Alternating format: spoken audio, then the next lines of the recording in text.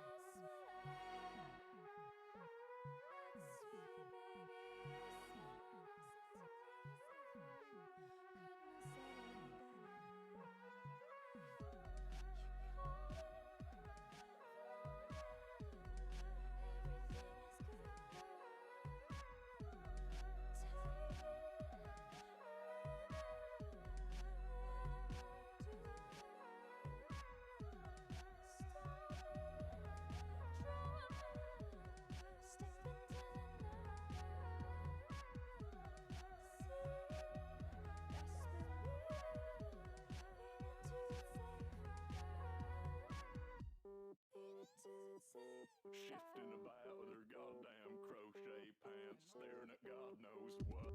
Bring it to me, a weapon that I like to own. Tell you that I'm broke and we're all alone. I can be a stripper if you want me to. Tapped him behind, he looked at me with the same milky eyes that seemed to be spilling over the floor. It's been a while since I played for ya. Gotta switch it up, gonna work with ya. Never thought I'd be a game girl. Well, give it a go.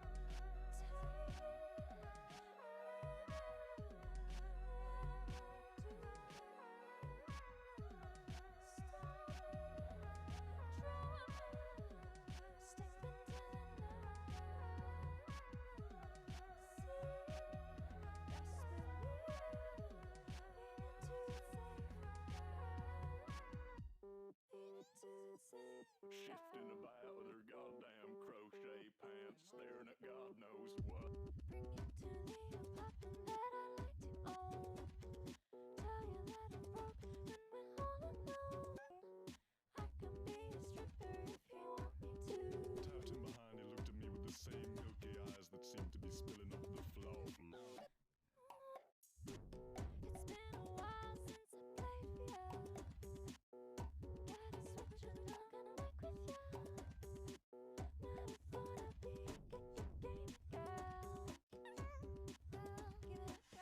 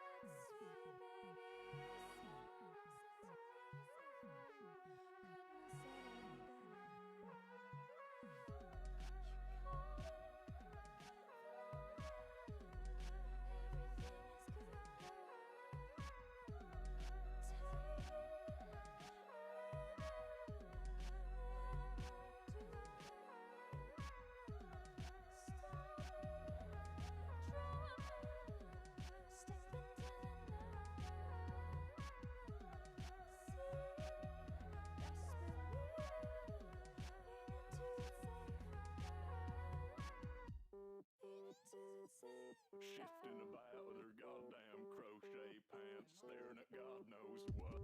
Bring it to the apartment that I like to own. Tell you that I'm broke and we're all alone. I can be a stripper if you want me to. Tapped him behind, he looked at me with the same milky eyes that seemed to be spilling up the floor. It's been a while since I played for ya. Gotta switch and I'm gonna work with ya. Never thought I'd be a game girl. Well, give it a go.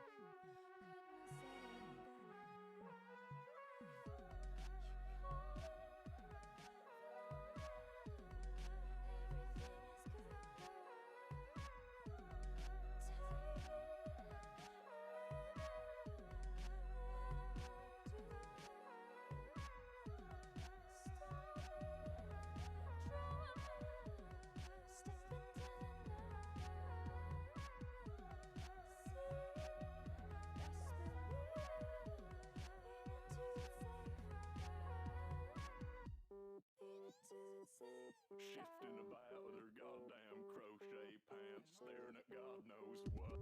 Bring it to the apartment that I like to own.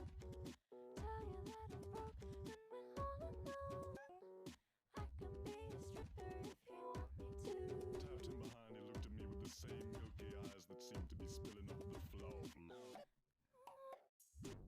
It's been a while since I played for ya. Gotta switch and I'm gonna work with ya. Never thought I'd be a game girl. Well, give it a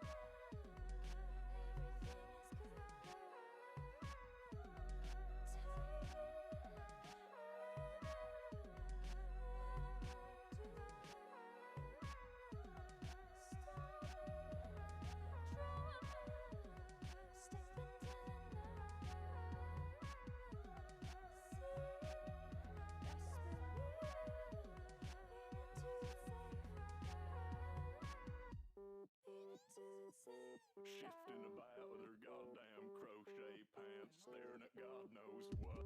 Bring it to me, a weapon that I like to own. Tell you that I'm broke when we're all alone. I can be a stripper if you want me to. Tapped him behind, he looked at me with the same milky eyes that seemed to be spilling up the floor.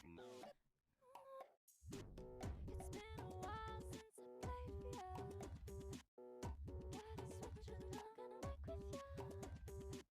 Never thought I'd be a game girl. Well, give it a go.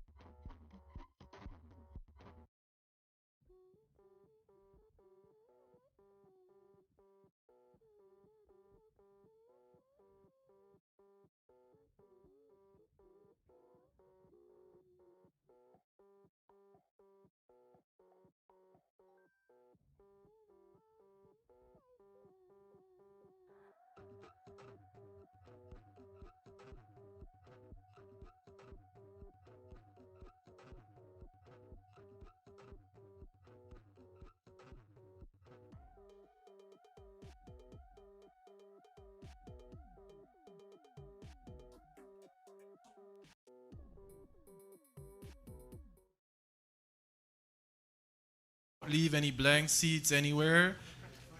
Thank you very much.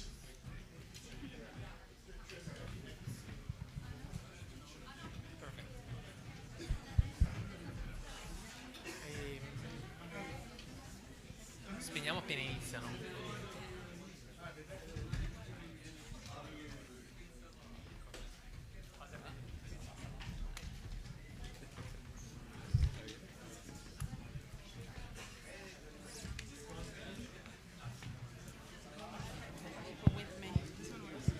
One, two, one, one, two.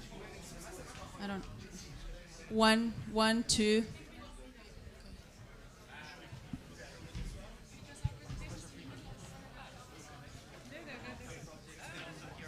One, two.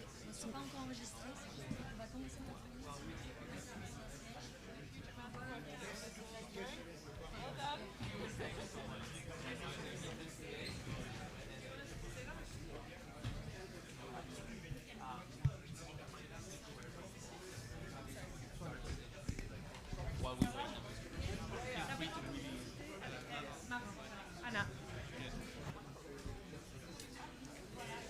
I've asked people to really fill in the gaps because it's gonna be so packed.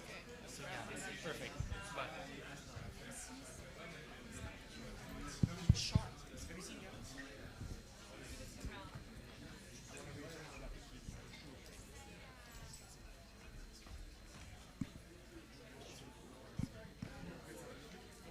You haven't seen her though.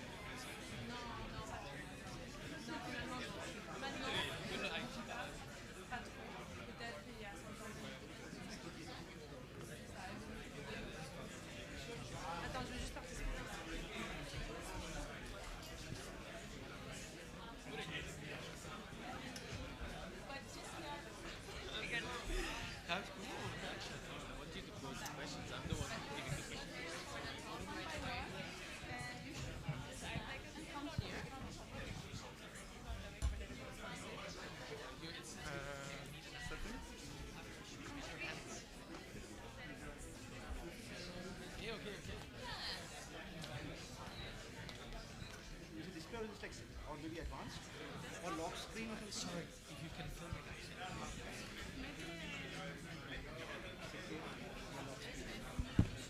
Yeah, I think it still works. Yeah. Wait, no, it doesn't. Yeah, no, it doesn't. Just apologize because Require password of the screensaver begin. Exactly. Make everything 20 minutes or 2 minutes. sorry, when you say please, if you can fill the gaps a bit. Hello, good morning, everyone. Please have a seat. We will start in 5 minutes.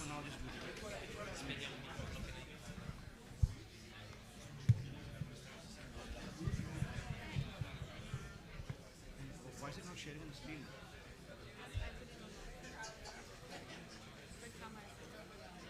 Maybe the screen. Ah, there it goes.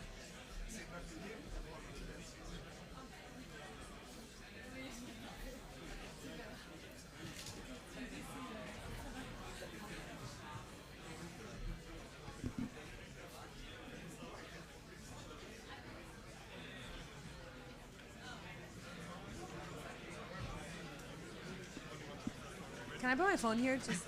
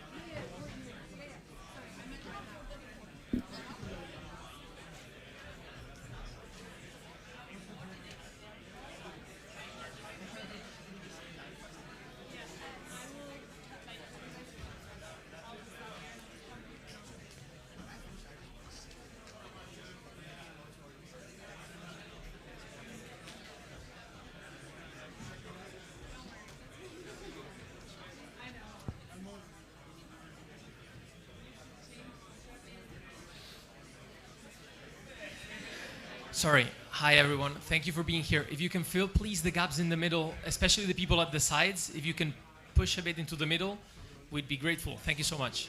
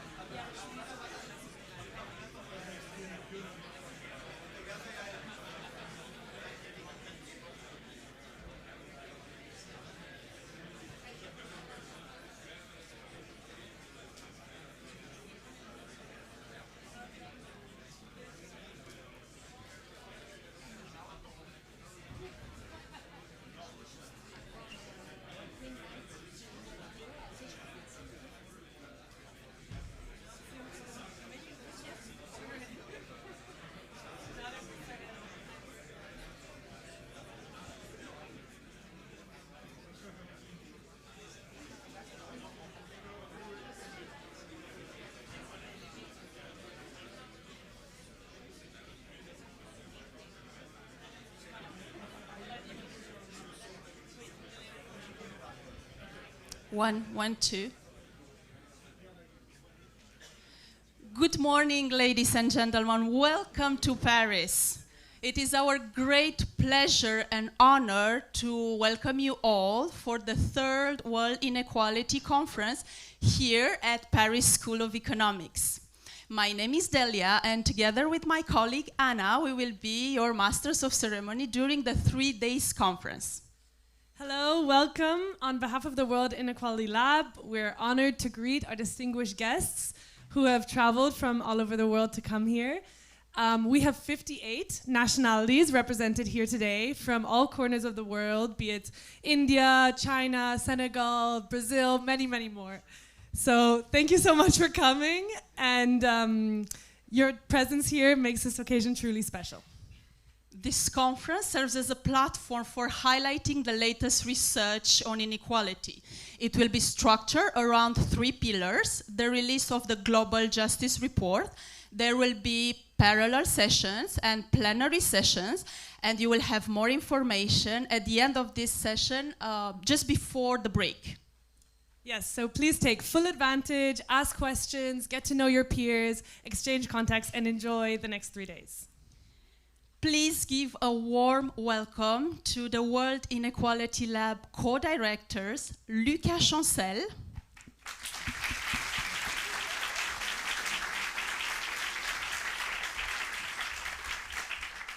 Rowaida Moshrif, please,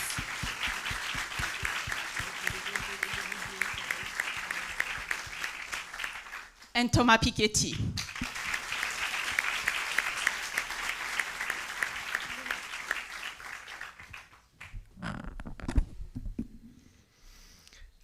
Good morning, everybody. It is an honor to welcome you to this third World Inequality Conference, and it's a real pleasure to see so many of you coming from all over the world.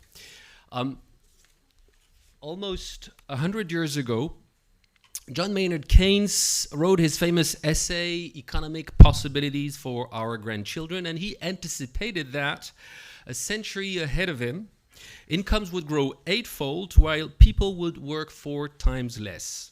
The economic problem, he believed, would be solved. The economic problem has not been solved and probably never will be. And yet, incomes have risen 7-fold in Western Europe, while annual hours worked in rich countries have halved since the beginning of the 20th century. The gap between the top 0.1% of the income distribution and the bottom 10% was around 1 to 100 then. It has dropped to 1 to 10 by the 1980s. In other words, the 20th century brought a huge rise in prosperity, a strong decline in inequality, remarkable gains for workers, social security, free education for all, productive labor regulation, progressive taxation. A century ago, all this seemed like fantasy to many economic commentators. It has become the world we live in. And yet, as research presented at this conference will show, this is still a world of stark inequalities between countries. Within many countries, inequalities are on the rise. And much of the 20th century prosperity came at the expense of the environment. The World Inequality Conference therefore has 2 main aims. The first is to bring together a community of inequality specialists to present state-of-the-art research with participants from 58 countries. And I remember at one of the first editions of this conference, a great colleague and fan of football said this is like an inequality World Cup. Except we have more nationalities and everything is free. So on behalf of the organization committee, I can say that the selection has been tough and the papers are of remarkable quality. In a few minutes, we will also present a new report, a plan showing that prosperity is possible within planetary boundaries on the condition of a sharp reduction in inequalities. This work is a basis for discussion and further research. It is not an end. But in these particular times marked by deeply dystopian visions of the future, the social sciences have an essential role to play to help our societies understand themselves and help answer this basic question: what are the economic but also democratic and ecological possibilities for our generation and the next? And why does inequality turn out to be so essential to the answer? I thank you all so much for being here with us and for presenting your work, for engaging in discussions and discussing together these defining questions of our times. I wish you all an excellent conference.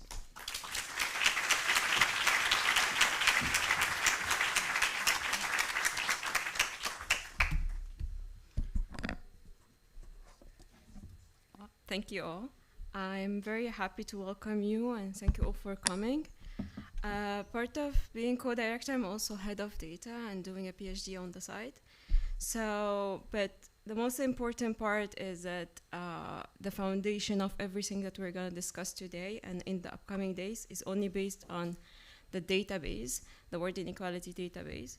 So every figure, every scenario, every conclusion in this conference, there is a huge collective effort of many contributors and researchers around the world to find, clean, harmonize, and make data comparable across countries and across time. And this is especially very important for the Global Justice Project, because the report is trying to ask a very ambitious question and a very simple one.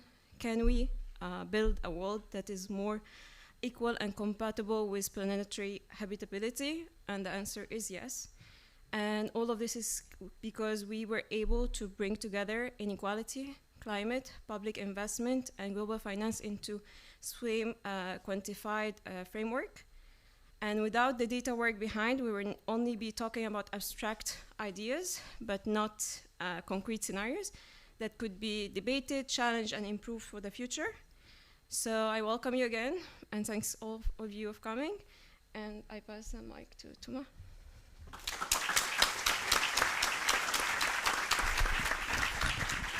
Hello, everybody. Welcome to Paris.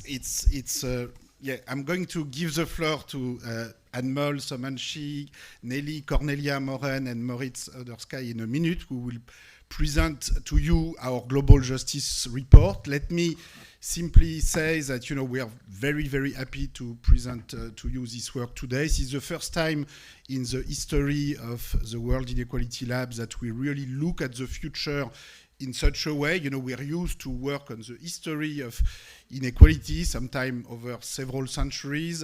We now think that it is time for us, as Lucas was saying, to project us into the future, because we live at a time where, there's lots of people who are trying to project us into a future which maybe we don't want too much, a kind of techno-nationalist dystopia that we are being told about almost every day. And I think it's time to try to talk about another future, about other possible trajectories, more desirable, and which I think in the end could bring a lot more well-being to the world than the dystopian future that we hear about days after day. So this is what we're trying, we're trying to contribute to this discussion with this report. This is, of course, not supposed to be the final final word on this issue. There's going to be a presentation, quite a detailed presentation of the report. So it's now available online on the globaljusticeproject.wit.world. We even have a few paper copies. It will come out in a book format in a few months. But this is right now the first presentation. There will be a little time for questions, maybe 15 minutes question and answer at the end of this presentation. But don't be frustrated. We are going to have 3 full days in this amphitheater where you will be able to ask questions. We will be able to talk about many other aspects of the Global Justice Report, and we will have lots of other people bringing new perspectives. So, just after this session, there will be a session with Jason Nickel, Nick Stern, lots of other participants. I will be debating this afternoon with Kim Stanley Robinson about, dystopia, utopia. We'll have a fantastic session with Emmanuel and Gabriel about billionaire taxation. There's a referendum in California at the end of the year, very interesting.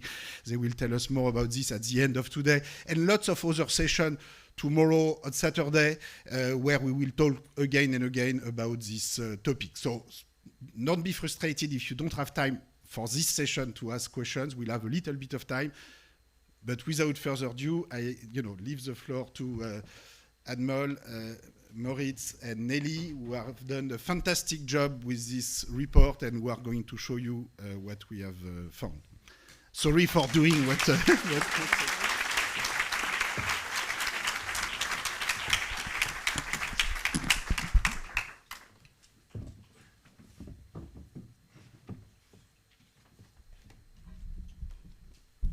Okay, well, good morning, ladies and gentlemen, and thank you so much for being here. My name is Anmol, and along with my colleagues Cornelia and Moritz, I'm very pleased to sort of present the first time we're publicly presenting the results from the Global Justice Report, which is subtitled A Plan for Equality and Prosperity Within Planetary Boundaries.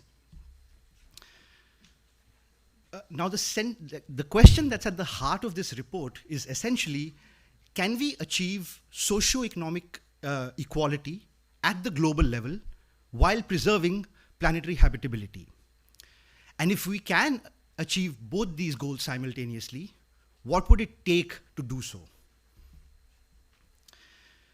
And the central message in the report is basically a new vision for global progress in the 21st century, where we argue that it is possible to reconcile planetary habitability with high well-being for all, but only if this transition rests on three key pillars.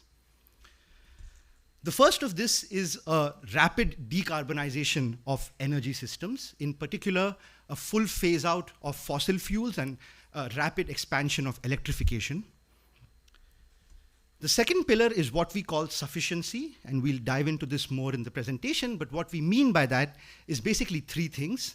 The first is sort of growth caps in rich countries, driven partly by a reduction in labor hours. The second is a shift or a structural transformation in the economy where consumption and production moves away from carbon and material intensive sectors towards more immaterial sectors like health, education, and other services. And lastly, a drastic change in food habits which allow us to change land use patterns and increase the level of forest cover globally. And lastly, but not least, the third pillar is a sharp reduction in inequality across the world, both between countries but also within countries. And this is important both to be able to raise the finances that we need for such a vision, but also to ensure that incomes grow for those in the bottom and middle half of the distribution, both in the global south, but also the global north. We very much see this report as part of a sort of broader international agenda for planetary habitability, social justice, and the reform of the global financial architecture. And we think this complements the work of various international and local initiatives that have tried to make progress on these very key issues. Before I dive into our results, I really want to stress here that this report is the outcome of a very collective research program at the World Inequality Lab. So there are 45 direct contributors to this report, whose names you can see on screen. But we also rely on the contributions of over 200 WID fellows that contributed to the construction of the World Inequality database that Rowaida mentioned. And an outcome of this project has been sort of 7 research papers that form the technical backbone of this report. And we've also put together 3 new databases: the World Balance of Payments database, the World Human Capital Expenditure database, and the World Sectoral Economy Environment database. Towards the end of the presentation, I'll provide you a QR code for the website where all of these materials, including the report, is put together. So just to give you a very quick overview of the structure of the rest of the presentation. So we'll first start by defining the targets. What do we mean by prosperity for all, and what do we mean by planetary habitability in the context of this report? And what are the other targets that we envision as a part of this sort of vision for the 21st century? The second part will deal with the how to get there, which includes both a discussion on what we call the Global Justice Fund, which will be responsible for raising and administering the large sums of money that we need for this, but also a discussion on the reform of the international institutions and what it takes to move towards a new international order. And lastly, it will be very important to discuss the political strategies that will be necessary in order to build the right kind of coalitions, both globally and locally, if we would like to make progress in this direction. So I'm going to start with the first part on defining the target. And the key question here is, under what conditions is global income convergence to the level of today's rich countries compatible with a 2-degree carbon budget? Now, it's worth emphasizing that the world as it's characterized today is basically deeply unequal if we look at per capita incomes across regions. So in sub-Saharan Africa, the per capita monthly income is 290 euros PPP 2025 compared to 4,590 euros in North America. That's like a huge gap at the global level. And we are of the strong belief that any conversation, any serious discussion on climate futures must begin by acknowledging the very legitimate aspiration of countries in the global south to achieve prosperity and well-being of the levels of today's rich countries. So our first key target is essentially, by 2100, a world where all regions, all countries have 5,000 euros per capita monthly income. Now, we of course need to understand what are the environmental implications of such a large global convergence target. And so we try and project emissions under such a scenario. And I'll give you a very brief overview of the kind of methodology that we use. So we begin by building this historical multi-sector global database covering almost the full world and having a detailed breakdown of sectors, including both economic indicators as well as environmental indicators. We then sort of make use of an environmentally extended input-output model that one allows us to assess the bundle of technologically feasible bundles of output, but it also allows us to keep track of sectoral linkages in the economy and project forward emissions under different uses of sectoral commodities and goods. In a third step, we then define different scenarios for the future. We have 3 macroeconomic scenarios, one of which I already briefly spoke to you about. And we combine these with 3 different scenarios on energy use and the evolution of energy in the rest of the century, giving us a total of 9 scenarios, which we then plug into our model, which allows us to project GDP, emissions, and temperature. Now, our focus here for planetary habitability is purely on the carbon budget and on temperature and emissions, but we very much acknowledge that there are potentially other planetary boundaries that need to be taken into account, including very direct material use, ocean acidification, and various others, which we hope to incorporate in future work, but for now, we focus on the carbon budget. Now, what are the main levers to reduce future emissions? We put them in 2 broad buckets here. The first one is what I already mentioned, what we call sufficiency, which has 3 parts. The first, as I mentioned, is a reduction in consumption or GDP driven by a reduction in labor hours. The second is a shift of the sectoral composition of consumption and production away from material sectors towards more immaterial sectors. And lastly, a change of food habits, land use, and reforestation. Regarding the energy transition, the first is an expansion of electricity generation. The second is changes in sectoral energy demand and efficiency of energy use. And lastly, industrial emission intensities. Now, in order to put this all together, I want to emphasize that we rely on a fairly detailed sectoral modeling of the economy. So if you look at the left-hand side, that presents the main 8 sectors in our database. So on the top, you have food, housing, construction, manufacturing, energy, and transport. These 5 are what we call material sectors, and I'll explain to you in just a minute why we refer to them as that. And then we have education, health, leisure, culture, and other services as immaterial sectors. But then we also have a detailed breakup of the energy sector because it's important to know which sectors are using which particular source of energy. So we have coal, gas, oil, liquid fuels, electricity. And then the electricity generating sector is also further broken up because it's important to know how exactly that electricity is being generated, whether it's coming from low carbon or high carbon fuels. Now, we have a couple of figures to highlight why we focus on the sectoral dimension so much and why we refer to some sectors as material and others as immaterial. So here we are presenting emission intensities of each sector. And here we're taking what we call a production-based view. So using this view, you assign different sectors emission based on the value added that they create. So for instance, all the emissions involved with generating electricity, for instance, they all get assigned to the energy sector, even though other sectors are also consuming that electricity.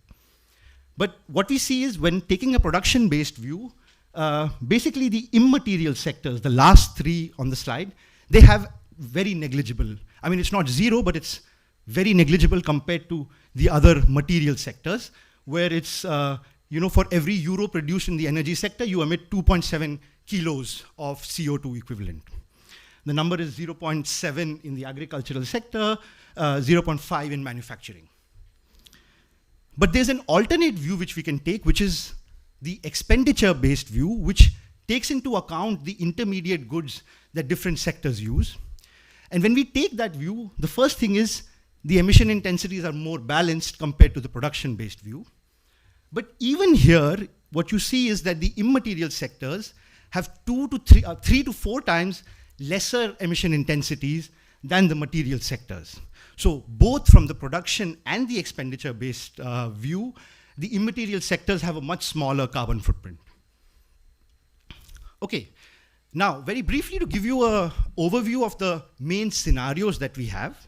The first one, which is what I started the presentation with, is what we call the sustainable convergence scenario, which combines sufficiency with full income convergence at the level of 5,000 euros per capita per month.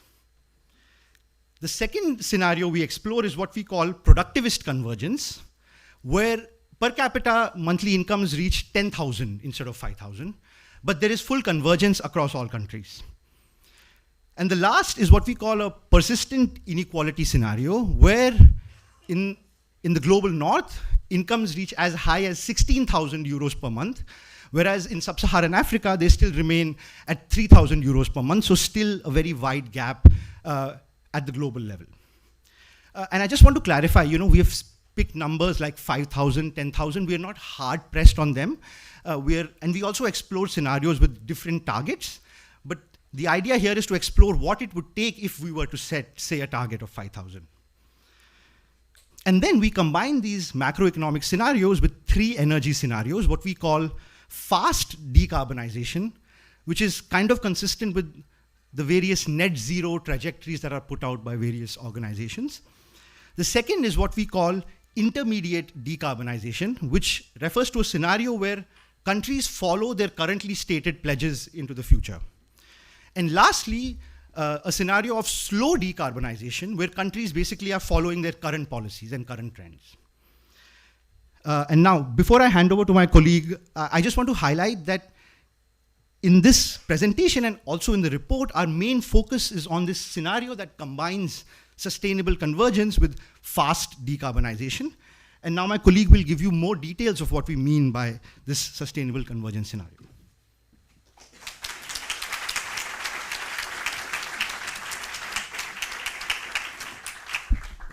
Okay, hello also from my side, and thank you very much, Anmol, for the introduction. So let me show you in a bit more detail what we envision for our sustainable convergence scenario.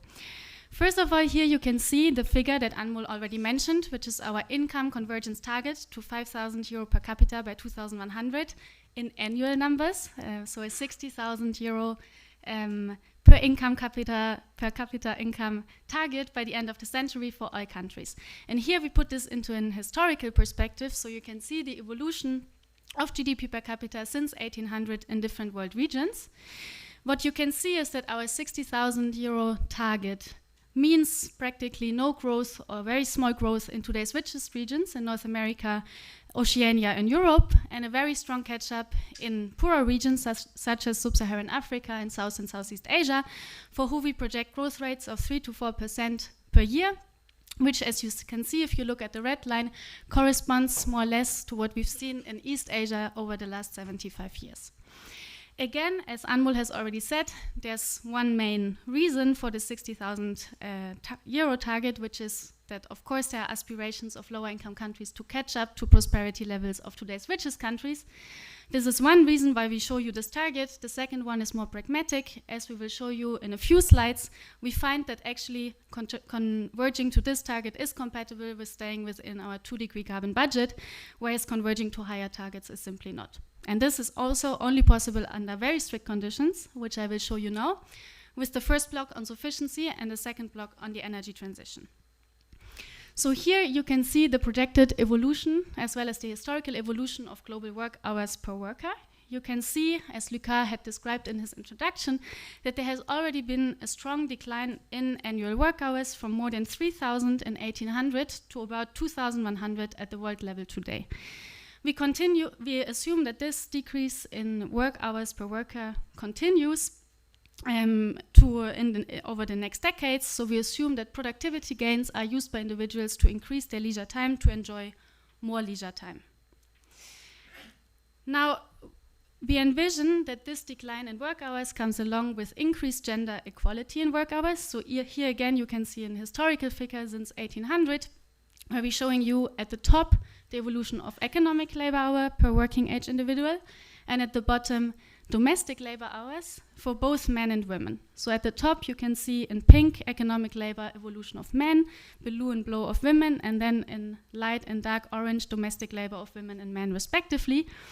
We can see that both economic and domestic labor are very unequally distributed today, with women working 3 times as much domestically as men and working less economically. So we are projecting that this decline in economic labor hours is accompanied by a move to gender equality with a just or equal split in work between men and women.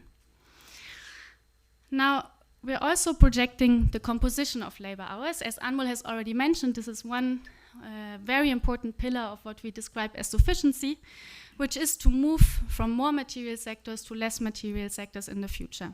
So in particular, we project a strong decline in work hours spent into material sectors, which you can see at the bottom of this plot, and in particular, a strong increase of people working in education and health.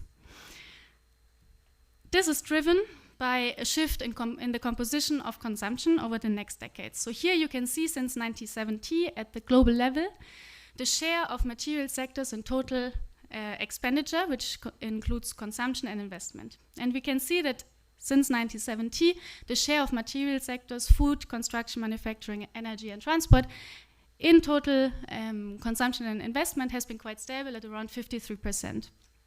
Given that we know the different emission intensities of different sectors in the production process, we envision a departure from that and a decline of the share of material sectors in consumption investment to 35% over the next decades, which then means that we need to work more, that combined with productivity assumptions that we work more in less material sectors, in particular in education and health. And I want to show you this figure again to talk a bit more about the education and health sector. So we project an increase of global labor hours allocated to the sector from 11% to 43%, which might seem very big and maybe a bit crazy. And to put this into context, I would like to show you this figure, which shows you the current as well as the projected share of work hours allocated to these sectors in different countries and parts of the world. And what I would like to highlight here is that in rich countries today, with strong welfare states such as Norway and Sweden, we already see more than 30% of work hours in these sectors. Now, we argue that our target of roughly 40% might even be too little by the end of the century for 2 reasons. First of all, because of aging populations in many countries, which requires people to work in care. And second, because we're projecting the strong catch-up, and we will talk more about it later, of lower income countries, which means that they need to see productivity gains.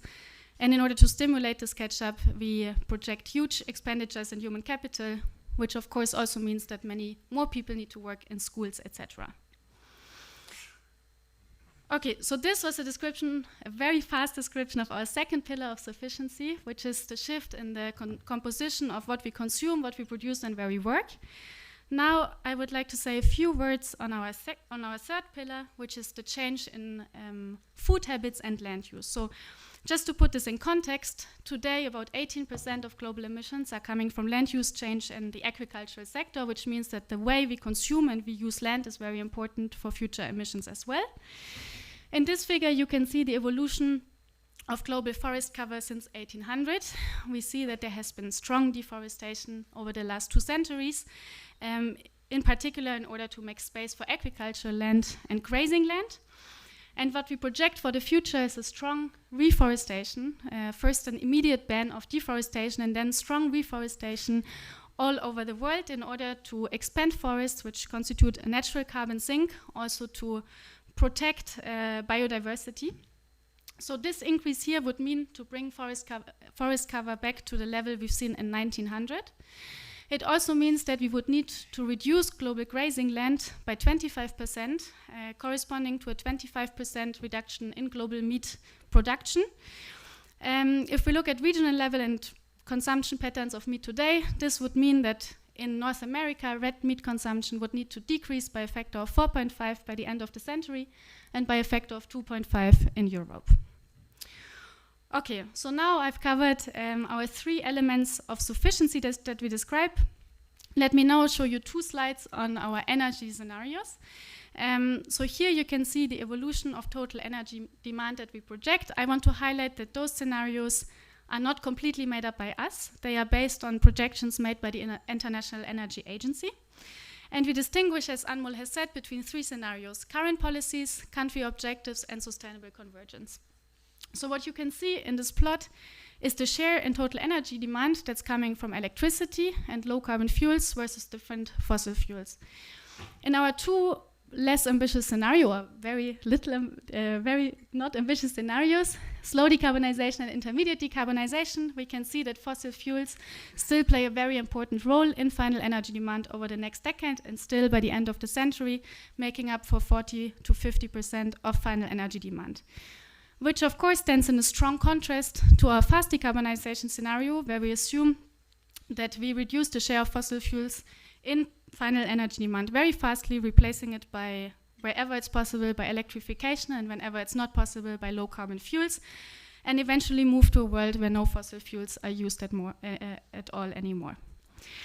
Now, if we want to zoom in into this pink part, electrification, of course we have to ask how electricity is generated. This you can see on this figure here. So again, we have 3 scenarios, again based on projections by the International Energy Agency. Everything that's green or yellow shows electricity from low carbon sources, and again the brown part, electricity from fossil fuels. And we can see that under current policies and country objectives, we project fossil fuels to phase out in electricity generation, however very slow. And what we envision for the fast decarbonization scenario on the right-hand side is a complete phase out, a complete shift to renewables in electricity generation by 2050. Now, of course, these visions for the energy transition that we make require a lot of investments, and we will come soon back to this question in our presentation of who should pay for this necessary energy transition. But first I hand over to Moritz, who will show us the results of our economic projections in terms of emissions and temperatures.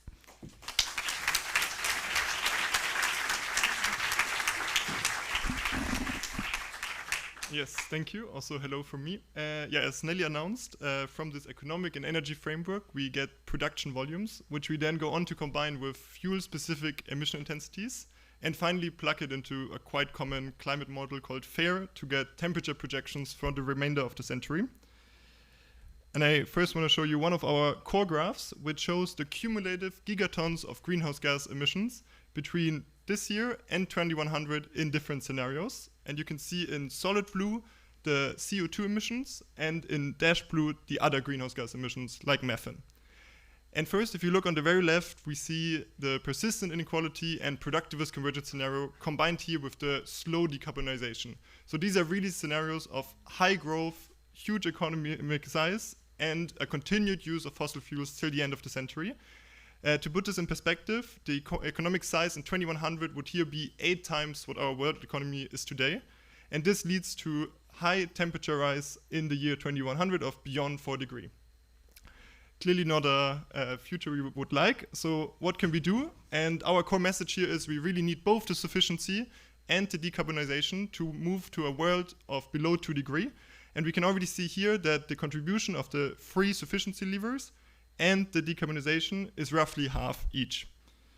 Let me explore this a bit more by this graph. Here you can see the difference throughout the century between the productivist convergence scenario with the slow decarbonization and the sustainable convergence scenario with the fast decarbonization, so the 2 scenarios we've just seen before. And those are all the different levers that lead to a continued difference in the cumulative emissions. In green, you see the 3 sufficiency levers, and they make up 44% of the difference, while all the decarbonization factors make up 56. So it's really both that we need to make it below 2 degrees. This is basically also the message of this graph, and moreover, we want to show, maybe you might ask, why can we not have this high growth scenario, for example, productivist convergence, where everyone gets 10,000 euros PPP in monthly income, or the persistent inequality scenario, and just combine it with a fast decarbonization, so quick phase out of fossil fuels. And we want to show here that this is not enough. We would get emissions that exceed by far the 2 degree budget. So you can see this in the black and yellow line. These are the second ones from the bottom, which lead to an end of the century temperature of 2.6 degrees and don't even reach net zero. So there would be continued temperature rise in the 22nd century. Moreover, we want to highlight 2 things here. First, it's highly questionable, especially in the persistent inequality scenario, if we could finance fast decarbonization like this, especially if countries in the global south have limited resources. And secondly, again, we want to mention the limitation that this only looks at the carbon budget. And we know that there are grave other ecological crises, such as biodiversity loss. And we're here, these scenarios would see an economy that is twice the size of what we envision in the sustainable convergence scenario in 2100, which would surely make it much, much harder and likely impossible to meet any of these other planetary boundaries. And yeah, at the bottom, in pink, you see our preferred scenario of sustainable convergence with fast decarbonization, where temperatures peak at around 1.9 degree in the 2050s, and thanks to reforestation, reduce to 1.8 degree in 2100. Finally, we want to make one last point on emissions. Here again, you can see our sustainable convergence scenario on the left with the annual income target of 60,000 and the projected temperature of 1.8 degree. And we want to say that it's also important to have this sectoral shift in consumption to the low carbon sectors, as well as this change in food habits, because this really allows us to stay within 2 degrees. If we didn't have this, we would be in the blue scenario of the very left, so a convergence goal, fast decarbonization, and reduction in labor hours, but we would still reduce the 2.2 degree target. And furthermore, we want to highlight the power of kind of the sectoral shift and food habit shift to kind of less material intensive sectors, because if we move to the right, we can see different scenarios with lower convergence goals, such as 45,000, roughly France level today, 30,000 or 15,000, which is smaller than today's economy, and they all end up actually at higher temperature increases than the sustainable convergence scenario, which also relies on the second and third lever of sufficiency. So clearly this is a very ambitious plan, and it will require large financial resources, as well as change in the institutional setup of our world, and a new political strategy. And in the remainder of this presentation, we will explore exactly these 3 topics. And I will kick it off with the funding. And for us, this question is all about how do we raise and administer the substantial resources required to pursue this sustainable convergence scenario. And our suggestion and what we envisioned is called the Global Justice Fund, which will be a key new international institution. It will be financed by the introduction of a universalist global wealth and income tax, which is paid by the high income and earners and high wealth owners in all countries, regardless where they live, above certain thresholds. The revenues are collected in the Global Justice Fund and then go into 2 directions. First, especially in the next years, they would largely be invested in what we call the World Sovereign Fund. This really is in the spirit of national sovereign funds, such as Norway's, just that it wouldn't be financed by oil rents, but by taxation on the rich. And the World Sovereign Fund would build up a wide portfolio of assets, which clearly need to follow some social and sustainable criteria, but with many other details. We don't pretend we have the final answer to everything, and we would really encourage democratic deliberation on these points. And as kind of the portfolio is built up, it will deliver dividends and returns that then can flow back into the Global Justice Fund and further be used. The second endpoint where the money goes are what we call country dividends. These are paid out on per capita basis to all citizens to the world, or probably more to their national governments, and are intended to be used for the necessary climate investments to see this transformation, both in mitigation and later in the century, increasingly adaptation, as well as into necessary education and health investments for a rise in human capital to kind of kickstart this convergence process that we envision. And now I will dive a bit more into all these points and especially give a magnitude of how large does this funding need to be. And this magnitude is really driven by the needs that we get from our scenario. So how much money do we need for this fast climate transition, as well as to spur this convergence? And we end up at a number of 10% of annual GDP, which would be required for around 3 to 4% of annual GDP is required as additional climate investment in mitigation and adaptation. And the remainder, in 5 to 6%, would be used to get us closer to equal kind of access to education and health in the world, which I will dive in to more in a minute. But just to show you, throughout the entire century, around half of these funds would go and be paid out as country dividends, and the other half would lead to the accumulation of this World Sovereign Fund. And clearly, this is a huge step up from what we currently see. So if we put this into perspective, the total development aid in the world today is 0.3%. And the total budget of the UN, the IMF, and the World Bank together is only 0.1%. So we are planning to scale this up by a factor of 20. So let's look more at revenues and expenses. And here we can see that, especially in the first years, really center stage is the global wealth tax. And while we also introduce a global income tax, the wealth tax leads to many more revenues for two reasons. First, because wealth inequality in the world is even more striking than income inequality today, and it is less taxed by national governments currently. And while this initial taxation would lead up to the building up of the World Sovereign Fund, increasingly this fund then brings dividends, which can kind of, as investment income, further pay for the financing of the fund. And we can also see that the taxation actually fades out. As we will discuss this in a bit more, we envision a stark reduction in inequality, and there will just not be many people anymore in this really high earner wealth and income brackets. How is this money spent? As I said before, most of it flows into the World Sovereign Fund in the beginning, but we also need a quick kind of acceleration of the country dividends, because both for the climate transition and to kind of start the convergence and the build up of better education and health for all, we need this happening soon. So we see a peak in country dividends already in the 2030s, and then a general reduction in the size of the fund throughout the century. Let me now dive a bit more into the country dividends and show you this not as a percentage of GDP, but as a per capita number for each person in the world. And this was result to an annual dividend in the peak to 1,900 euros, and later in the century stabilized at 1,200 euros. And out of this, 850 euros, a bit less than half, is needed for the fast climate transition that we envision. And the remaining 800 to 1,000 euros would be available to be invested into education and health. And this is deeply needed because currently we live in a world of huge inequalities in access to education and health. And we don't only see this equality of opportunity, so an equal access to education and health, as a fundamental principle of justice, but it's actually also core to spur this growth in productivity that will allow us to converge the world at a high income level and at the same time reduce labor hours. So if we look at this graph, this shows on the left the per capita education expenditure today in different regions, and in pink we see this is above 4,000 euros in North America, while in sub-Saharan African countries this is on average only 200 euros. So there's a gap of 20. And if we were to look at per children expenditure, this gap would be even larger. And looking at health, it is even larger. So per capita spending in North America is 8,000, and in Europe around 3,700, while in sub-Saharan Africa, health expenditure per capita is only 110. So there we are speaking of factors of 30 times more in Europe or 80 times more in North America.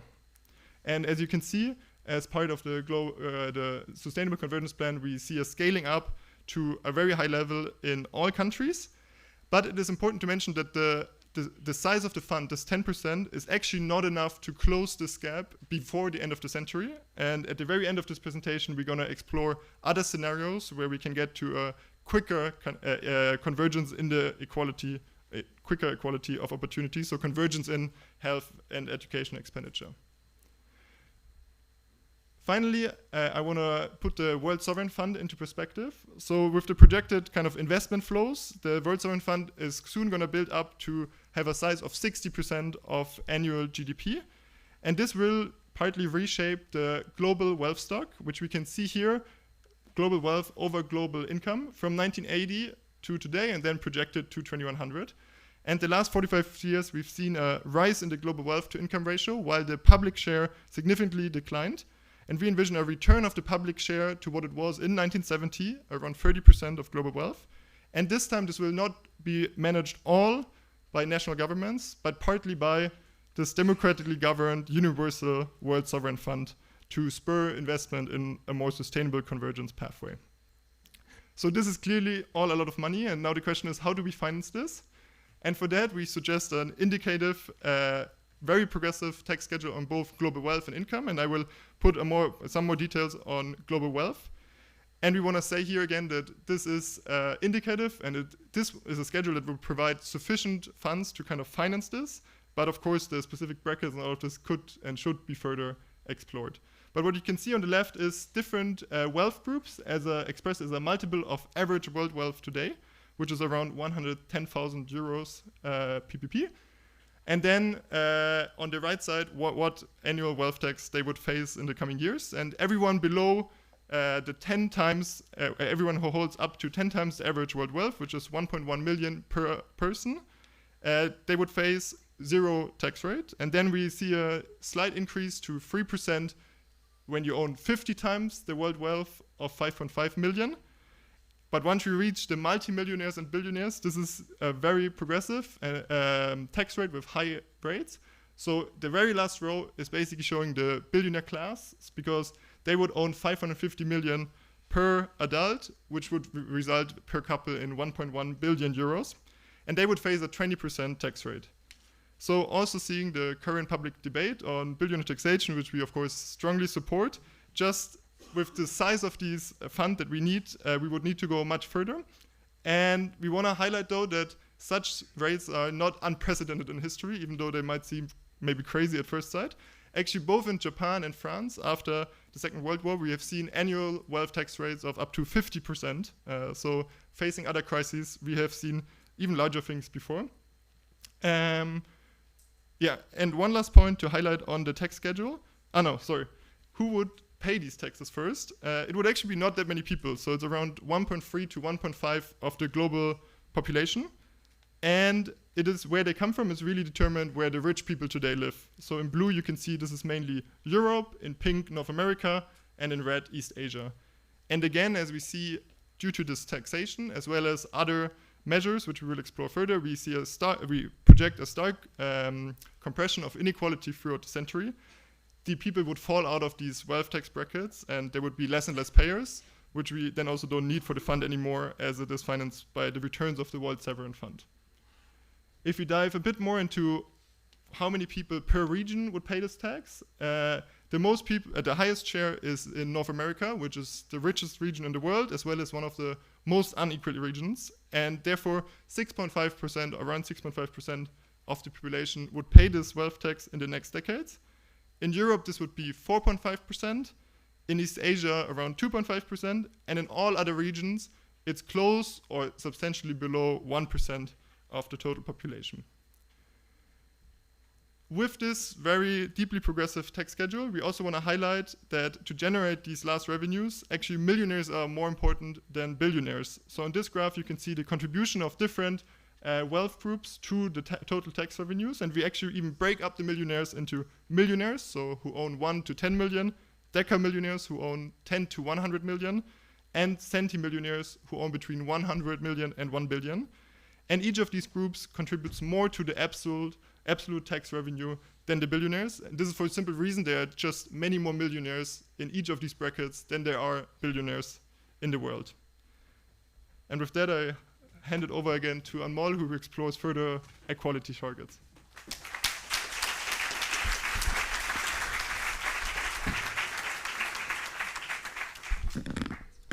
Thanks, Moritz. So, as I mentioned towards the start of the presentation, one key element of this vision is a sharp compression of inequality also within countries.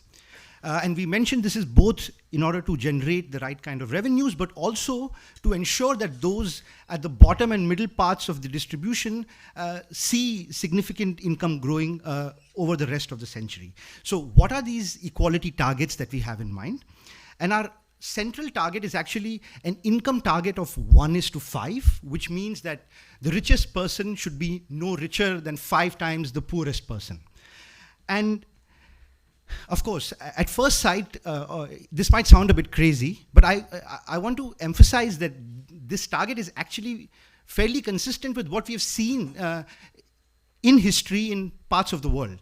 So what this figure is showing you is the ratio of the income of someone who's at the 99.9th percentile, so top 0.1%, divided by the income of someone at the 10th percentile, so the bottom 10%. And at the world level, as well as in Nordic and Western Europe, that ratio was extremely high. It was between 100 and 160 at the start of 1800s. And by 1900, this ratio was around 150 in at the world as well as in Nordic and Western Europe.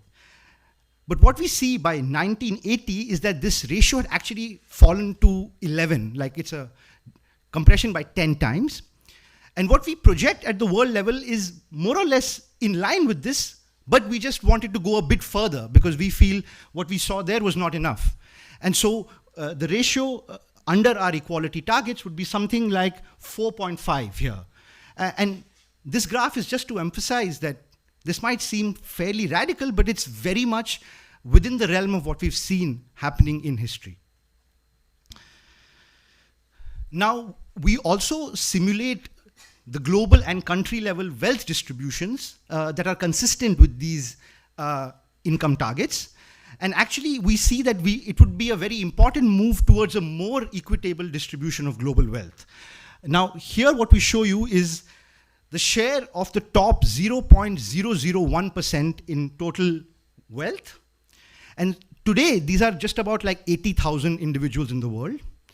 And today, they own more than 6% of global wealth. But as a result of this very progressive tax schedule for global taxation, global wealth taxation, we see that by 2050, this class would have basically vanished. There would not be individuals with that large an amount of wealth, and so their share in total wealth would basically fall to close to zero. And on the other hand, as a result of growing incomes at the bottom, and under the assumption that savings rates start to grow for those at the bottom, partly through the right kind of saving instruments, we project that the bottom 50% global wealth share could actually rise from an abysmally low 2% today to something like 30% at the end of the century. And under the assumption that there is equality across the world, these regional shares basically refer to the population shares that we would have at the end of the century.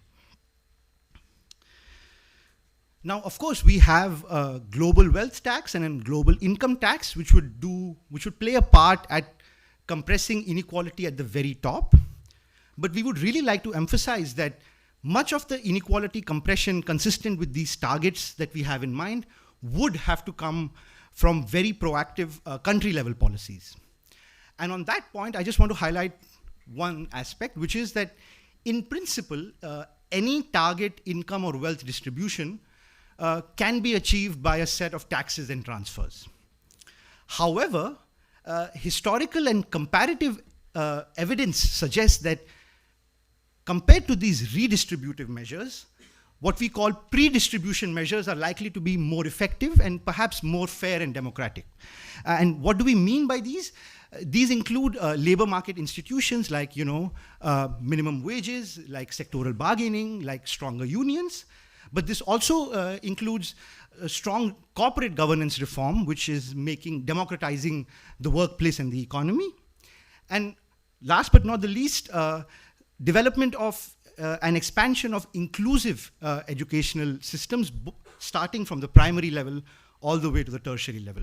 And it's our view that these measures are likely to be more effective than pure redistributive measures. And the last point I want to make on this section of equality targets is we would like to highlight and argue that it's our view that high inequality is not necessary for prosperity. Now, I'm sorry for putting two figures on the same slide, but I really want to have them side by side to make a point. So if you look at Western Europe, so the left figure is showing you an inequality measure, the same ratio I showed you a little while back, ratio of P99.9 to P10. And on the right-hand side is a measure of productivity, that is the hourly GDP. Now, if you look at Europe, Western Europe, Nordic Europe, that's in green and yellow, and US, which is in pink, we see during the period of 1910 to 1980, there was a sharp reduction in inequality in all these three regions.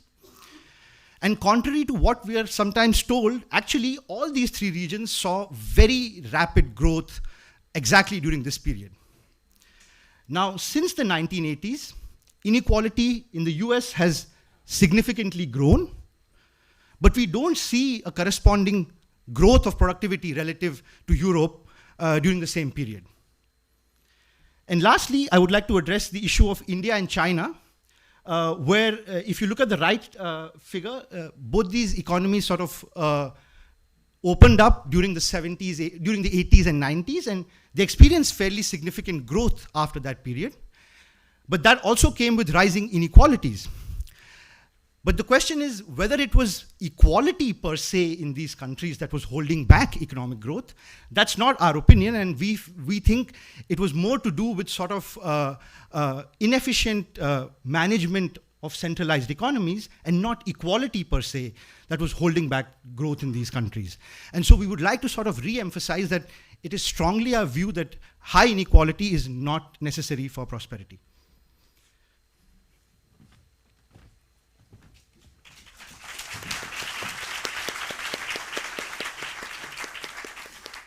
Okay, so now I would like to talk a bit more about the new democratic international order that we envision. So we are convinced that the sustainable convergence scenario that we described and also the Global Justice Fund as a main funding mechanism have to be situated in a reform and democratization of the international institutional order. To motivate this, let me show you first this figure here, where you can see the current governance, the current distribution of voting rights in the International Monetary Fund in the IMF. So this figure is showing voting rights relative to population shares in the IMF in different regions since the creation in 1945. And what we can see is that the IMF is governed in a plutocratic way, in the sense that voting rights are tied to the resources, the economic resources, in particular GDP of regions and countries, rather than the population. So for example, you can see that voting rights relative to the population share are at about 4 in North America and Europe, whereas countries in South and Southeast Asia and Sub-Saharan Africa have 4 times less voting rights than their population share in global population, which suggests that ultimately the vote of an individual in a rich country in the global north counts or weighs 16 times as much as the vote of an individual, for example, in Sub-Saharan Africa. We consider this as deeply unfair. This actually reminds of plutocratic systems that we've seen at the national level in terms of voting distribution in Europe and many countries in the 19th and early 20th century, and of course raises an important question of legitimacy. There are many demands for reform of this governance structure, which we fully align with. So what we suggest for the Global Justice Fund and other international institutions in the future is a double majority system, where we would argue that budgetary decisions should be approved if 55% of countries agree that represent at least 60% of the world population.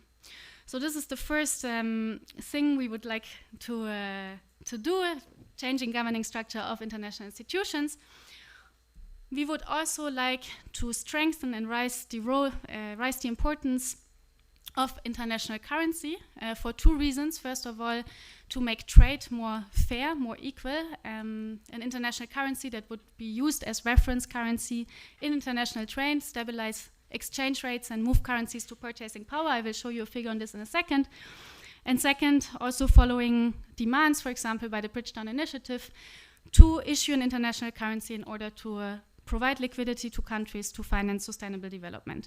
So before talking more about this international currency, I would like to show you this figure on special drawing rights by the IMF. So special drawing rights are kind of an international currency that already exists, that however is only used by central banks, which we would like to expand to a real international currency. And what you can see is that the creation of special drawing rights in 1970, back then, the special drawing rights were playing quite a marginal role. However, they have been used as an important response to crisis, especially the 2008 financial crisis and the 2020 COVID crisis. So we see already an increase in the role of the international currency that we have right now, the SDRs. The idea of expanding this is thus not as utopian as one might think. Of course, you can also see in this figure that SDRs today are allocated based on voting rights in the IMF, and we want to move to a more equal and fair distribution in the future. This new international currency would be hosted by a new international institution that we envision, which we call the United Nations Central Bank, which would replace the IMF or be an outgrowth of the IMF. Next to issuing the United Nations currency, that's how we call our new international currency, the United Nations Central Bank would also run an international clearing union. So as you know, there are huge global imbalances, with some countries having huge current account deficits and others having huge current account deficits, which we consider to be highly unstable and highly unsustainable. So the International Clearing Union would put into place mechanisms to end these global imbalances. Now, together with the issuance of the international currency, the International Clearing Union would put an end on what we call the exorbitant privilege of today's richest countries. So recent research by colleagues in our team has shown that actually, because rich countries pay much less on their foreign debt than what they receive in terms of returns on their foreign assets, there are actually hidden transfers from poor countries to rich countries of 0.6 to 0.8 of global percent of global GDP each year, which is twice as much the development aid that's flowing from rich to poor countries. And we would like to put an end on this as fast as possible, and we hope that this new institution could help in achieving this. Let me show you one last figure to talk a bit more about the role of the international currency. So here you can see, since 1970, the evolution of real exchange rates in different countries. Basically, what we can see in this figure is, so these are real exchange rates relative to purchasing power parity.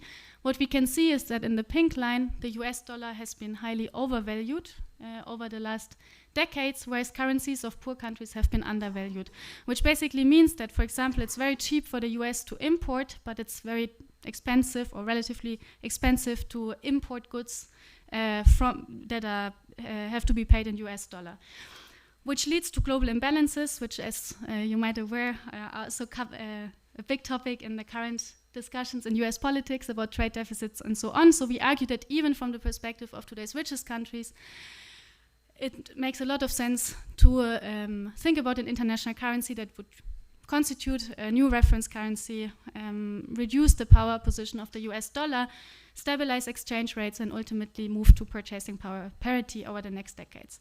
We have many more figures and discussions on the international institution order in our report, and happy to discuss more about it later, but first I hand back over again to Anmol.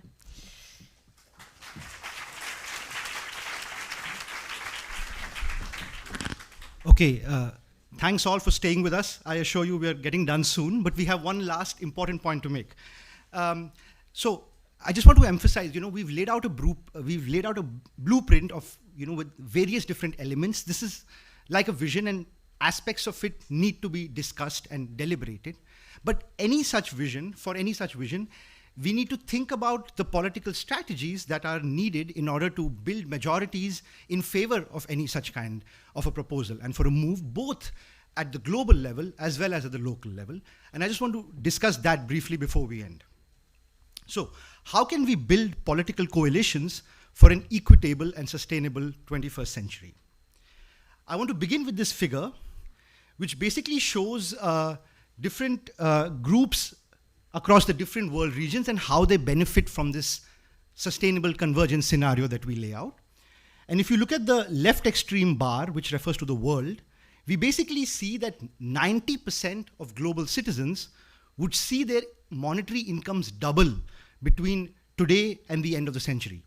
So at the global level, there's like majorities really benefit from this proposal. And the same conclusion applies if you focus on regions of the global south, where basically the full population distribution is likely to significantly benefit. And by benefit, we mean incomes double. But if we focus on Europe and North America, there are two things. Well, one, there's a much smaller share of the population that benefits with that large an amount of gain. And actually, there's actually a small fraction, the parts in purple, those are the shares of the population that would actually lose out, who would see their incomes fall between now and the end of the century. And it's a non-trivial share, so it's 6% in Europe and 14% in North America. And these are all individuals that currently sit at the very top of the distribution, so very wealthy, powerful elite. And it's very likely that they're going to make a very strong pushback against any such policy proposal or any such alternate vision. And we need to think of all the right ways that we can, what we can do to resist any such pressures.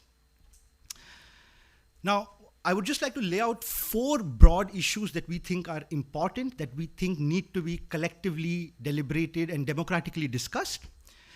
The first is this issue of needing to go beyond classless ecology, which is the general perception that we can solve environmental challenges without tackling head-on the unequal distribution of power, income, and wealth. And we think this contributes to large sections of the ordinary population not being in favor of sustainable policies. And so we think we really need to move away from this classless ecology sort of framework.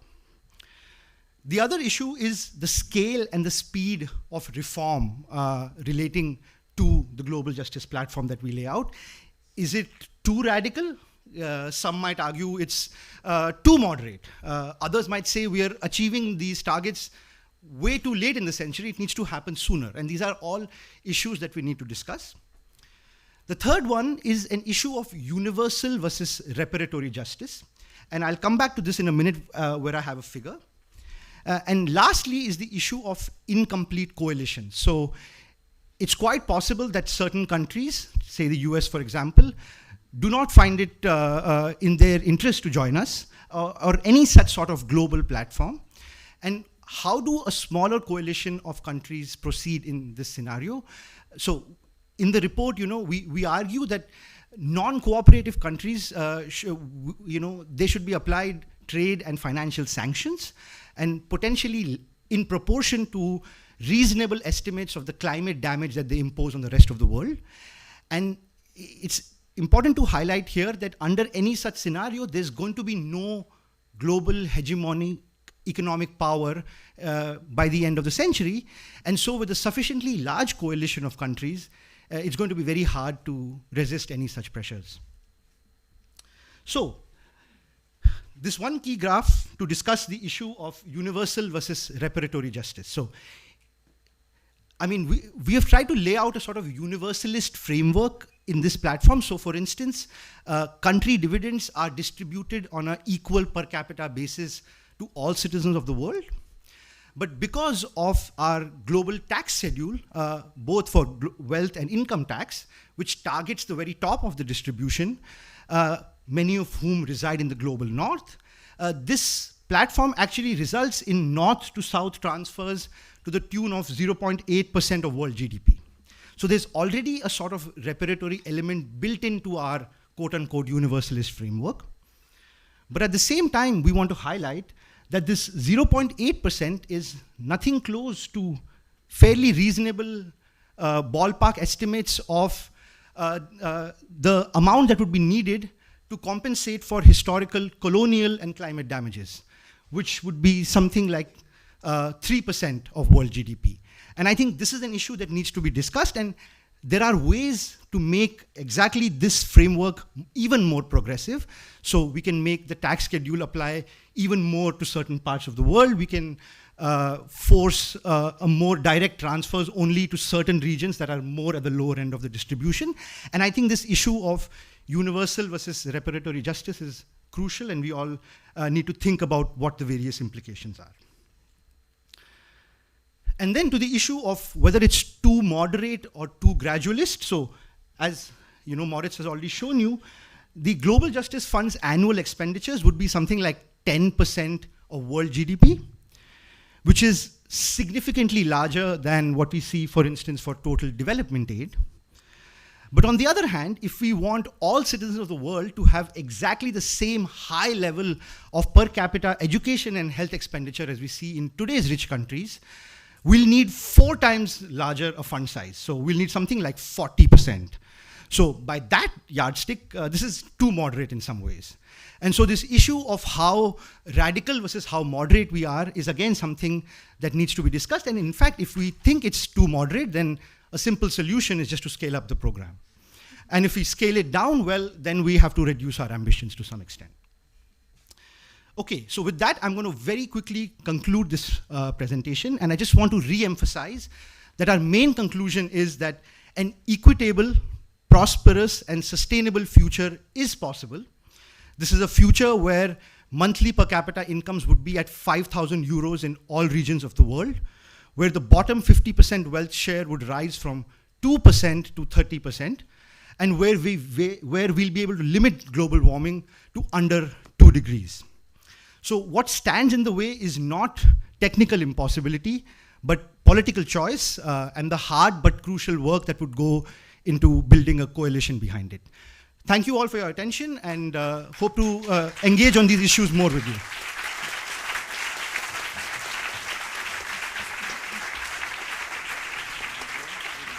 Thank you so much, Anmol, Nelly, Moritz. Now, if the other coordinators of the report can join, because we will open the floor for questions for about 15 minutes before the break. So there are people in the corridor with microphones that will hand you a microphone if you would like to ask a question. If you ask a question, if you're able, it would be great if you can stand up and introduce yourself. That would be great. And the way this will work is that we will take 3 questions in a row. We will hear them all, and then we will hear answers from the team. And then we will do another round if we have time. So the floor is yours if there's a question. Okay, one in the front, and you can be second. We'll see if there's another one. Thank you. I'm Pradeep Chaudhary. I work on educational inequalities in India. This is an extraordinary thinking for humankind and for the planet. This is so important that I was so surprised to see this. In a sense, the way we are moving and where we will be in the 21st century. Though many of us who are sitting here may not be alive by that time, but we must think in this direction. My question is, we are looking for huge resources for this. Where are you going to put such resources, and in which way we are going to put it? Unless we are clear on this thing, the resources that we are asking for some people, particularly from these countries, they may not be convinced to give this. So I am not so clear that where are you putting this, where are you channelizing this fund?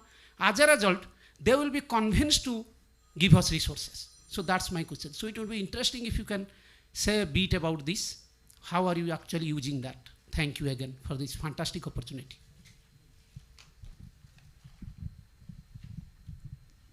Thank you so much. My name is Gaurav Dutt from Monash University, Melbourne, Australia. First of all, thank you very much for the excellent presentation. Fascinating. 2 quick questions. One is, I wasn't clear how in terms of this, defining the targets, etc., how the issue of inequality within countries was being tackled. And second, towards the end, the political agenda and this issue of incomplete coalitions, that sounds scary. I mean, to me, it seems incomplete coalitions even raise the prospect of wars. And so there may be a very non-linear trajectory in this political kind of process towards achieving the target that you're talking about. Thank you very much. I think there was one more question at the back, and I'm getting signals to please put the microphone near your face so we can hear you loud and clear. Hi everyone, good morning. My name is David Adler. I'm speaking tomorrow on the panel with Thomas. I'm a political economist at Nuffield College, University of Oxford. I'm also the general coordinator of an organization called the Progressive International, where we work on a lot of these issues of the construction of a new international economic order. And I really have an analytical question as much as I have a spiritual question for you all. These are wonderful proposals. Many of us who work both analytically on these questions of political economy, as well as activists in the articulation, working at springs, autumn meetings and such, know about not just the intransigence of these institutions, but really the impossibility in the present political conjuncture about pushing a reform agenda generally through a failing multilateral system. We'll have a chance to talk about this a bit more tomorrow in more grotesque detail, but I'm really curious about, how you make sense of the contrast between, perhaps you could say, a critic would say, a Pollyannish view of the political conjuncture and the political opportunity structure generally, and then spiritually, as a group, how you maintain this kind of confidence, faith, and conviction vis-a-vis the global justice vision when the radicalization, right-wing centrifuge across continents around the world means that people aren't just shying away from this agenda, but outright rejecting any conception of international or domestic justice vis-a-vis their own respective conflicts. So really curious about how you try to hold this, oxygenate this report when there's really no good news traversing our headlines these days.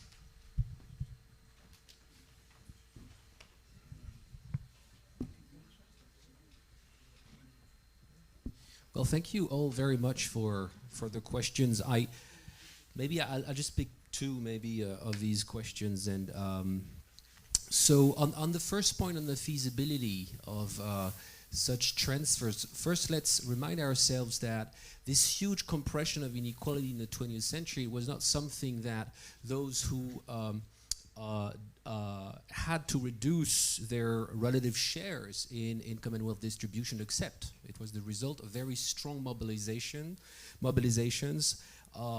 the formation of new coalitions. So basically, the rich at the time did not want to be taxed more, did not want to have productivity gains shared in the way they ended up being gained, being shared. So coalition building, and this speaks to the latest point on how to maintain confidence. Well, there's some form of internalization of defeat or the impossibility to have progress in the 21st century by several members of the progressist movement or progressist movements. So I think the first thing is to not internalize that inequalities cannot be further reduced. And I think to some extent we try to speak to this to understand in a systemic perspective, in a quantified perspective, how this could look like. But of course, it's very much a basis for discussion. And maybe final point here, before I leave the floor to my colleagues, again, on the feasibility side, let's also remember that many of the proposals that are presented in the plan are also in the best interest of rich countries, in particular on the climate dimension. Rich countries would clearly lose from low-income countries not being able to do the energy transition, to invest in climate change. And so in the best interest of the majority, if not all of the population in rich countries, we need to have solutions to the lack of climate investments, to the lack of climate finance that we do see here today in the world. And by the way, it is also in the geopolitical interests of rich countries, in particular European countries, to not let a parallel financial system or parallel trade system between emerging powers, potentially run by China, it is not in the interest of Europeans to let this happen without them having a say. And so that's why we try to put together proposals that could benefit the majority of people in rich countries and the world as a whole.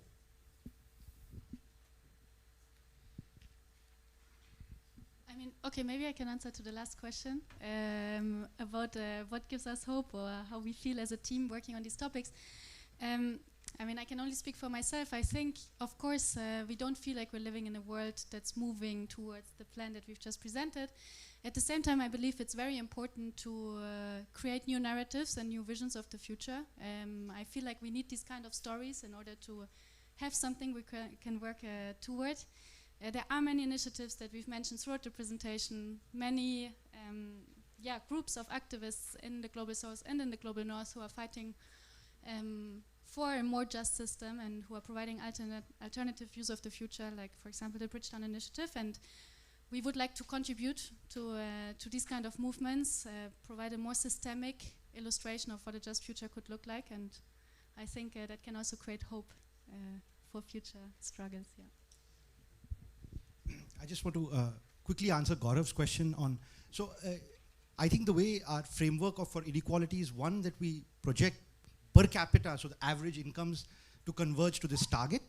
But then we also project within country inequality to fall, income inequality to be at a maximum scale of 1:5. So that's kind of what I was trying to get at.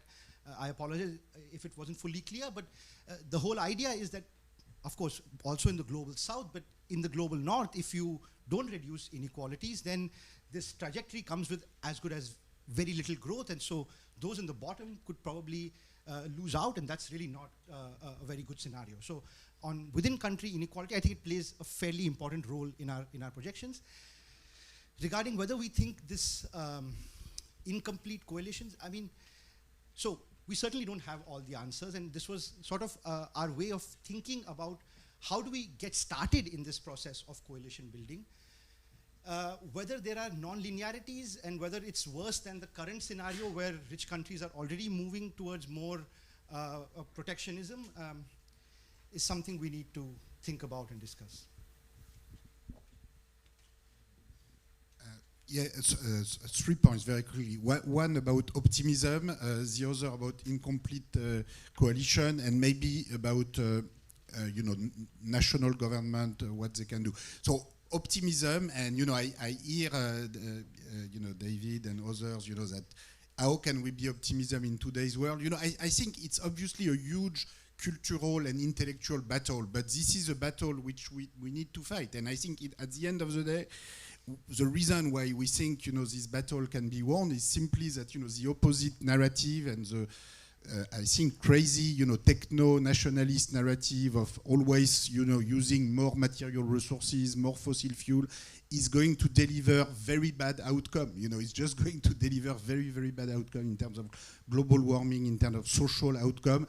And so at some point, people will just ask for something else, and so we need to be prepared. We need to work. We need to fight this cultural battle, and we need to stop talking about Trump and Iran all day long, and just talk about something else, some other future, because at some point some other future will come. Now, an incomplete coalition, and I heard someone saying this is a bit frightening, incomplete coalition. How is this going to work? How are you going to put sanctions to the US if they don't participate?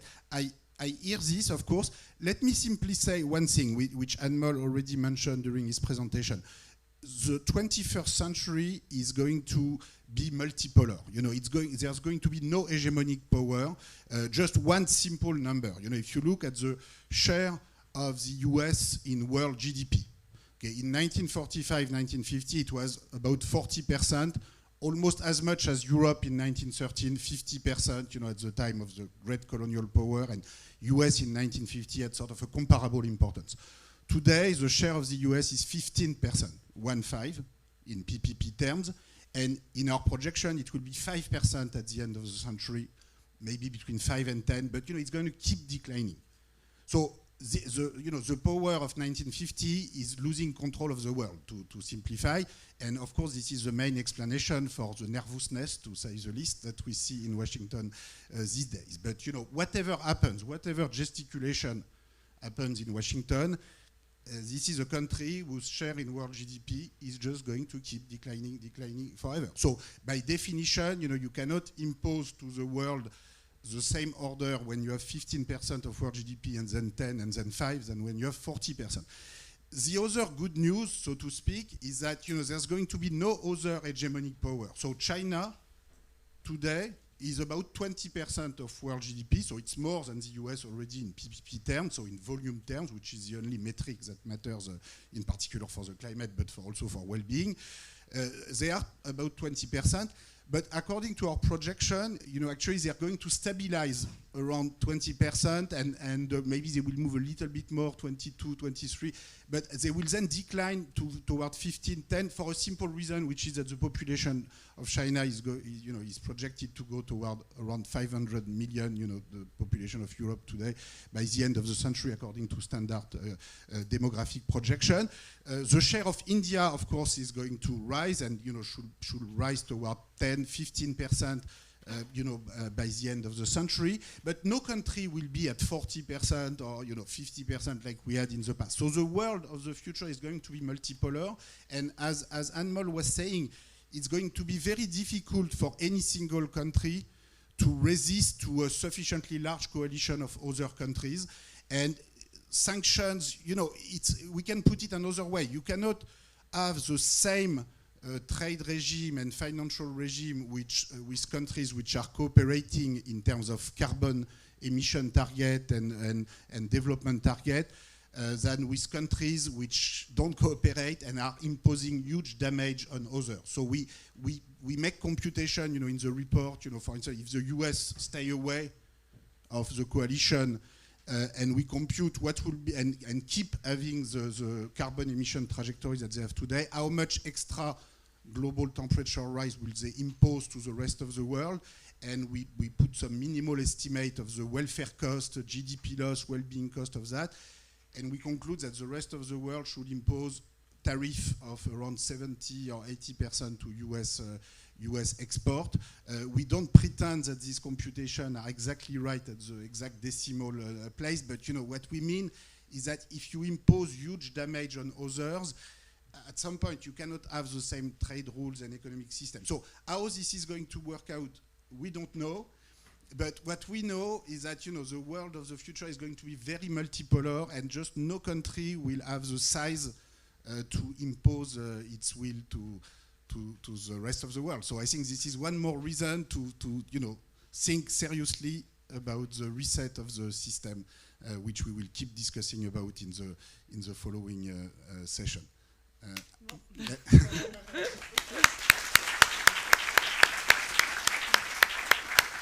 Okay, we don't have time for more questions, but as mentioned before, everyone is here for 3 days. There's breaks, lunch, and many more sessions about these topics and many more opportunities in those to ask questions. So before the break, just very quickly, there will be coffee and tea in the hall, and at 11:30 we will regroup.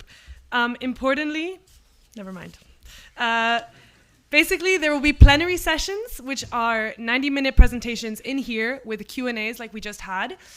And at the same time, there's also parallel sessions happening in 7 different rooms across the entire campus.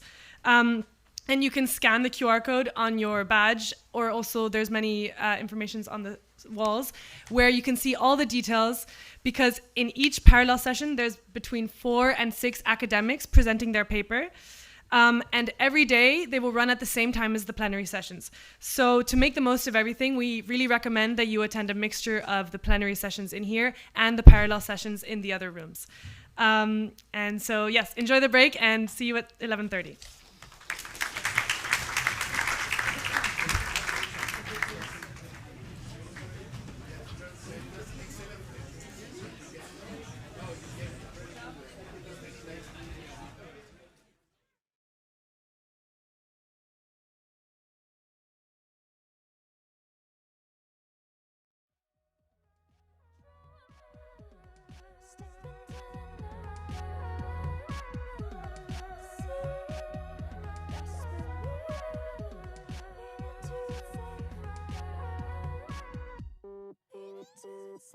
Shifting about with her goddamn crochet pants, staring at God God knows what. Bring it to the apartment that I like to own. Tell you that I'm broke and we're all alone. I can be a stripper if you want me to. Tapped him behind, he looked at me with the same milky eyes that seemed to be spilling off the floor. It's been a while since I played for ya. Gotta switch and I'm gonna make with ya. Never thought I'd be a game girl. Girl, give it a go.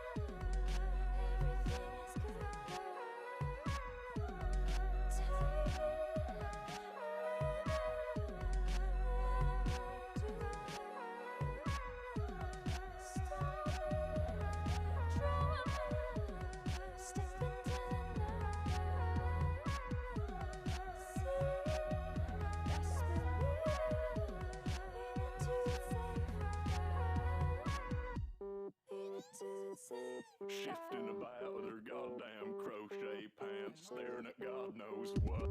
Bring it to the apartment that I like to own. Tell you that I'm broke and we're all alone. I can be a stripper if you want me to. Tapped him behind, he looked at me with the same milky eyes that seemed to be spilling off the floor. It's been a while since I played for ya. Gotta switch and I'm gonna make with ya. Never thought I'd be a game girl. Girl, give it a go.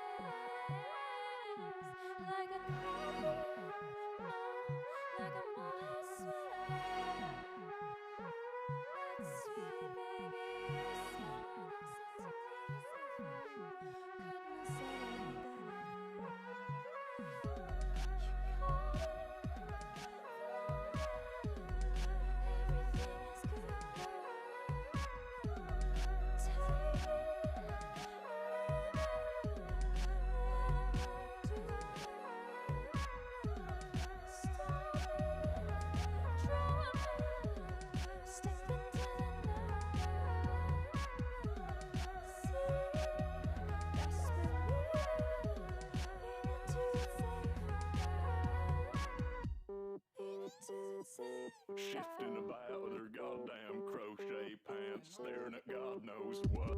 Bring it to the apartment that I like to own. Tell you that I'm broke and we're all alone. I can be a stripper if you want me to. Tapped him behind, he looked at me with the same milky eyes that seemed to be spilling off the floor.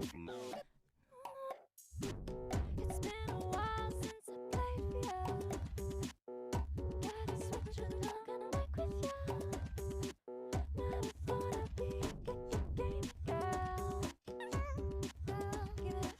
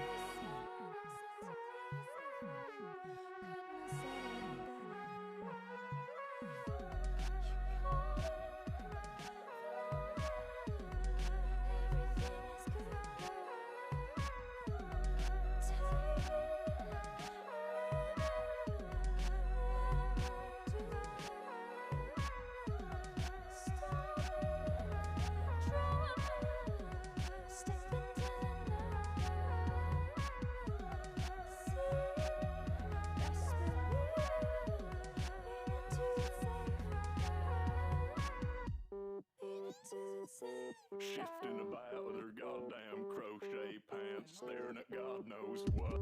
Bring it to the apartment that I like to own. Tell you that I'm broke and we're all alone. I can be a stripper if you want me to. Tapped him behind, he looked at me with the same milky eyes that seemed to be spilling off the floor. It's been a while since I played for you. Gotta switch and I'm gonna make with you. Never thought I'd be a game girl. Give it a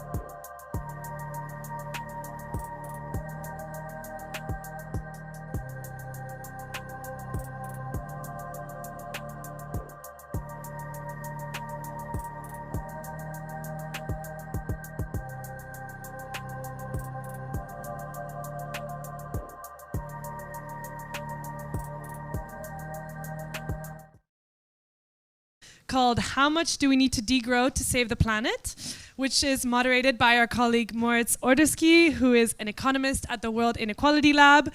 Moritz is one of the coordinators of the Global Justice Project, and his research focuses on international inequality and climate change. So please give a warm welcome.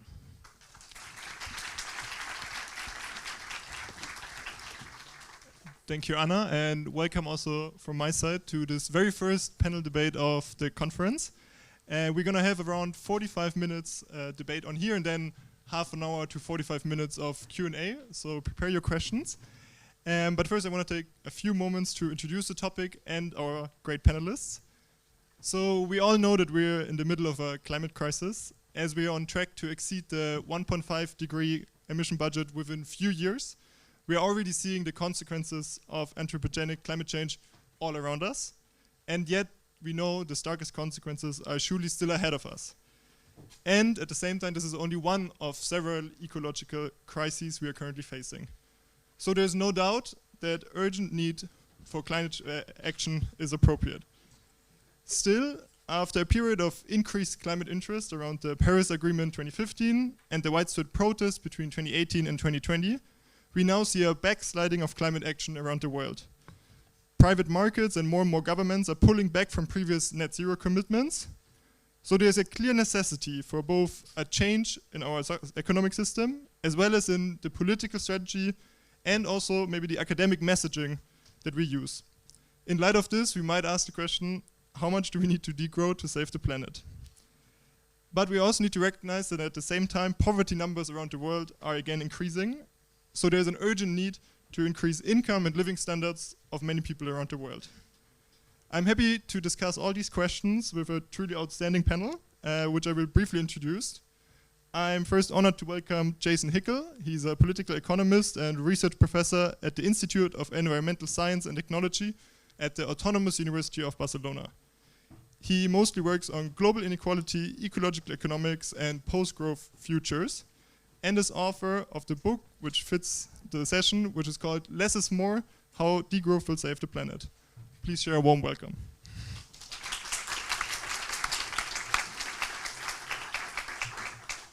Secondly, I'm happy to welcome Nicholas Stern. He's IG Patel Professor of Economics and Government at the London School of Economics and Political Science, and Chair of the Grantham Research Institute of Climate Change, as well as the Global School of Sustainability, both also based at LSE. As one of the leading economists on development and climate change, he is widely known for the landmark review on the economics of climate change, published in 2006, which among economists and beyond is widely known as the Stern Review. Now, 20 years later, he has recently published a book which is open access, called The Growth Story of the 21st Century, The Economics and Opportunities of Climate Action. Also, please a round of applause.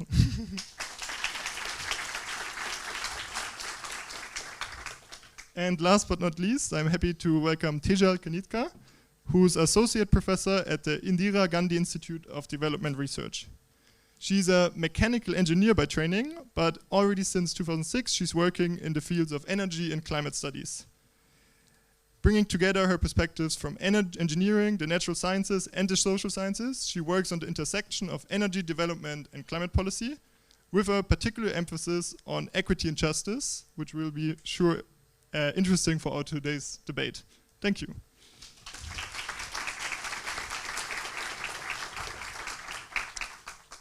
So to kick us off, I would like to ask each of you for your own vision for the 21st century and how your own pathway to get us there would look like.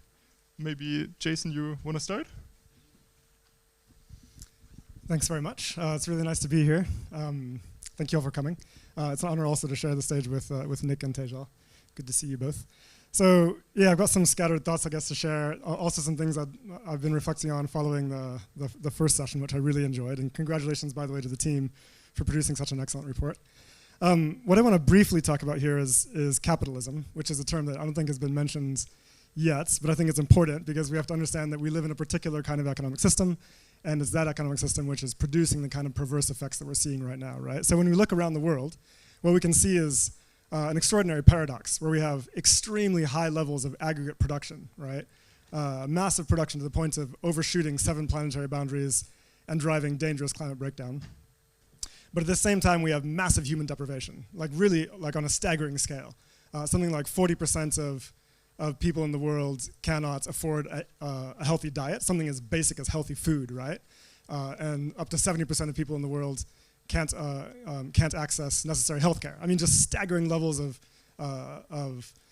deprivation on basic goods and services. So what could possibly explain this paradox of high production and mass deprivation is capitalism.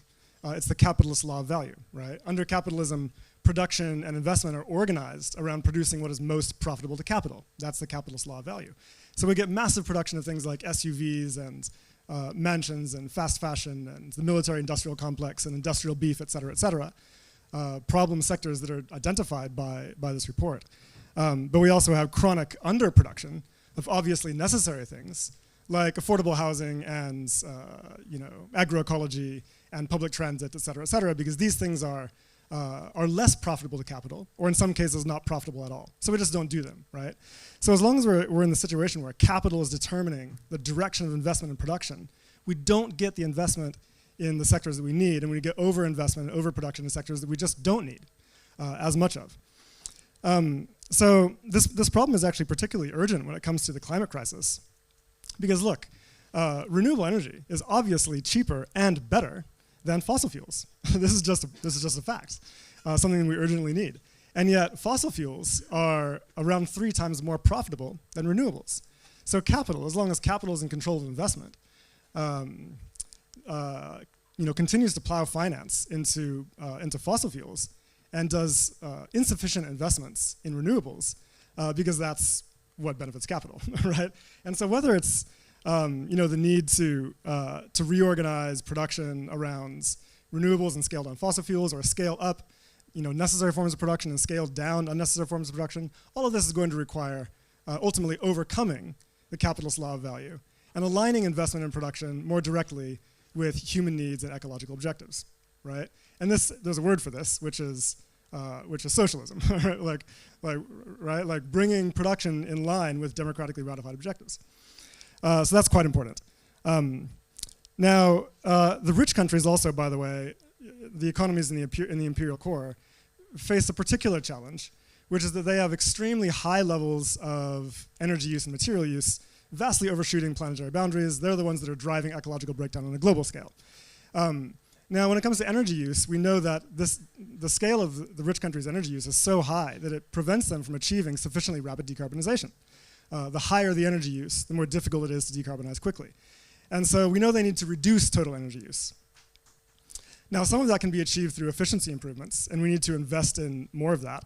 But it also requires actively scaling down damaging, intensive, and unnecessary forms of production, and also reducing the purchasing power of the very rich, right? So this is quite crucial. This is a unique feature of how the transition has to affect rich economies. And again, of course, as long as capital is in control of production, that's not going to happen because capital will never voluntarily scale down profitable forms of production, no matter how damaging and unnecessary they are. I'll just briefly conclude, I guess, by also just talking about the global south. I mean, I very, very strongly support the objective in this report of achieving convergence on a world scale. I mean, this is a basic moral principle that we have to uphold. It's a core political objective for anyone who considers himself to be anti-colonial, anti-imperialist, and is necessary for ensuring a world of decent lives for all. But it's also important to understand that,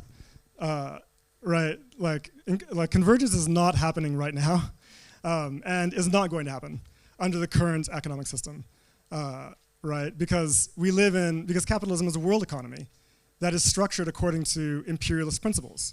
There's a core and there's a periphery, and growth and consumption and profit accumulation in the core depends on a massive appropriation of resources and value and labor from the periphery. And this is the basic dynamic that drives global inequality. And so that has to be overcome. And I think it's fairly unreasonable for anyone in the global south to think that they should just wait around for folks in the global north, in the imperial core, to become benevolent enough to voluntarily abolish the imperial arrangement.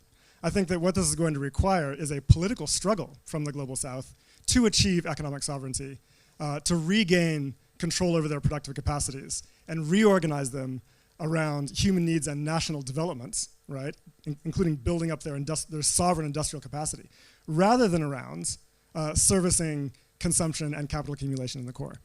And so that's going to require an anti-imperialist political struggle of some sort, and that's, I think, what we have to face up to.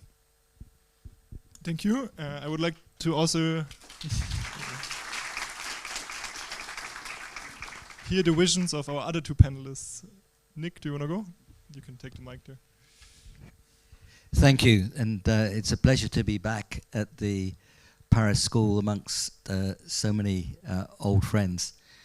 But if you forgive me, Moritz, I'd like to remember two friends who are not here. One is Tony Atkinson, who died nearly 10 years ago, who was a great friend of the school, very much involved in the supporting cast of the original founders, and indeed supervisor of Thomas Piketty, and close collaborator with Francois Bourguignon and my closest friend in economics.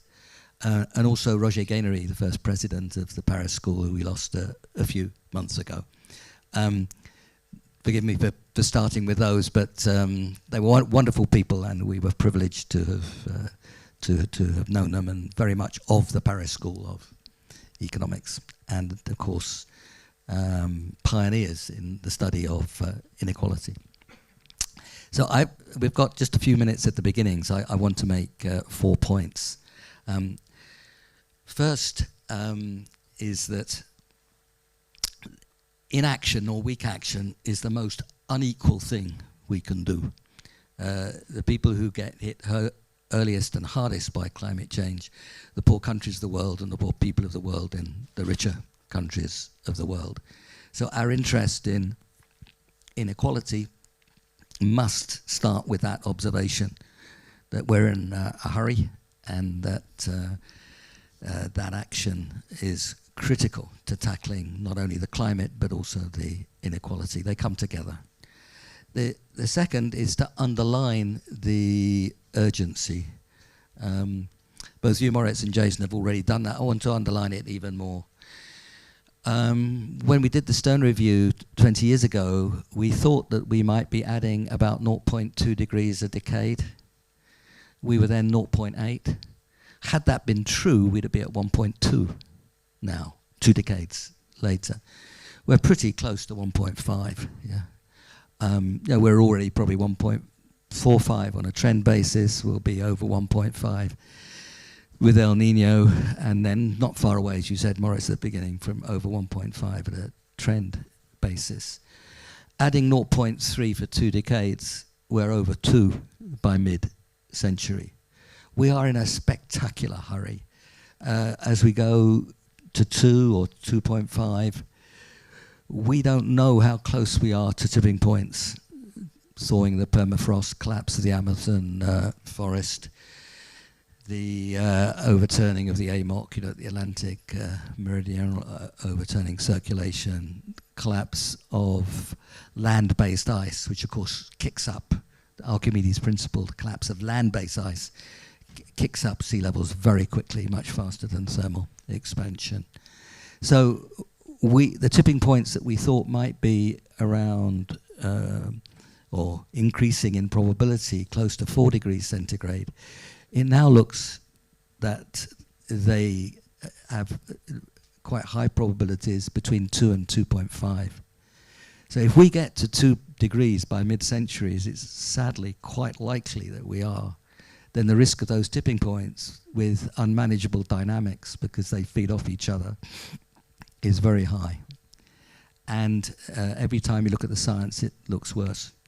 So that urgency we have to keep at the front of our minds. And if you excuse me, one remark, Jason, if we first have to get rid of capitalism and then have to deal with climate change in that order, that's a lot of work in the next two decades.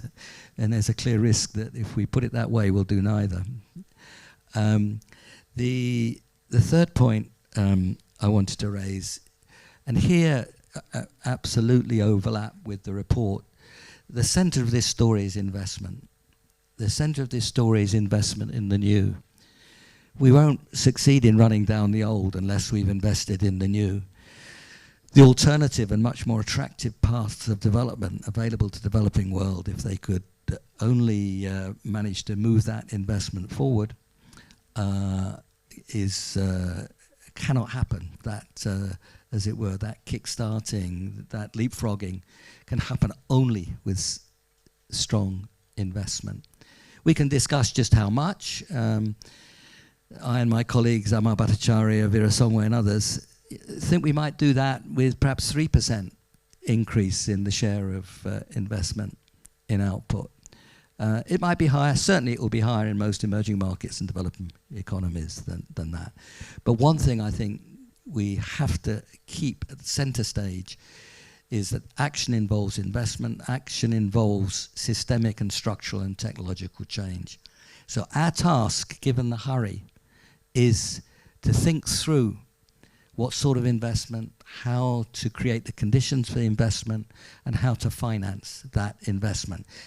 At the same time as systemic change, building cities where we can move and breathe, and land systems which are not degrading and destructive, and so on. That's the big challenge. That's what we have to keep at center stage. And that investment will bring us growth. It will bring greater efficiency, less waste, more productive structures. The clean is cheaper than the dirty across much of what we do. Efficiency is part of that investment story. Efficiency is productivity, is growth. So for the next, if we get that investment going, this is a growth story of the next 20 or 30 years as a consequence of doing what we have to do to tackle climate change. Of course, a growth story very different from the dirty, destructive models of the past. And no one, I hope, is talking about growth forever. I don't really quite understand what growth forever means, but anyway, that's not what we're talking about. So this is an enormously attractive story, and if we can show how that can be realized, then it seems to me that we increase the probability of it happening. But there's a lot of storytelling to do and a lot of investment to flourish.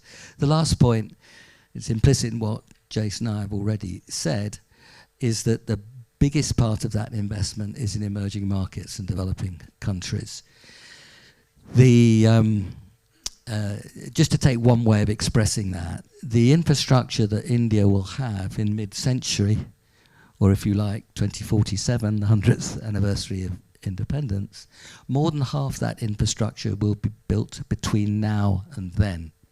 Now that statement of India, which of course is not the poorest of countries, is even stronger in terms of the proportion that will be built between now and then.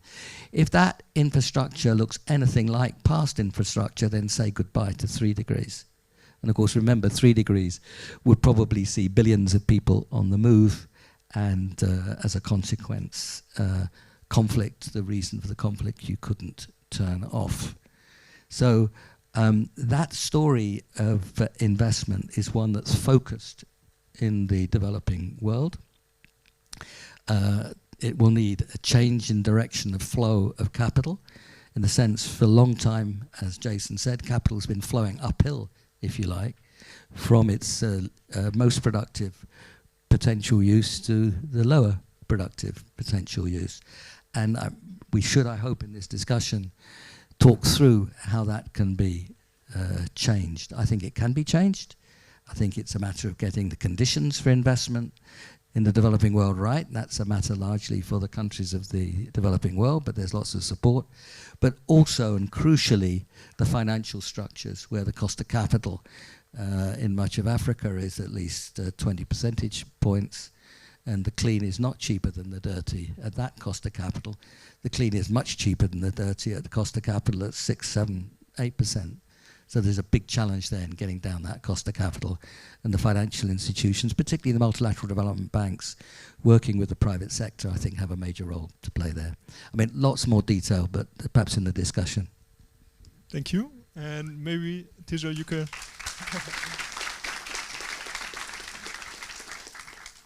Tejal, you can share your own vision. Thank you. I think there is much commonality in this, in the way in which we envision the future.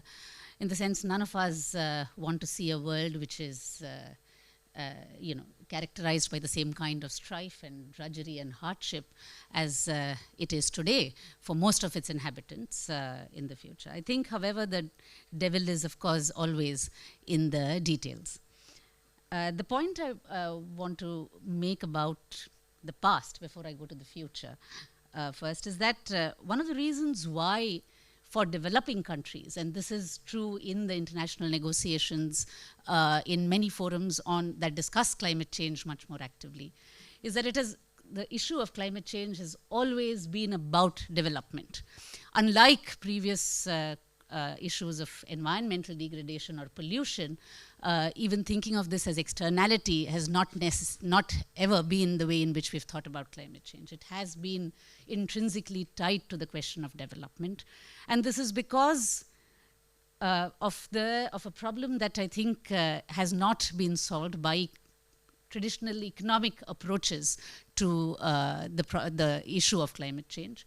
That is, that do we have the means today to provide the kind of advances that have been possible over the last 100 years? And I disagree with the concept of destructive mode of the past 100 years. Of course, the major advance of the past has been the creation of conditions that have enabled, that have made possible emancipation from drudgery, from hardship, right, from human labor. The fact that those advances have been appropriated by a few, making the rational advance of productive capacity to emancipate everyone not possible, is of course a reality that we have to deal with. But the fact that these conditions have been created is something that we think is I think is a good thing of the past. But the fact is that today you have, we have all spoken about stark inequalities, but it's not simply an inequalities in terms of incomes, which hides a lot, I think, in terms of what it really means in material terms. France has an energy consumption of 37,000 kilowatt hours per person per year, and this includes industry, etc., everything. You compare that to India. India is about, France is about 5 times more than India. India is at around 8,000. You compare that to Tanzania, France is 25 times more, which is at around, much lower than that. And France is 92 times more than the energy consumption in Chad. So what I also missed from the first session was, what are these physical quantities that we are talking about? Where are they? It's one thing to say incomes, but what about physical infrastructure? Right? I think Nick spoke about the fact that a lot of the infrastructure that we need for the future is yet to be built, and most of it is to be built in the global south. How much steel does that require? How much cement do we need? How much how do we build piped water systems? How do we build sanitation? Because these energy numbers are linked to those kinds of amenities. Health outcomes are not automatic. You need conditions to be created to achieve equitable health outcomes. Right? So, for example, France has 100% coverage of clean water, and this is basic. Right? This means that water is treated at the source. It is free of major contamination. It is available on the premises, and it is available when needed. In India, this coverage is around 50 to 60%. In Tanzania, it is about 20 to 30%. And it's dismally low at around 5 to 10% in Chad. Right? Sanitation, about 50% of the world does not have access to clean sanitation. How are we going to build these systems in the future? I think is something that is really important. And of course, all of us agree that gender equality is something that we must have as a part of our vision for the future. But it doesn't simply get created through investments in renewable energy. You need to create conditions for the emancipation of women from pre-modern social relations that reproduce their unfreedom. And these don't simply get created by solar panels and windmills. Right? You need mobility. You need, you need labor force participation. You need conditions of work to make that happen. And this has been the central issue in the demand for a fair share of the carbon budget from the developing countries. They were the first to articulate this demand many, many years ago. And this is not simply a right, asking for a right to emit. It's not even just an accounting mechanism. You can't substitute what is actually needed in physical infrastructure terms simply by climate finance, simply by saying that there will be money available, but you make sure that this money is, spent in, building solar panels, for example. Right? How is it that, do we know today, for example, that renewable energy, and there have been fantastic improvements in technology, no doubt. I'd be last to deny it. But can renewable energy do in the next 30 years, or electrification purely, do in the next 30 years what fossil fuels did over the last 100 years? And the answer is, we don't have the empirical or the technological basis today to say that yes, it can do it. Right? And this is why the share of the carbon space, it's not a conversation only about investments. It's not a conversation only about transfer of funds. What do I do with money if I can't use it to actually build infrastructure? Unless I can use, if it's money available in cash, I can burn it and cook my food on it. But that's not the point.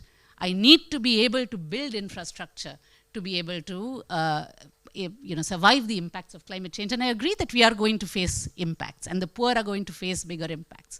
But I think one of the things that is less popularized about the IPCC, a lot of the things that shouldn't, in my opinion, be so popular are popular. But what the IPCC report, the most recent one, actually said was that the impacts of climate change in the near term, near and medium term, are far more determined by levels of vulnerability, which is directly linked to the level of development, than they are to warming levels. So does a world which is, let's say, 2 degrees Celsius warmer, but far more equal, with far more better levels of well-being, with far lesser vulnerability, even though it means that we are dealing with perhaps some unknowns in terms of climatic impacts. Are we more prepared in that kind of a world to deal with those impacts? I would say yes. Rather than a world which is unequal, which is where a large capitalism can find a solution to climate change. But it will most likely be a solution that will be on the backs of the poor of the world. So if you don't want that, then we have to think of climate change as essentially a problem of development. And I also want to congratulate the team of the Global Justice Project, because I think the solution space, the discussion today is based on a very narrow set of proposals. Right? Either you have the integrated assessment models kind of scenarios for the future where demand is constrained, and the bogey of degrowth has always faced developing countries in the climate discussion. Either our consumption, energy and incomes are constrained, or you have the the limits to growth kind of Malthusian arguments coming from the global north. So you have a range of things that have faced the global south, but I think the broadening of a discussion, more proposals on the table, definitely is necessary as we think about the future. Thank you.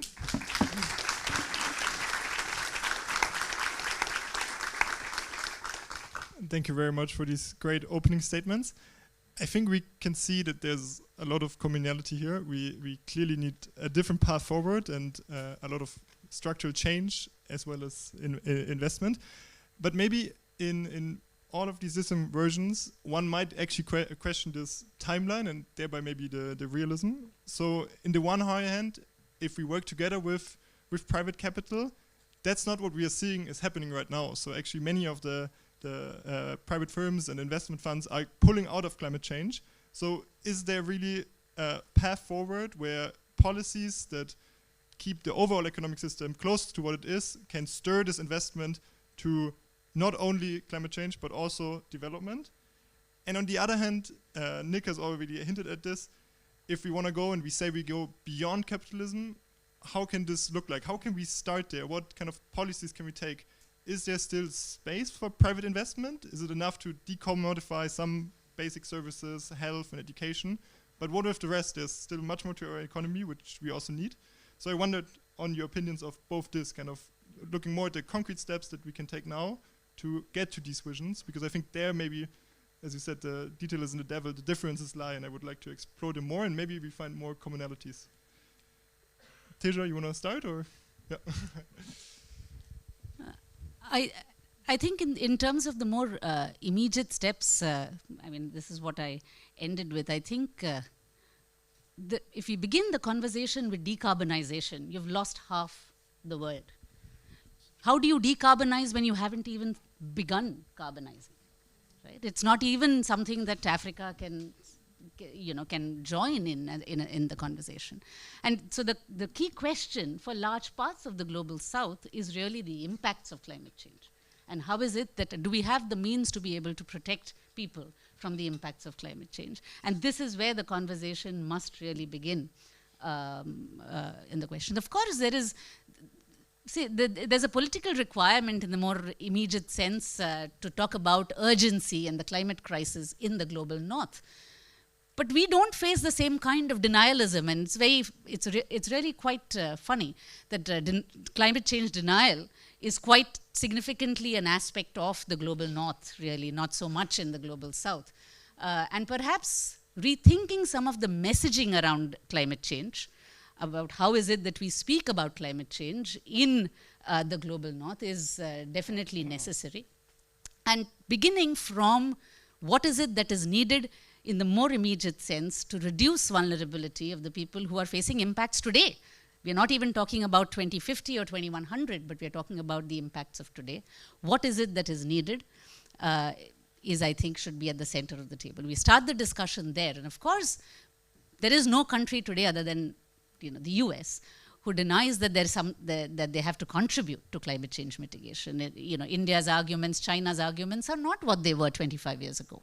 So even irrespective of which government is in, you have from the left to the right, you don't have too much difference in the climate discourse in many of the countries in the global south.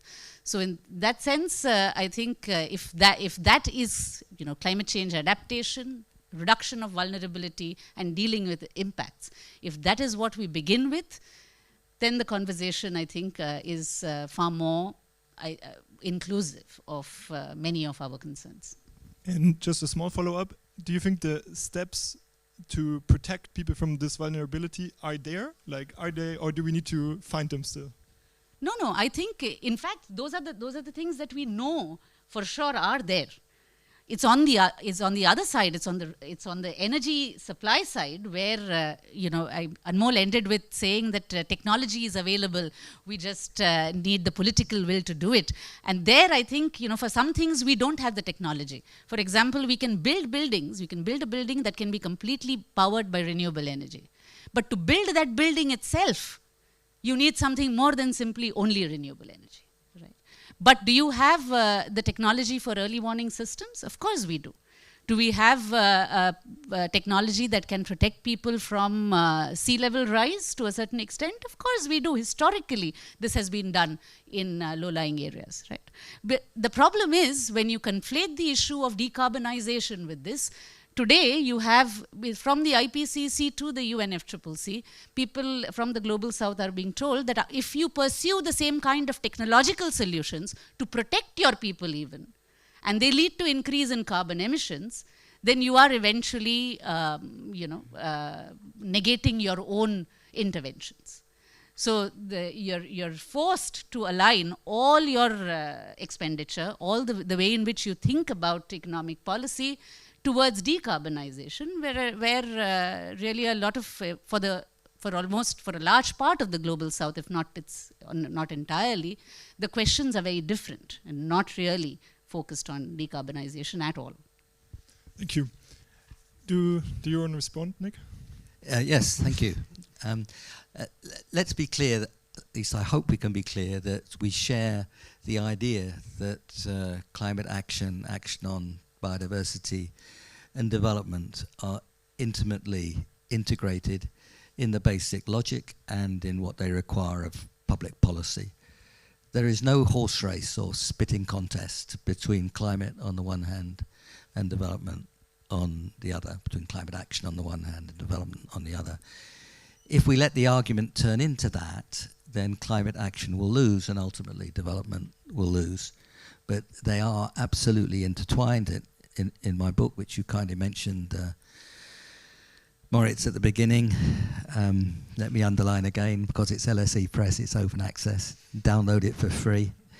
That integration is at the core, and I think it's at the core of everything that all four of us on the panel have said. So what we need to do is to talk about how we as a world, rich and poor countries working together, can drive that new form of development forward. That's our challenge, and investment will be at the core. Similarly, I think it's a mistake to set adaptation and resilience on the one hand against mitigation and emissions reductions on the other. We obviously have to do both at the same time, and a tremendous amount of what we do will involve all three of resilience and development and mitigation. Obviously, development itself makes you more resilient. I mean, better off people have more options and are more resilient. Investment in resilient and adaptation has very high returns. I mean, every time you look at it, you get sort of benefit cost ratios of 10 to 1. And let's be clear, if you have an investment project which has got very high returns, funded at a reasonable cost of capital, that is growth. I mean, you are better off as a result of that. Growth in the broad sense of development and growth. So in the logic, they're intertwined. In the practicalities, they're intertwined. I mean, think of mangroves. Mangroves happen to be very good at capturing carbon, and they are very good at breaking storm surges. And they bring you better fishing and shrimps and so on, and they're good for activity. And if you like tigers, then and tigers bring a bit of tourism, then they're good for that as well. I mean, there are many more. Restoring degraded land, mitigation, adaptation, development. Reforestation is usually mitigation, adaptation, development. Public transport, hugely important. Mitigation, adaptation, and development. If you ask me what are your first priorities for this kind of investment, I would, put public transport alongside renewable energy. Decentralized solar is in many cases, takes you independent of the grid. I mean, look at the way Pakistan had a fantastically unreliable electricity system. And of course, it's poor people who get hit worse by that. Suddenly, all those shacks and houses and everything are covered in solar panels. And they are more resilient then to disruptions in supply caused by whatever, including weather. So much of what we do is mitigation, adaptation, development, or wrapped up together, and our investment should be investment programs should be very clear on that.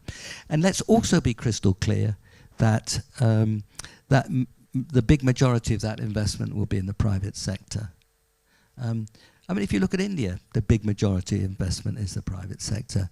And there's the splendid Jean Drez is here. He and I have been working in one village in UP, in Moradabad district, for more than 50 years now. And that village has changed. It's a poor village in a poor state in a not so rich country. And how has people's incomes gone up? Not very fast, but they have. Mostly it's investments they've made themselves in their own irrigation, in their own ability to, to look after engines of some kind, little bits of education that allow them a bit more mobility.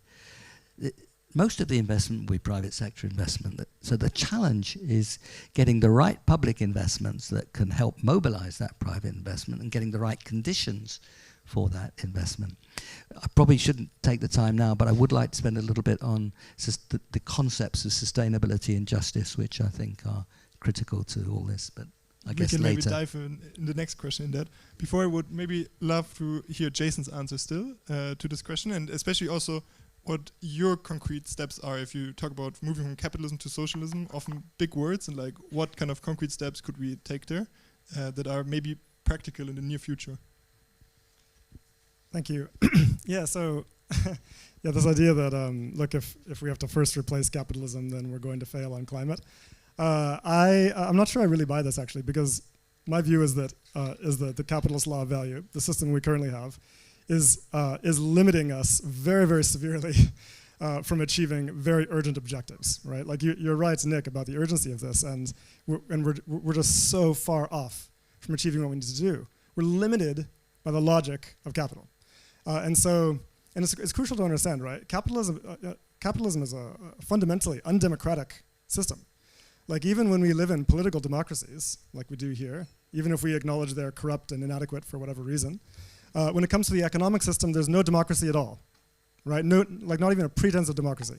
Production and investment are controlled by capital, the richest 1% who own the majority of investable assets, and the large investment firms and the big corporations.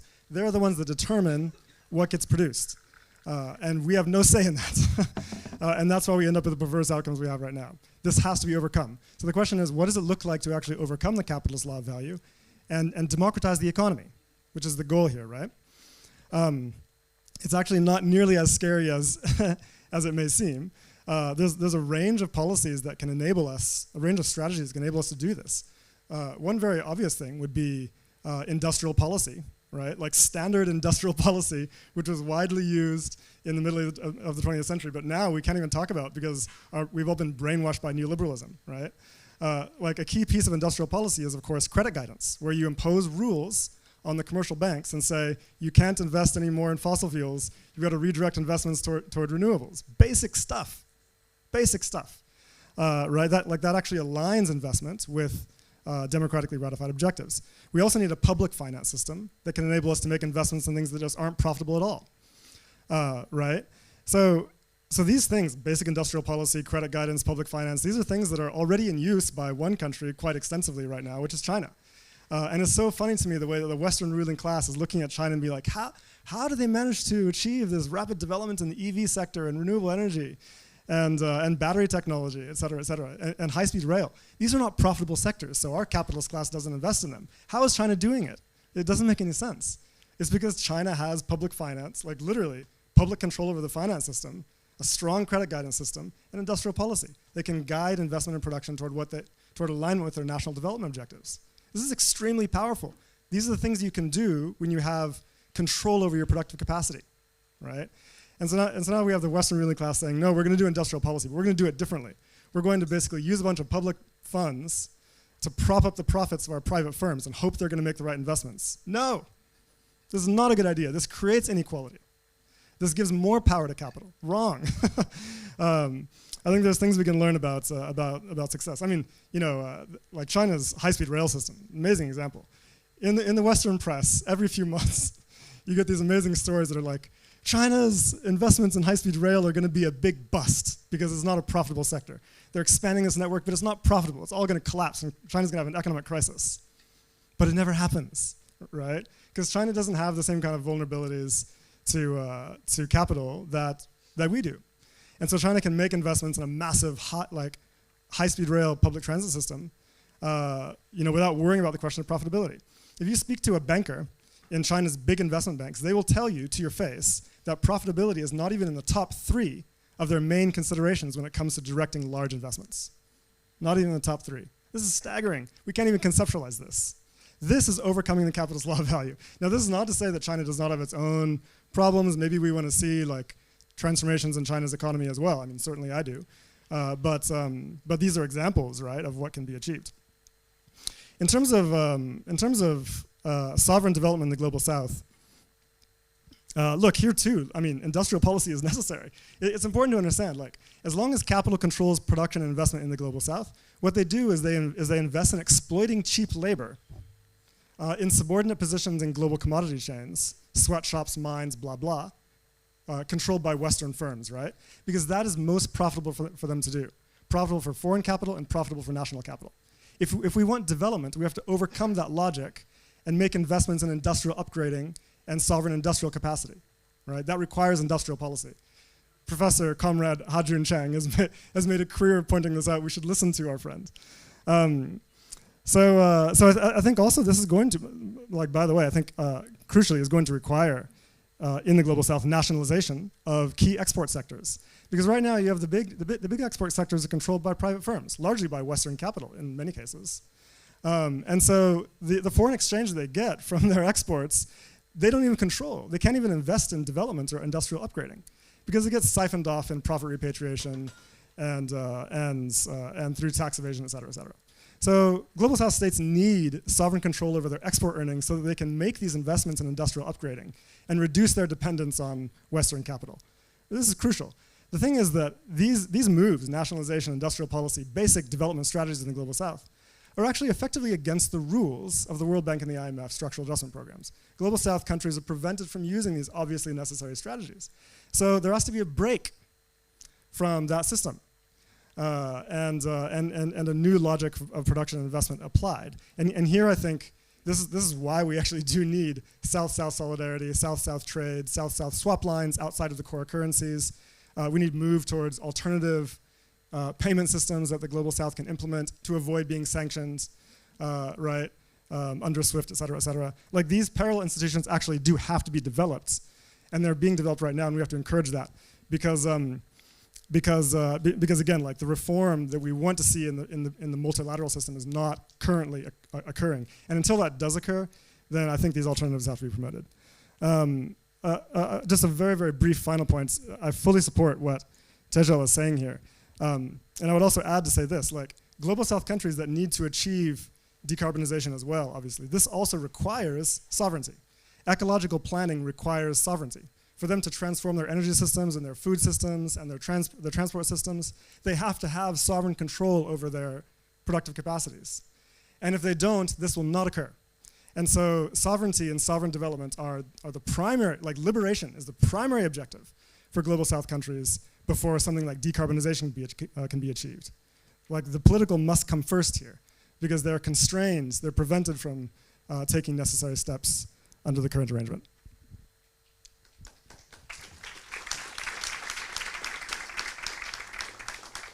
Thank you.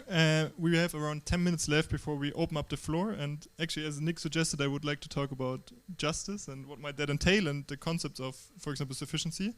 And also, Tejal has made this point of what reparations or justice beyond money or just financial transfers could look like. And I would love to discuss these concepts and your view on this. Nick, do you want to start? Or? Yeah. Thank you very much. And at the risk of referring again to my own work, I gave the Tanner lectures on moral values in Stanford in March, and they're available on video, and they'll be published later this year. But just to say something about the terms sustainability and justice. Sustainability is a broadly shared definition, I think. It's to offer to the next generations opportunities at least as good as those that we had, assuming they behave in a similar way to those that follow. And so what are the options that the next generations have, shaped by, and basically endowments, physical, human, natural, and social capital. So when we talk about investment, it has to be investment across all those areas. Human is particularly health and education, natural capital is our land and our forests and our oceans, and social capital is in large measure about the institutions, the inequalities, how we relate to each other, and the various degrees of trust and mutual confidence associated with that. So that's the notion of sustainability. A more dynamic term is sustainable development. The air quality in Indian cities is nothing short of catastrophic, and that definition of sustainability would be satisfied if next year it was no worse than this year. And surely we have higher ambitions than that. So we're talking about sustainable development, I think, which is a much more dynamic term than sustainability, which is development, advance of living standards within sustainability as just defined. The notion of justice here, I think it's important to discuss carefully, because justice is often a sort of slightly teenage word. It's everything is unjust, and anything I dislike is unjust. and we have to be a bit more precise than that. And in this, I've learned most from Amartya Sen and his book, The Idea of Justice, which is essentially saying that a universal definition of justice is pretty hard, even though he lavishes a lot of praise of John Rawls for giving it a go. And he argues that what we can do in a more less controversial, more precise way is to identify injustice or injustices. And then injustice in that context is a right or entitlement denied. And then that shifts the discussion over to, well, what rights and entitlements do you have in mind? And then central to that, and it's a case I make strongly in the Tanner lectures, is the critical right here is the right to development. The right to, if you want to go to the Declaration of Independence, it's life, liberty, and the pursuit of happiness. And in the same Article 2 of the Declaration, US Declaration of Independence, it refers to the role of the state as to secure those rights. Now, that is, it's consistent with what Isaiah Berlin spoke about with positive liberty, the right to act, and less strong is the negative liberty, the right not to be harmed. So those, it seems to me, are the right, I find the most fruitful way to pursue the idea of tackling injustice. Injustice is a shackling, a diminution of the right to development. That, by the way, tells us there's no right to emit. The development requires energy, but energy doesn't require emissions. And of course, emissions damage and kill other people. It's hard to see there's a right to do that. But the right to development is fundamental. It's in the Sustainable Development Goals.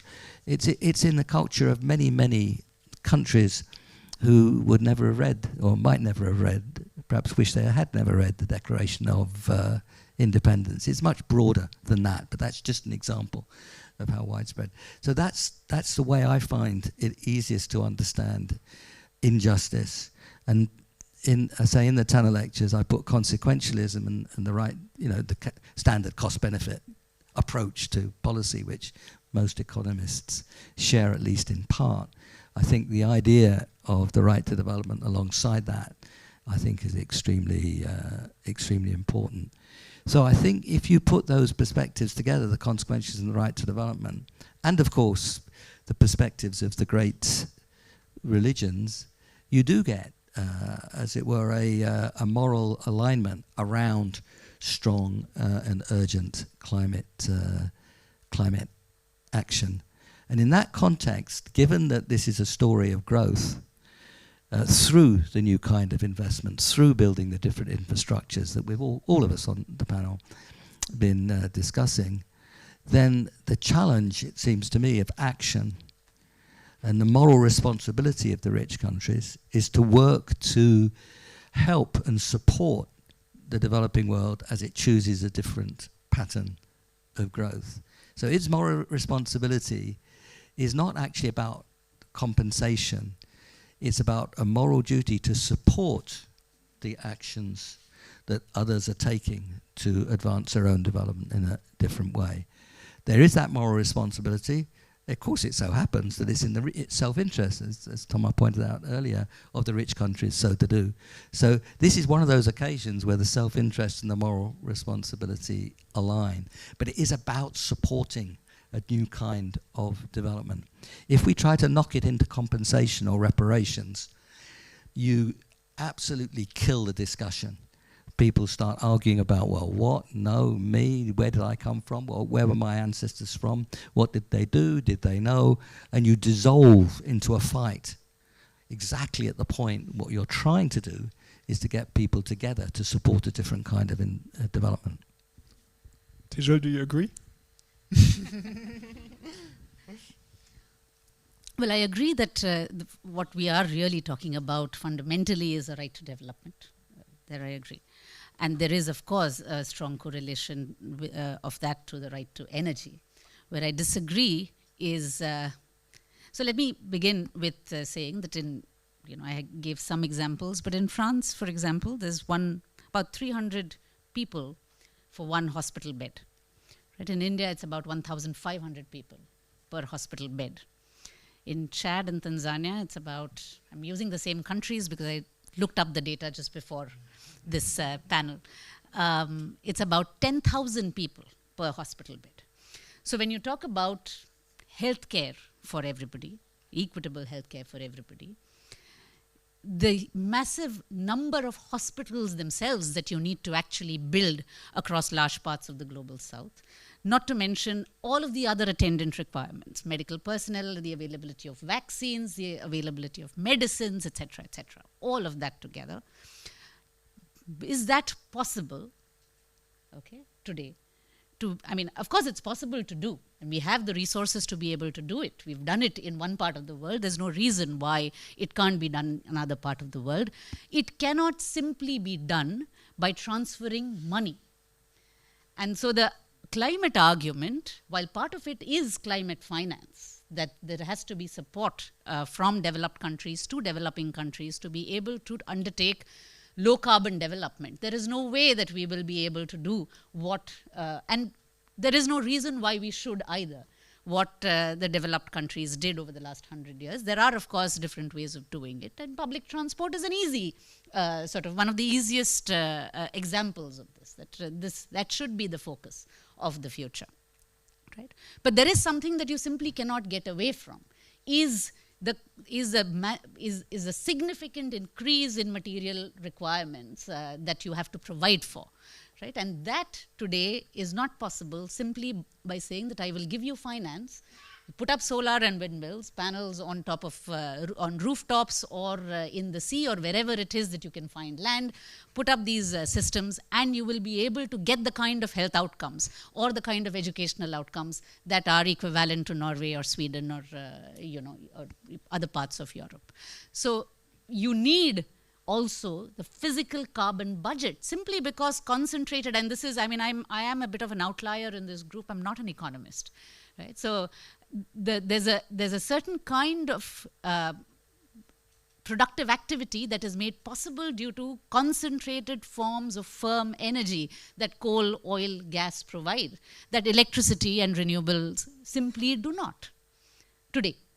And you need to account for that. Does that mean that you have to do the things in exactly the same way that Europe did 100 years ago? Of course not. But the fact that you still do need to provide what we are trying to deliver is not, I mean, poverty eradication, sustainable development are operative terms, but really the delivery of modernity to large parts of the world requires that we actually do also have a right to emit. That is where I would disagree. And that's, I mean, right to emit makes it sound as if you're asking for the right to pollute.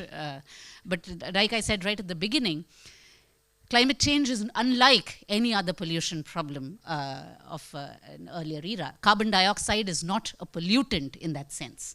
Right? It is at the global level, of course, there is an issue. And so therefore, what you're asking for is a right to the global commons. A fair right to the fair share of the global commons, which is very different. Which is also very different from what developed countries have done, is used far more than their fair share. When you ask for a fair share, you're in fact asking, you're saying that you will do things differently as compared to countries. But what I wanted to just say, and to answer to answer your question, was that it is not simply money. It has to be more than money, and that need of building infrastructure has to be recognized. Thank you. Jason, do you also want to comment on this? Thanks. Yeah, no, I also want to say something about fair shares, but first I briefly just want to say something about degrowth, because I mean I'm just condemned to do this, right? This is my life, is trying to clarify, in fact, misconceptions about degrowth. So let me just try this really quickly. It's crucial to understand, and this is very clear in all of the published literature about degrowth. Degrowth does not target global south countries. It targets the imperial core. Degrowth targets the imperial core. It is the imperial core that is responsible for the vast majority of excess emissions in the atmosphere and excess material use in the world economy, including through massive appropriation of resources from the global south, right? So degrowth is situated within a world system analysis that targets the imperial core. The second thing is that degrowth does not call for all sectors of the economy to decline. This is very, very clear. In the earliest writings, you'll see this made clear. Degrowth wants to reduce damaging and unnecessary sectors that exist primarily only to service the interests of capital accumulation, right? And it wants to increase sectors that provision for human needs more efficiently, okay? So I think that we have to understand the anti-colonial dimensions of degrowth and also the sectoral transformation dimensions of degrowth. These are very important. And again, very well established in the literature. And so I do have a small objection to, and I've already discussed this with my colleagues, and so it's not new to them. I have a small objection to the use of the uniform degrowth scenario that's in the report, because that basically associates degrowth with just no sectoral transformation, just basically recession, just stagnation and recession, which is, it's funny because over and over again in the literature, degrowth researchers who are in industrial ecology and ecological economics and environmental economics point out that there's a distinction between degrowth and recession. And so this is not an accurate use of the term. I do strongly, however, agree with the report's use of the term convergence and sufficiency. I think this is amazing framing. This implements, in fact, what degrowth calls for when it comes to the global north, right? Like reduce the harmful and unnecessary sectors and increase the socially beneficial sectors, and therefore reduce aggregate energy and material use and achieve our decarbonization goals. Now, this brings me to the question of fair shares. I strongly agree with Tejel's point here. We have to understand the remaining carbon budget in terms of equal per capita fair share allowances, okay? According to what remains of the carbon budget for any given temperature boundary. This is the only just and fair way to think about this situation. And according to this approach, it becomes very clear that the rich countries have to achieve much faster decarbonization than anyone is presently planning to do. And it's really here where degrowth becomes necessary for the rich countries. Because if you want to achieve sufficiently rapid decarbonization to stay within fair shares of remaining carbon budgets, this is going to require rapid reductions in energy use in the global north. Faster than what can be achieved with efficiency improvements alone. That's it. That's really as basic as that. This is implemented in climate mitigation scenarios in the form of demand-side mitigation or sufficiency-oriented policy. It's already there. If you want to achieve sufficiently rapid decarbonization, this is just what has to occur. And this is, by the way, also represented in the report. The only thing is that I think that in the report it looks like the rich countries, I'd have to take a closer look, end up exceeding their fair shares. And so if you were to impose fair share requirements on the rich countries in this scenario, then I think you'd probably have to have them reduce unnecessary production to a greater extent. So that's it. So basically, like the imperative for degrowth in the imperial core actually emerges precisely from a justice principle, which is that if we're going to take fair share seriously, which, by the way, in the global south, they routinely call us to do, right? Like we cannot violate these demands. Already they're violated, sadly, and they're going to be continually violated. And the more rich countries violate them, the more they impose costs on the global south, not only in terms of damages and human life loss, but also it forces them to decarbonize faster than they otherwise would be required to do if rich countries upheld their own fair share principles. So I think that we have to package these things together, right? A justice approach, a fair share approach, and a hard look at what's required in the rich countries in order to enable this. But I will again, and I'll just conclude by saying, look, I agree. Like degrowth is very widely misunderstood in public discourse. I think it's a very useful analytical and scientific term. It has to be kept for that reason, but I don't think that like public-facing document needs to be using degrowth to signal their main scenario, right? But I think we at least have to be fair to the scholarship that we build on. That's it. Thank you.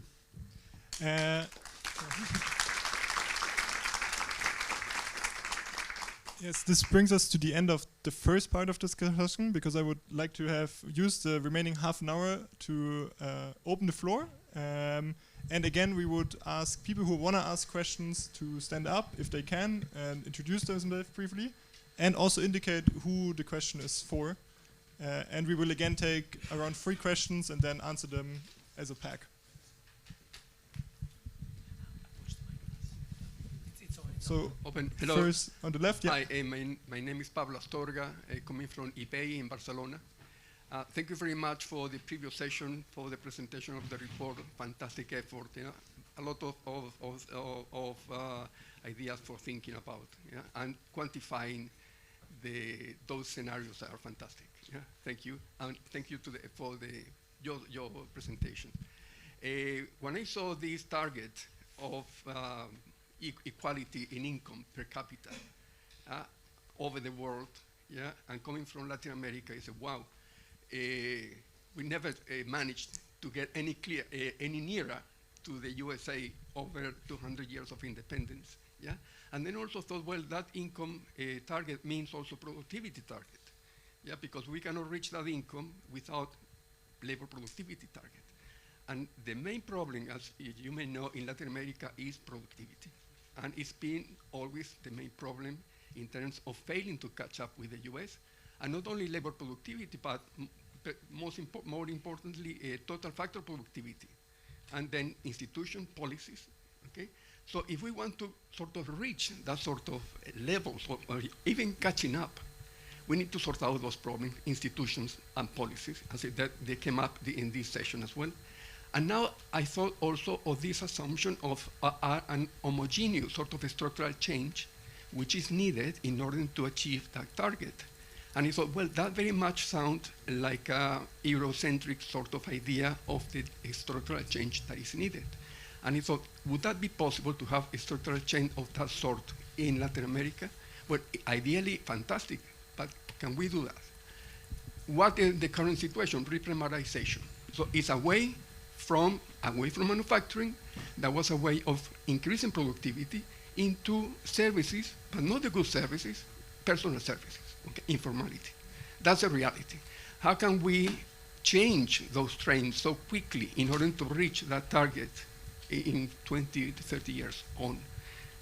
So the sort of realities are very different, and I thought probably we will need to talk about decoupling in terms of the story behind the structural change of those targets, and give more flexibility to countries like Africa, Asia, and Latin, the global South. They have to be different. Thank you. Thank you for your comment. Let's try to keep the questions brief so we have many opportunities. There was a woman somewhere in the back who already got the microphone. Yeah, you stand up. Yeah. Hello, so my name is Amalia, and first of all, I admire the three of you a lot.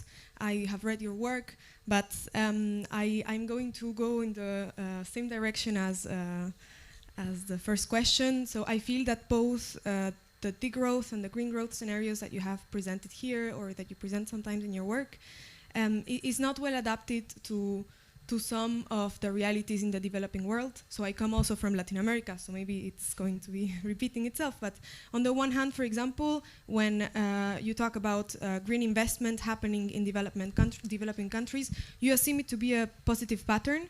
But for example, this is because we are talking about carbon emissions. But I think that green investment should not be only about carbon emissions, but about respecting also the planetary boundaries of the planet. So what is your opinion on that?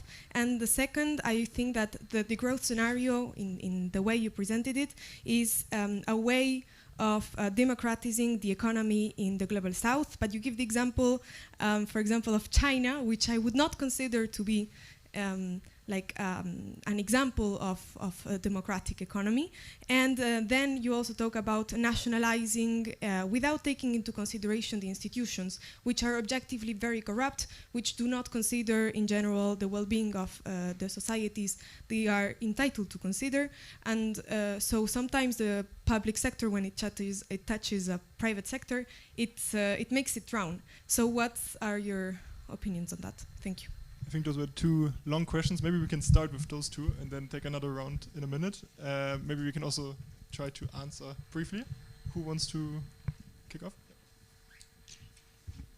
Thank you. I think both those questions come back to what's involved with development, what's involved with making development happen, what's involved with supporting development decisions in the developing world.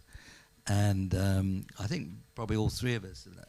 I've been working on economic development for 60 years in countries across the world, and I come at climate much later but see it through the idea, through the the lens of what's involved in economic development and how can that be sustainable. And for sustainability, I emphasized earlier, it's investment in physical capital, natural capital, which is, of course, particularly health and education.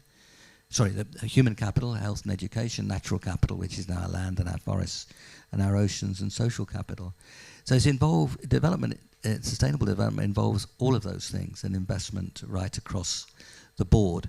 So I think if you use, that's why I try to stay away from green growth and green. I mean, sometimes you do use those terms, but the problem is that it leads to sort of misunderstandings that slides back into a narrow version of what we mean by climate.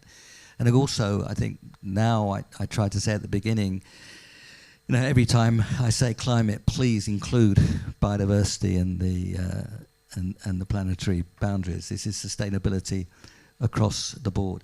So we need a broad view of sustainability, and we need a broad view of development involving all those four capitals.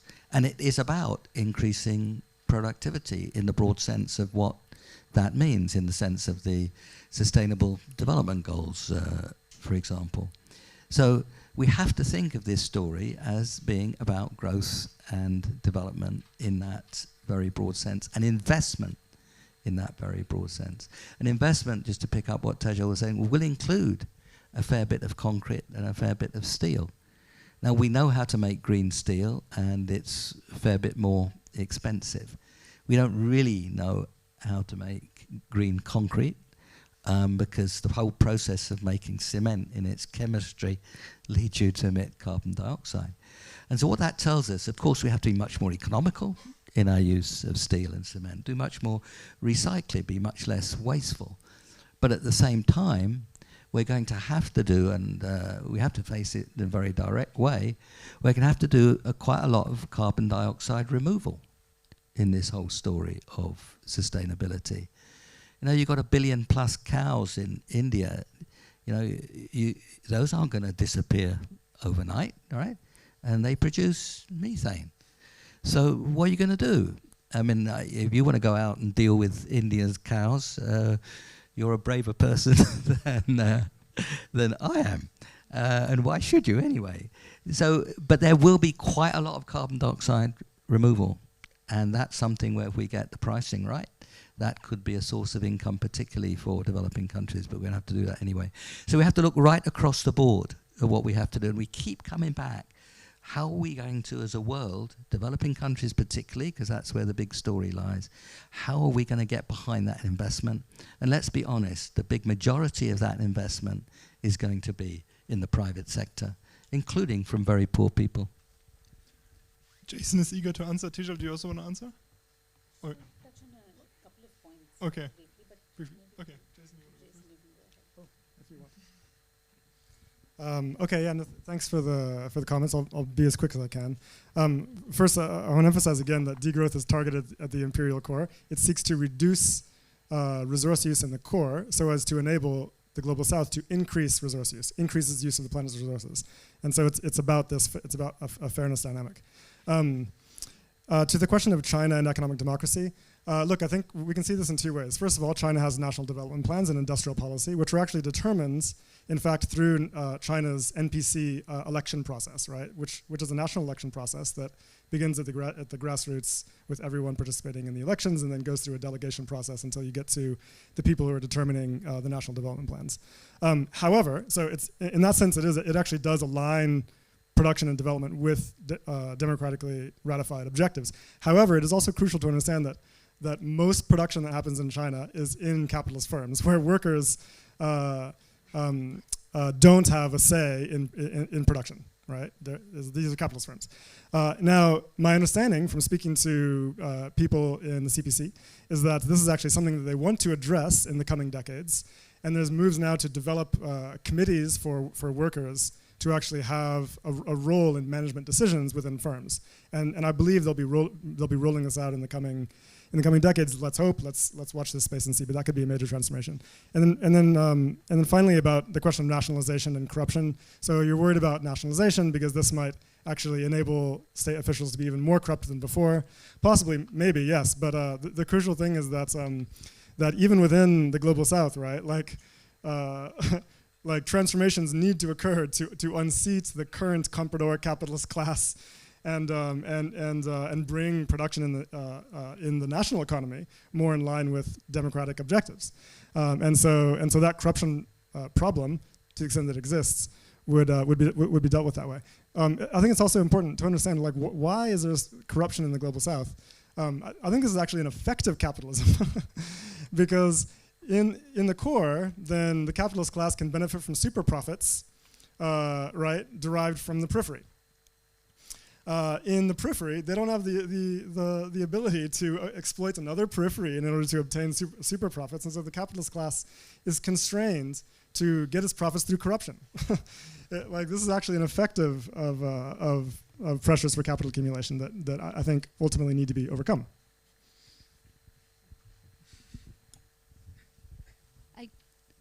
So I just wanted to touch on something that perhaps we've not discussed so far. And, you know, I think Jason started off with, didn't use the term degrowth at all. And I think that's necessary. I think otherwise you spend a lot of time explaining what degrowth is not, rather than calling for socialism or distributive justice as you really want to. So, you know, one of the things that I wanted to discuss, which hasn't been discussed so far, is the concept of planetary boundaries. Now, this is in itself, I mean, it's simplified. It is very attractive. It's a very simple sort of way in which you can take science to the people, and we are all very uncomfortable with questions of uncertainty, right? So when you're told that there's a boundary, it's all, you know, there's no probability associated with this or that. It's quite attractive. But there is a fundamental assumption here that the planet of some thousands of years ago, or maybe even 200, a pre-industrial planet, was somehow stable, right, and benign. And it is human interference that in fact destabilizes it. It's also, so there's a view of the planet or nature as above human society. The fact that we transform nature through work is of course true, but then we transform ourselves as well in that entire process. So this understanding of static planetary boundaries is somehow a little difficult to reconcile. It also then sort of tends to go towards more romanticized, idealized versions of this imaginary past, which was benign, great for nature, but it was also full of oppression and exploitation of a large number of communities. It's not as if before the advent of capitalism there wasn't any exploitation. So, you know, one has to be a little careful about how this is used. And I would disagree that, you know, somehow beyond 2 degrees Celsius, of course there will be more impacts. Of course there will be, there are uncertainties. But will the world become uninhabitable beyond 2 degrees Celsius? I mean, that's debatable. 2 degrees Celsius was a negotiated target. It was negotiated precisely because there are a lot of other concerns, not just reducing emissions, but building, you know, climate resilience, adapting to climate change, eradicating poverty, etc., all of which is in agreed documents across countries. So does the world become uninhabitable? Does it become more uncertain? Does it become more unpredictable? Yes. But this hard boundaries across many of those, and there are of course debates within the discipline itself about whether the nature of some of those boundaries are in fact planetary or not. Climate, of course, is planetary, undisputably. So that is something that I wanted to sort of just flag here, that perhaps it's a little, we need to be a little more, need to have a little more discussion about the use of the term planetary boundaries. Thank you. So we take 3 more questions.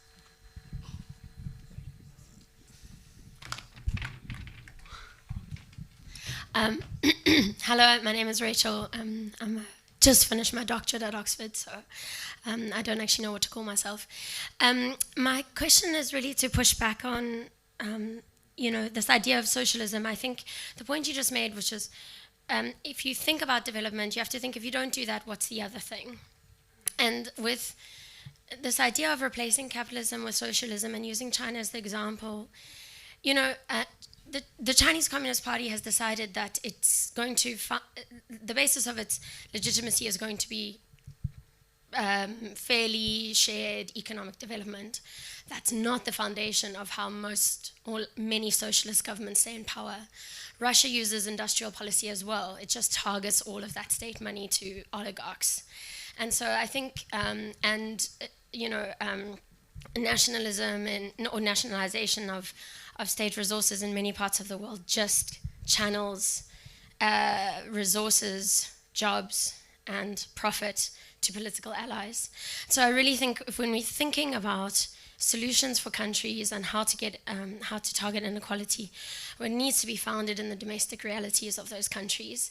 And China having like 3,000 years of bureaucratic exams and a communist party that really only in the last like 2 decades has made economic development as the foundation of its legitimacy, I think is underscoring the risks of a lot of the things that you're saying, and it's encouraging us to replace the system that really replaced rural,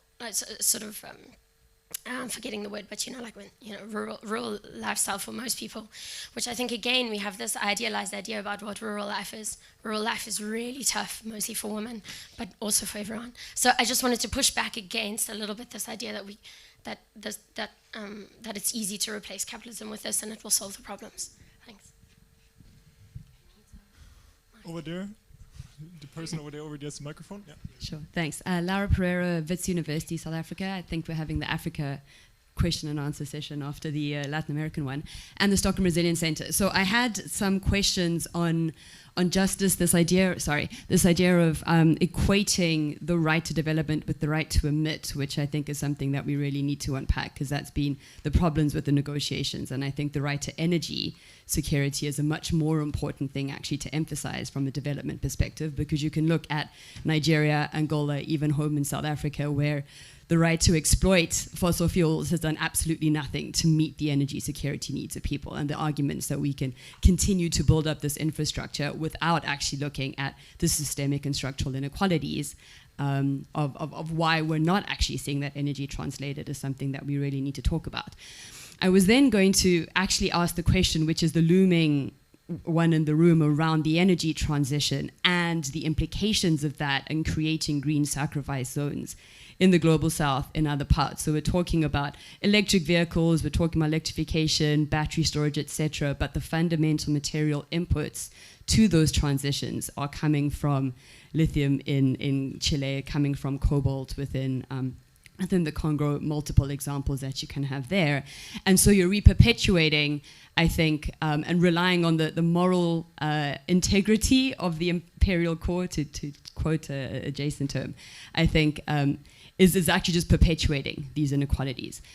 So I'd really like to hear the justice implications of those energy transitions and how they're actually playing on the Earth system boundaries. And this is where I need to put my Earth system ecology hat on and say that so when you're talking about 2 degrees, you're willing to sacrifice entire small island states' existence, right? You're actually looking at fundamentally untenable conditions in most parts of the global south. So yes, it will be habitable for the billionaires, for the rich, for those who are able to adapt, but fundamentally it's not going to be for exactly the people that we're looking at. But the problem is we're starting to look at carbon removal through planting of trees, through other things, which is actually impacting on the biosphere, on biodiversity in vast parts of the global south. So again, we're seeing this perpetuation that we're not actually breaking down in this conversation, and I'd really like to hear your thoughts on that. Thank you. Thank you. So we have 7 minutes left, but I promised 3 questions. So one very brief question, please. Hello. Hey, thank you so much for your contributions. My name's Oscar. I'm a master's student. I'll be super quick. It's basically, my question's about institutions, and I want to tie it back to 2 things that have been brought up a bit. One is the point about climate denialism being on the rise in the global north and the place that has to degrow the fastest, and then also the point about speed, right? We really need to hurry in this transition, especially in decarbonizing the global north. And I want to ask a bit about what institutions have the capacity to lead that in a democratic way, specifically when the national arena is becoming increasingly climate denialist and democratically backsliding. And what we're seeing a lot in the global north is cities and these subnational institutions leading this effort to decarbonize and to actually be democratically accountable. So what role do you think in the global north can cities and the subnational play in leading this transition when the multilateral and national level has basically become static? Thank you. Okay, one last round of answers, 1 to 2 minutes each. Jason, do you want to start? There was the first question about socialism. I can do that, yeah. Yeah, thanks everyone. So I've got to point out two quick things here. First is that Russia is not a socialist economy. Russia is a massively capitalist economy as a result, by the way, of Western interventions that destroyed socialism in Russia through brutal sanctions and political pressure and threats of warfare, and transformed it into, like under the tutelage of the World Bank and the IMF, into the insane capitalist hellscape that it is today. So Russia's not a good example. About China, I'm simply saying, like they're implementing industrial policy in a way that we can learn from. This does not mean we have to accept everything about the Chinese political or economic system. We can obviously have debates about that. But in terms of their use of industrial policy, particularly for climate-related production, we simply have to pay attention. We simply have to. I will also add here that we have a very esteemed colleague in our presence, Jean Drèze, who was mentioned earlier, who published in the 1980s, I think, if I'm not mistaken, a very brilliant piece that I think is woefully undercited, where he basically assessed the performance of the socialist economies in the 20th century versus their capitalist counterparts.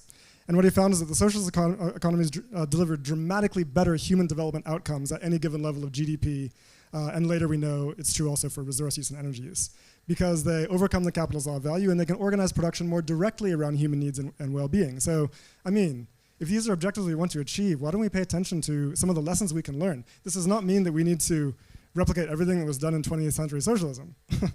But this should be part of our skill set, part of our toolbox, part of our conceptual capacity. I'm going to leave the lithium question to I guess, probably you, Tejal. but I also just want to say, you put it absolutely perfectly. Let me just close on this. And this is actually, I should have made this point myself. But really, like, I don't see degrowth as the horizon or the movement. It's just not. It's not a coherent political movement. I don't think it's a good horizon in and of itself. I think we have to understand degrowth transformation in the core as part of a broader post-capitalist transformation and part of an anti-imperialist transformation in the world system, right? Like ultimately it is economic democracy that is the objective. This has to be achieved in order for us to have any hope of being able to scale down the auto sector or the industrial beef sector, right? Like you actually have to overcome the capitalist law of value to do those things. And so I think that the horizon here is post-capitalism and anti-imperialist transformation. And then degrowth would just be a part of what you're doing to build a better world, a better and fairer world. But that doesn't need to be the movement or the horizon. Thank you, Tejal. Nick, do you have last thoughts that you want to share? Thank you. One of the, I'm obviously I'm an economist by trade and inclination, but the longer I stayed in all this, the more it's clear to me that we have to take political philosophy, political science, and moral philosophy much more seriously. A, because they're at the heart of what we're talking about, but B, because they're at the heart of the practicalities. And what we're talking about here, in terms of public policy that tries to steer in developed and developing countries both, investment into much more productive, much more efficient, much less damaging ways. We're talking about a role of the state which is very different from the market fundamentalism of the 1980s and 1990s. But there's a difference between a much more active state and total public ownership or an economy which is run in a very controlled way. But that role of the state is fundamental to all this. And it works with public policies, it works with standards, it works with sense of direction, it works with taxes, it works with subsidies, it works with how finance actually functions.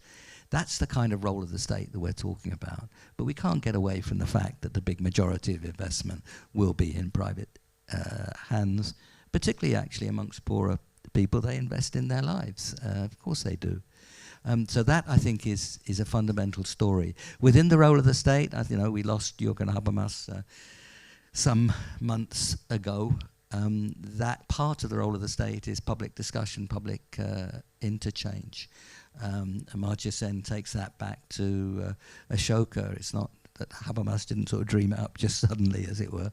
But that it brings legitimacy in a way that A, is a value in its own terms, but also makes public policy having a much better chance to succeed. So that's in part an answer to your question about institutions. I think the legal institutions are going to be helpful. I didn't think that actually 20 years ago, but the more they really are kicking in, and the statement of the International Court of Justice, I think, was really quite valuable a bit over a year ago.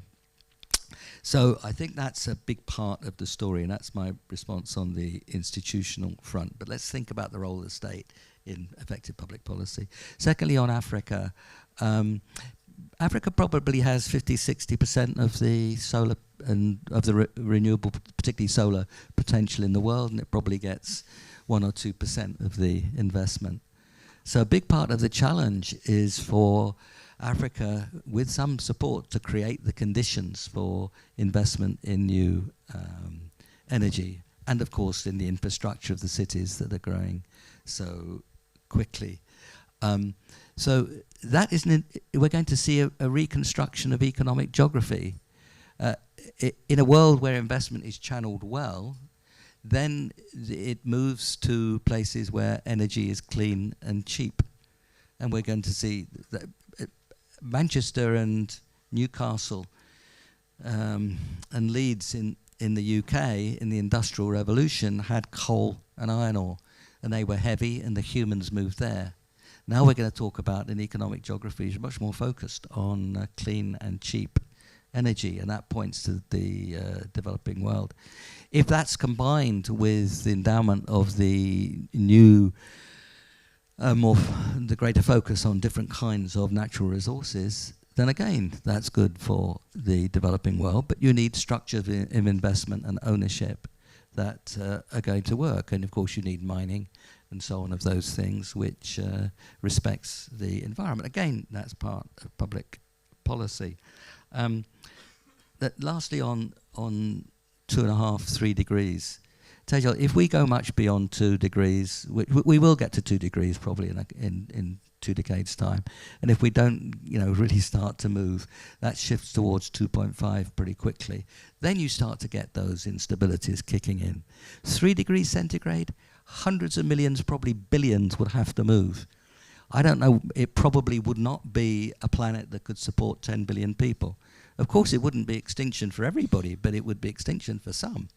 And the process of moving from 10 billion to 5 billion on the planet is going to be really pretty horrible, right? And the antithesis of development and the antithesis of inequality. So let's not relax about drifting too far beyond 2 degrees. Of course, boundaries are not boundaries in the absolute sense. They're boundaries in the sense that the probability of horrible things happening goes up pretty fast as you go beyond them. Finally, a thank you. See, most of the time I'm on panels where people think I'm an idealist and probably extreme in the pursuit of ideals. You make me look fantastically reasonable to audiences other than here. And that's a real contribution, so I thank you for that. Thank you.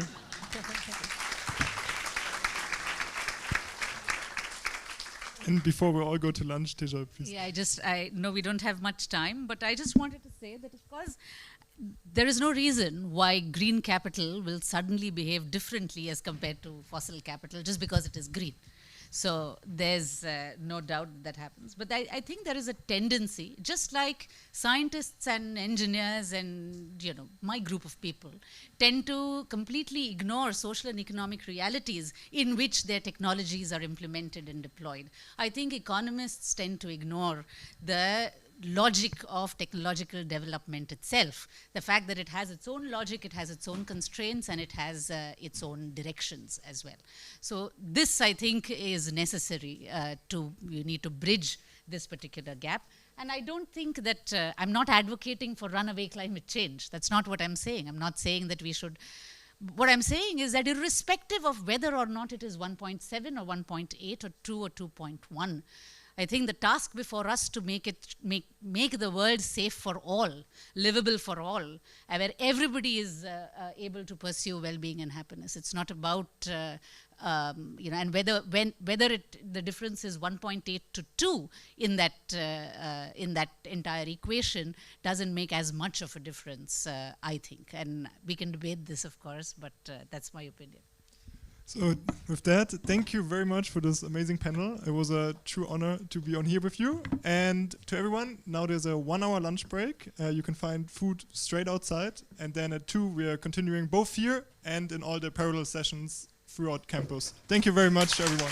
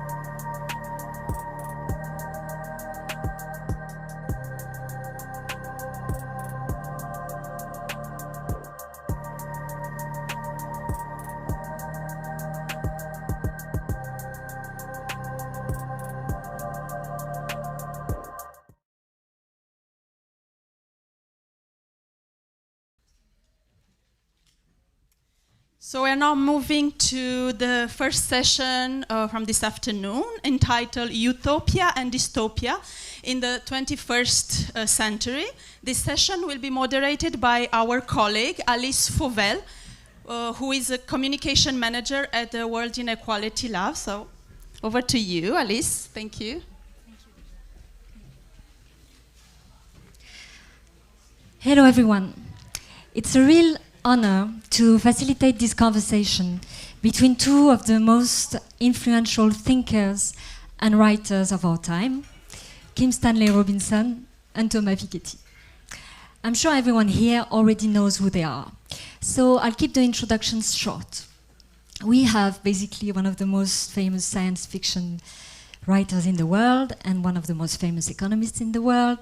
Both are authors of best-selling books that have shaped how people think about the future, and more importantly, have helped move ideas from the page into public debate and action. Kim Stanley Robinson is very well known for his Mars trilogy, but today we'll focus more specifically on the Ministry for the Future that was published in 2020. Thomas Piketty is best known for monumental books like Capital in the 21st Century and Capital and Ideology. But today, we'd like to focus the discussion on the collective project that we launched this morning, the Global Justice Report. The title of this session is Utopia and Dystopia in the 21st Century. In the next hour and a half, we're going to think about the future. We want to think about a more optimistic future. Some might even call a utopian one. And to be clear, we're not talking about the future fantasized by techno-billionaires, where a fortunate few escape to Mars while the rest are left behind to deal with a climate catastrophe.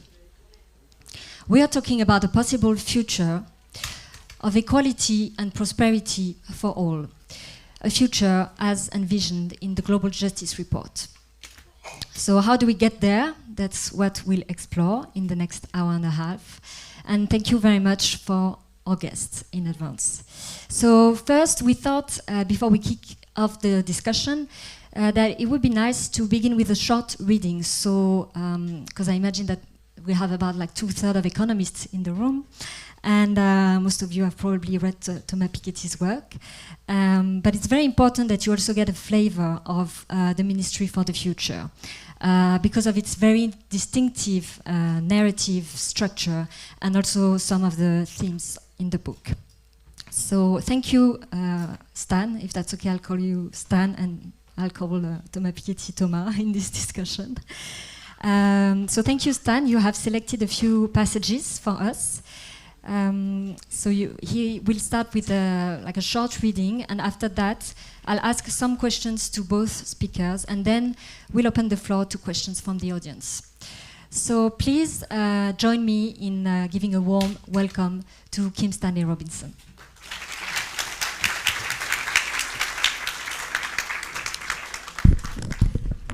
Thank you, Alice, for that kind introduction, and thank you, Thomas, for this opportunity. And I will indeed read 4 short passages from the Ministry for the Future that seemed appropriate for this event. But I promise it won't take more than about 16 minutes, and I'll try to make sure of that. I was born small, as so many things are, a marsupial, perhaps. People came to me and reached inside me to pass things to each other. I helped them do that. When I was young, I had no blood, and people moving things around inside me had to do it by feel. They had to decide by feel alone which things were equally useful to them, and so few things are equally useful. Indeed, only 2 identical things are equally useful: 2 hearts, 2 livers, 2 drops of blood. So in people's attempts to pass things around, there was friction. It was time-consuming and unsatisfactory. People would sometimes say, all things being equal, but this was never the case. So I was judged to have a difficult and unsatisfactory body until my blood finally came into me in stomach acids, all the fluids of metamorphosis, of life. Then things dropped into me could be digested and moved elsewhere in my body to do something else. My stomach made disparate things the same by way of digestion into blood. This made food of all the things that brought into me, and I quickly grew. I am an omnivore. And as I grew, I ate more and more. Everything fed to me made other things. I digested things and turned them to blood, which moved around in me and helped to reconstitute some other things of use, bone or muscle or some vital organ. Helping in this process were my mouth, esophagus, intestines, arteries, veins, all of which grew with me, making a whole body out of which new things, also useful, could grow, things people wanted. I grew and grew and grew. In this process, as in any body, there were useless residues not taken up in the new process, which left me in the usual ways. Thus, sweat, urine, shit, tears.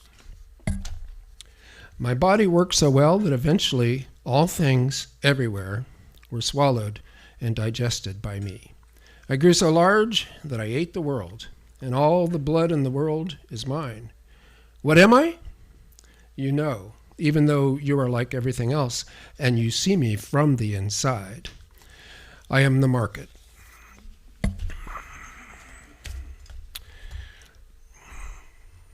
I joined the U.S. Navy out of high school. I wanted to get out of town, see the world kind of thing. From Kansas, this seemed like a good way. My mom was worried, but my dad was proud. The Navy needs more competent women, he said. You'll show them what for. I love my dad. So I put in 8 years. Parts of those years were messy, mostly relationship stuff. I'm not going to get into that. Everyone is the same. We all fuck up until we get lucky, if we do. Then, if you're smart enough to see your luck and act on it, things can work out. They have for me. But this is about the U.S. Navy. When I joined, I was paid about $25,000 a year. It doesn't sound like much, but I was also given free room and board and educated in a number of different jobs. So I was free to bank most of my salary if I wanted to, and I did. Eventually, it adds up. More on that later. The main thing I want to say is that being Navy was something I was proud of. This was not at all uncommon amongst my fellow sailors. We had good esprit de corps. I don't know if it's the same in the other branches of the military. I wouldn't be surprised if it was, although we often made fun of them for being stupid compared to us. Not unusual, I know. The thing is, the Navy is well run. I have the impression it's one of the more widely respected and well-run institutions anywhere. Among other things, we've run 83 nuclear-powered ships for 5,700 reactor years and 134 million miles of travel, all without nuclear accidents of any kind. I lived within a few feet of a nuclear reactor for 3 years. No harm, no foul. My dosimeter showed just about the same as yours would, maybe even better. How can that be? Because the system was engineered and built for safety, whatever the cost. No cutting corners to make a buck. Done that way, it can work. Probably the Navy should run the country's electricity system. I'm just saying.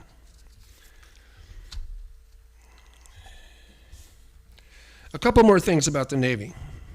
Now that pebble mobs exist, this is an early name for drones, I guess, none of our ships could survive an attack by hostiles who have such systems. It just wouldn't work. Nothing can stop those. You don't have to have gone to Annapolis to figure this out. The upper brass don't talk about it. No one talks about it because it would be too mind-boggling. Would you just throw in the towel, say, whoops, we are now like the cavalry or flint-tipped spears or a sharp rock in the hand? No, not right away. You wouldn't say that. So what it means is that the submarine fleet is all we've got in a real war. And since the threat from submarines is nuclear, as in atomic, end-of-the-world kind of stuff, hopefully they won't ever be used. So in practical terms, until the subs rearm, maybe with pebble mobs of their own, I wouldn't doubt that that has even already happened. As a military force, the Navy has been taken completely off the table. All navies have. In any real war, the whole surface fleet would be soon on the bottom. Not a happy thought. But, so think of the Navy in peaceful times. And given these pebble mobs, maybe peaceful times are what we've got now. Very fucked up peaceful times. Low intensity, asymmetrical, insurgency, terroristical, climate refugees, peaceful times.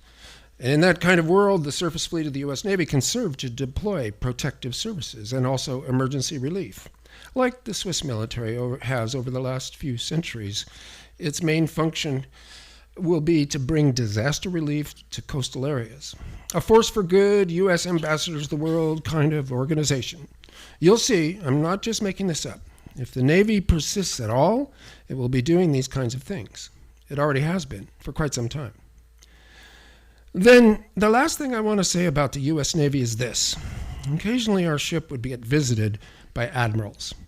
Even destroyers and minesweepers would get visited, like for inspections or courtesy tours or whatever.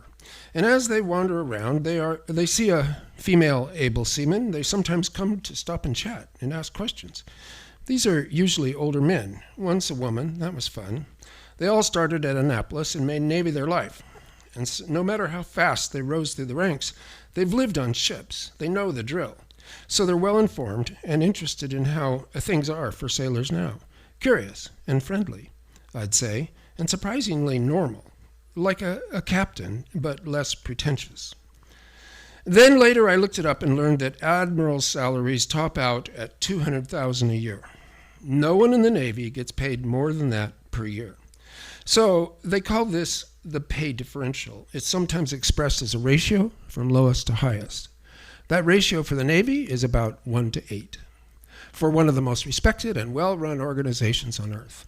Sometimes this gets called wage parity or economic democracy, but let's just call it fairness, effectiveness, esprit de corps, 1 to 8. No wonder those admirals seem so normal. They were. Whereas, in the corporate world, I've read the average wage ratio is like 1 to 500. Actually, that was the median. 1 to 1,500 happens pretty often. The top executives in these companies earn in 10 minutes what it takes their starting employees all year to earn. Ponder that one for a while, fellow citizens. People talk about incentives, for instance. Economists talk about incentives. A word from business schools. Who is incentivized to do what in a wage ratio of 1 to 1,000? Those getting 1,000 times more than the starting wage earners, what's their incentive from out of that situation? To hide, I'd say. To hide the fact that they don't actually do 1,000 times more than their employees. Hiding like that, they won't be normal. They'll be bullshitters. And for the lowest income folks, what's their incentive? I'm not coming up with one right off the bat, but the ones that do eventually come to mind sound cynical or beat down or completely delusional. Like, I hope I win the lottery, or I'm going to shoot up now, or the world is so fucked. You hear that kind of thing, right? Maybe incentive isn't the word here. Disincentive, to keep it in that lingo. When you get one pay amount and someone doing something easier gets 1,000 times that pay amount, that's a disincentive to care about anything. At that point, you throw a rock through a window, or you vote for some asshole who is going to break everything, which may give you a chance to start over, and if that doesn't work, then at least you have said fuck you to the 1,000 getters, and so on. So, what if the whole world ran more like the U.S. Navy? What if the standard, or even the legally mandated maximum wage ratio, was set at, say, 1 to 10, being so easy to calculate, with the lowest level set high enough for life adequacy, or decency, or however you want to call it, enough for a decent life, which then 10 times that, that's a lot. I mean, think about it. Count it on your fingers and thumbs, seeing the enough amount on the tip of each digit, all 10 stuck together at the end of your arms, looking back up at you. Enough times 10 is fucking luxurious. Works for the U.S. Navy. Hoo-yah! That's what the U.S. Navy always says at the end of their parties. All right. Everyone knows me, but no one can tell me. No one knows me, even though everyone has heard my name. Everyone talking together makes something that seems like me, but is not me. Everyone doing things in the world makes me.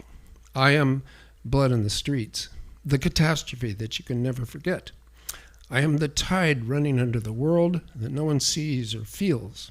I happen in the present, but am told only in the future, and then they think they speak of the past, but really they are always speaking about the present. I do not exist, and yet I am everything. You know what I am? I am history. Now make me good. Okay, last one. Possibly some of the richest 2% of the world's population have decided to give up on the pretense that progress or development or prosperity can be achieved for all 8 billion of the world's people. For quite a long time, a century or two, this prosperity for all goal had been the line taken, that although there was inequality now, if everyone just stuck to the program and did not rock the boat, the rising tide would eventually float even the most high and dry among them. But early in the 21st century, it became clear that the planet was incapable of sustaining everyone alive at Western levels, and at that point, the richest pulled away into their fortress mansions, bought the governments or disabled them from action against them, and bolted their doors to wait it out until some poorly theorized better time, which really came down just to the remainder of their lives, and perhaps the lives of their children if they were feeling optimistic. Beyond that, après moi, le déluge. A rational response to an intractable problem. But not really. There was scientifically supported evidence to show that if the Earth's available resources were divided up equally amongst all 8 billion humans, everyone would be fine. They would all be at adequacy, and the scientific evidence very robustly supported the contention that people living at adequacy and confident they would stay there, a crucial point, were healthier and thus happier than rich people. So the upshot of that equal division would be an improvement for all. Rich people would often snort at this last study and then go off and lose sleep over their bodyguards, tax lawyers, legal risks, children crazy with arrogance, love not at all fungible, overeating and overindulgence generally, resulting health problems, ennui, existential angst. In short, an insomniac faceplant into the realization that science was once again right, that money didn't buy health or love or happiness. Although it has to be added that a reliable sufficiency of money is indeed necessary to scaffold the possibility of those good things. The happy medium, the Goldilocks zone in terms of personal income, according to sociological analyses, seem to rest at about $100,000 a year, or about the same amount of money that most working scientists made, which was a little suspicious in several different senses, but there it stood, data. And one can run the math. The 2000 Watt Society, started in 1998 in Switzerland, calculated that if all the energy consumed by households were divided by the total number of humans alive, each would have the use of about 2,000 watts of power, meaning about 48 kilowatt hours per day. The society members then tried living on that amount of electricity to see what it was like.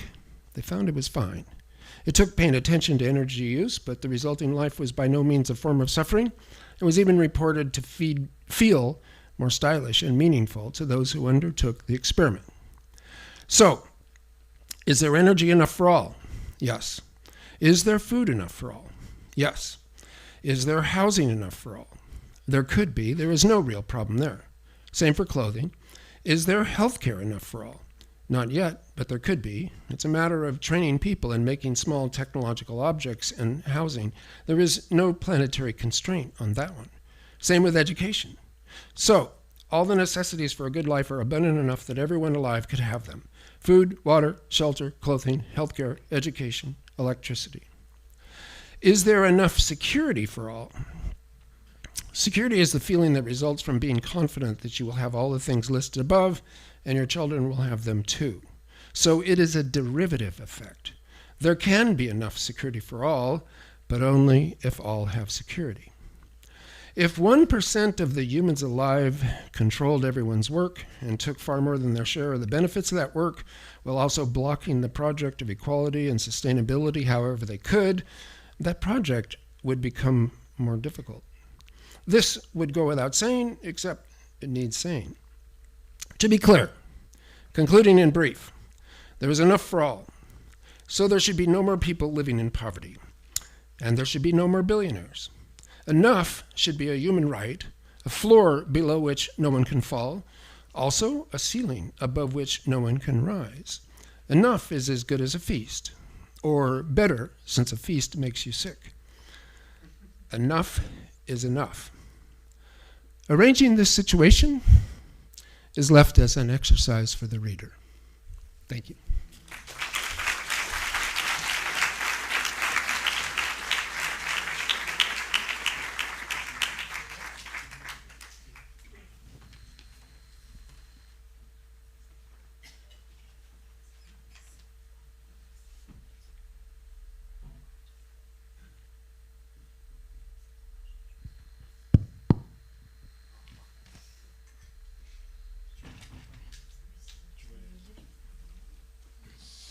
Thank you very much, Stan. I love this. I love this because it also reminded me why I love the book in the first place, and because it touches on really like some very deep issues. And thank you for selecting those passages also on inequality. But I also forgot that there's a lot of humor in this book, and I guess that's something else that you two have in common. So thank you for that. And okay, so I have two very brief questions to kind of get us into a more in-depth discussion afterward. But I wanted to start because this gives us like an idea of the narrative structure of the book and on some of the themes that are in the book. But I just wanted you to ask first, Stan.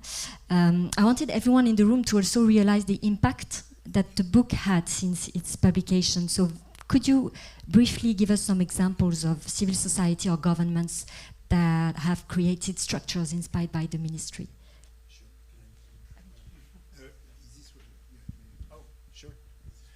Yeah, that's working, yeah. The book came out in October of 2020. It was written in 2019.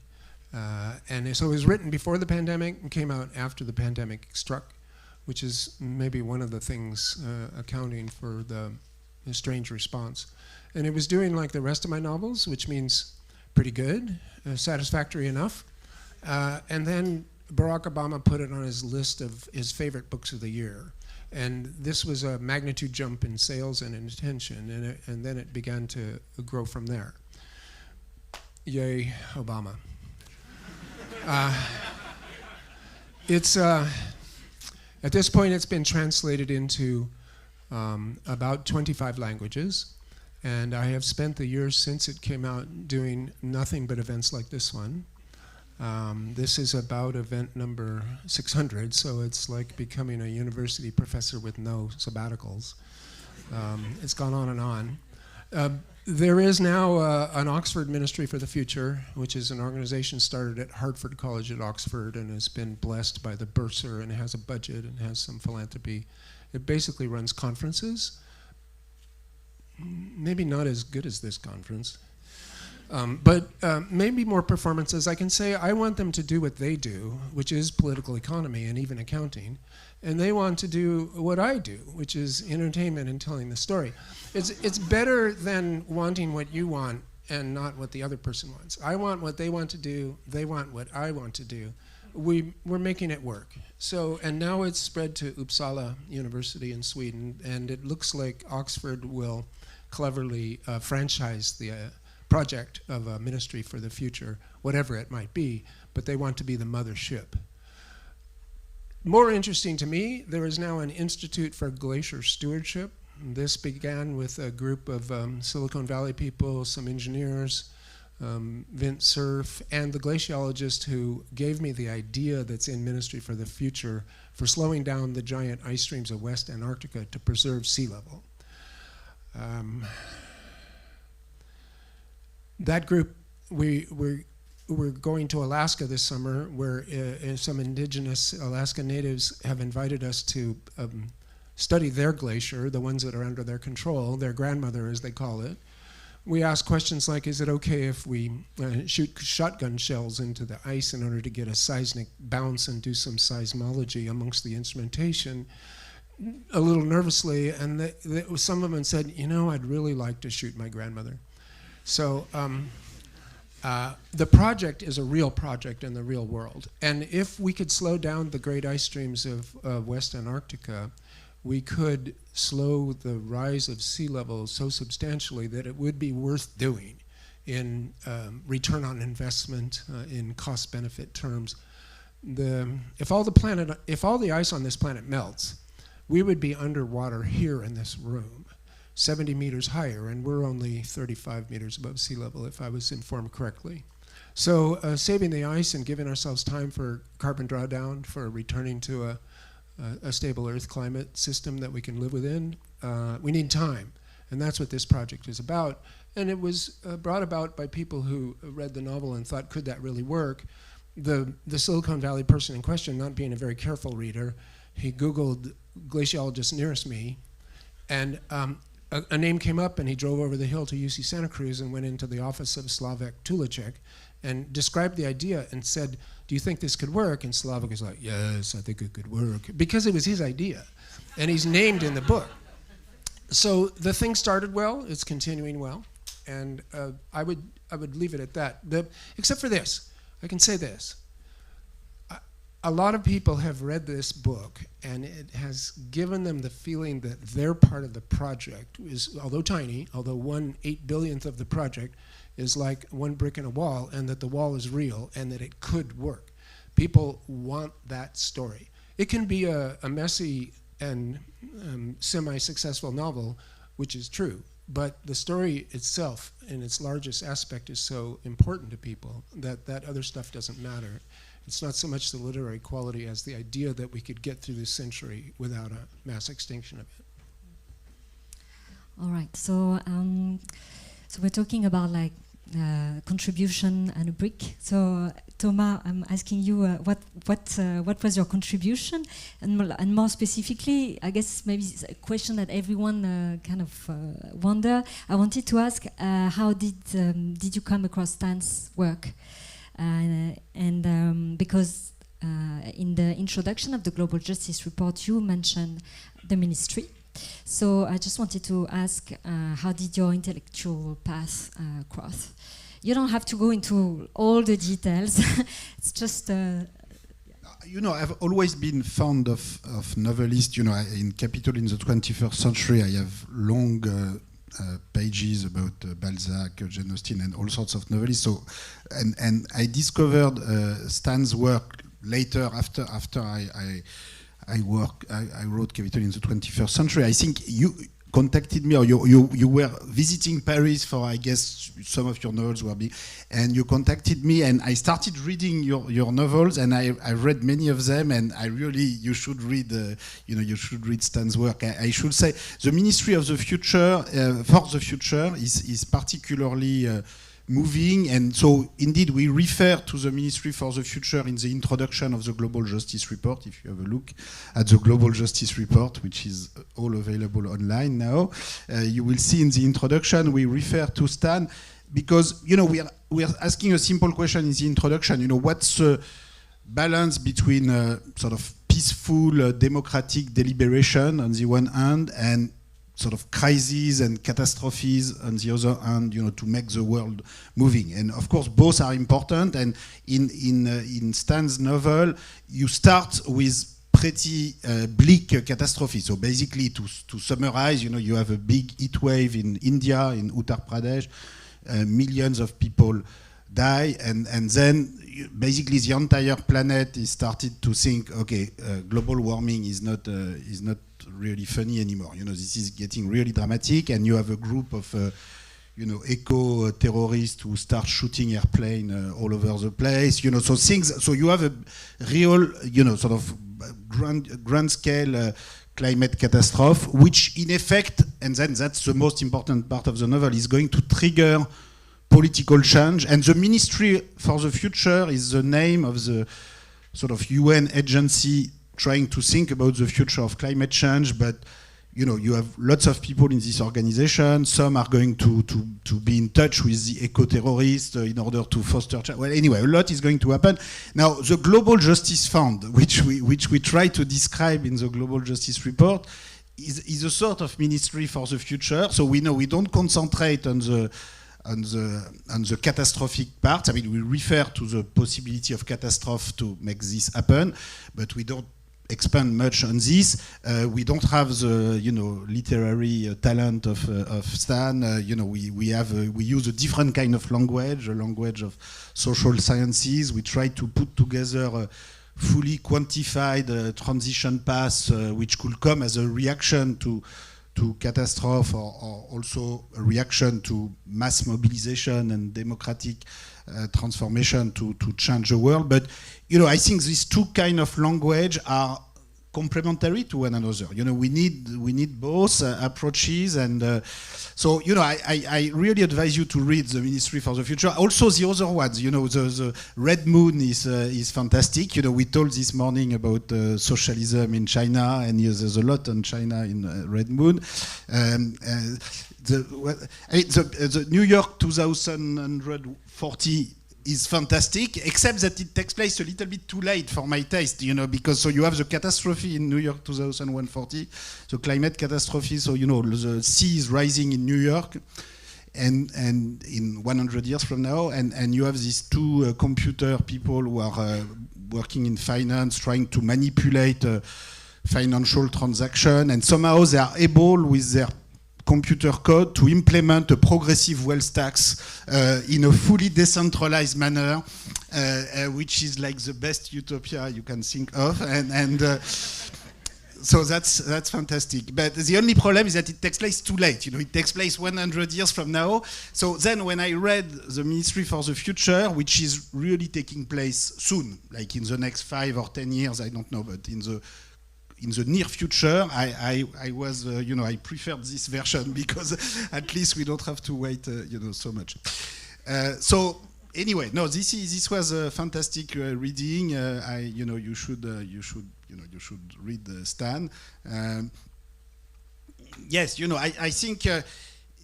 Utopia, do we need catastrophe to move to utopia? Do we need, first to have the experience of a sort of extreme dystopia before we go to utopia? I'm not going to have a big theoretical analysis of these terms, but, it's clear that there is a sort of dialectic between the two. So, sometimes people are asking us, given everything that's going on in this world, that is going in such a different direction from what you're talking about, why are you talking about cooperation? Why are you talking about, internationalism, global justice, equality, when you have Trump every day on the news doing what he does?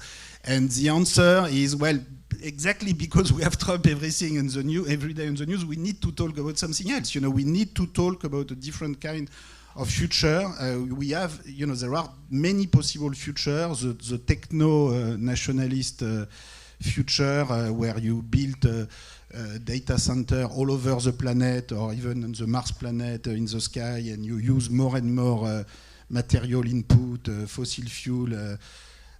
It's simply not going to deliver any desirable outcome for anybody. So it cannot last for very long. And so it's important to, I think, to prepare for something else. I don't know if it will necessitate the kind of catastrophe that Stan tells us about.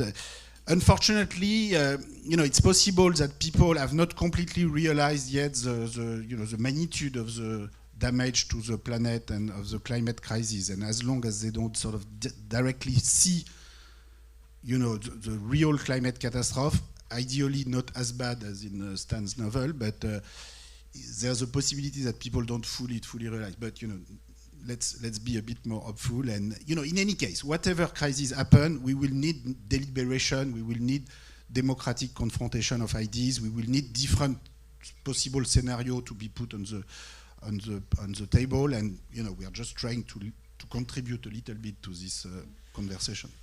Thanks. Just a quick follow-up question. I wanted to ask you, Stan, reflecting on what you just said, what galvanized people to act? How do you think crises or tipping points, or even like emotions, because there's a lot of that in the novel with the character of Frank. How do you think that this can drive personal and collective mobilization? I've wondered about this often myself. What will it take to get us to act? I think it's maybe the wrong question, that we're already acting. And one of my favorite teachers at the UN who I met at COP26 in Glasgow, Zaid Rad El Hussein, Jordanian diplomat who was the UN Undersecretary for Humanitarian Relief after Mary Robinson. And he said, I think it was just casually around the table, not to me, you don't have to be in a plane crash to know that being in a plane crash would be bad. So we don't have to have a mass death because we know that it's entirely possible, all too possible, and that it would be bad. And indeed, action is already happening because of the spreading of information like this. I want to add that just as I'm very pleased, the Ministry for the Future referenced in the summary of this new global justice report. There is also, I didn't read you the chapter on taxes in Ministry for the Future, which starts out, which what I thought was a very funny sentence: taxes are interesting, because they are, but most people don't agree with that. And in there, later on, there are indeed mentioned Piketty taxes, but by now we would be calling them Zuckman taxes. And so it's already a historical document rather than a present document. But when I read Capital in the 21st Century, but especially the summary of it in the New Left Review, which came out about the same time as the book, that was when I became aware. And that summary, I can say that since I've read Mars, which is in the early 1990s, I have been hunting for a political economy that I could use to be the framework or the foundation of a utopian novel where I could actually do something solid. And indeed, there was a review of Red Mars early on that said that this would be very interesting if Robinson knew anything about economics. And I was irritated, offended, of course I knew, but then I thought, actually, I don't know anything about economics, and so maybe this is true. And I've been studying it ever since. But I've been on the hunt for something that is, as Jesu was saying, post-capitalist. In whatever formulation, trying to stay away from the big words, but something that might work, that could be instituted now. And so it was with a feeling of great joy that I ran into the work of Thomas, and it's just a few years ago, and on from there. Maybe, so because I thought it would be interesting to zoom in on two topics that you mentioned in the book, and one of them is indeed taxation. So just a follow-up question on taxation, because so you wrote this before negotiations on the UN tax convention, before the idea of a global minimum tax on billionaires reached the G20 agenda, and before the Global Justice Report was launched. So I wanted to get your reaction not only to the Zuckman tax, but also the proposal in the report that is much more ambitious. We are talking about like progressive taxes rising to 20% annually on billionaires and 90% tax rate on the highest incomes. And yeah, kind of, do you think we are witnessing the beginnings of this kind of fiscal revolution that you mentioned in the book? And it would be interesting to also ask the same question to Thomas just after.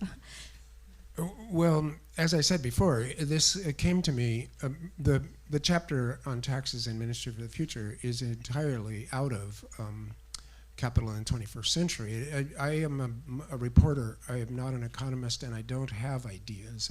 I read them in the papers and in the literature, and then I try to imagine them into a future. So that's where I found it. And being a California science fiction writer means that I have met at least a dozen examples of the Silicon Valley billionaire class. All of them men, which is already a sign something is wrong, and all of them mildly insane in this sense. They have the Midas touch. They can't trust anybody because they're so rich that when they touch people, the people turn to gold. And they can't, everybody in their lives, including even their partners, are they interested in me because I am interesting or because I'm fantastically rich? And they can never answer that question. So a really sharp progressive taxes that actually diminish the billionaire class to nothing would be good for them. It would be a blessing. It would be a blessing. Now, many of them don't agree with me on this, But when they gather, I sometimes propose to them, what's the smallest amount of money you could have and still be comfortable for you and your children?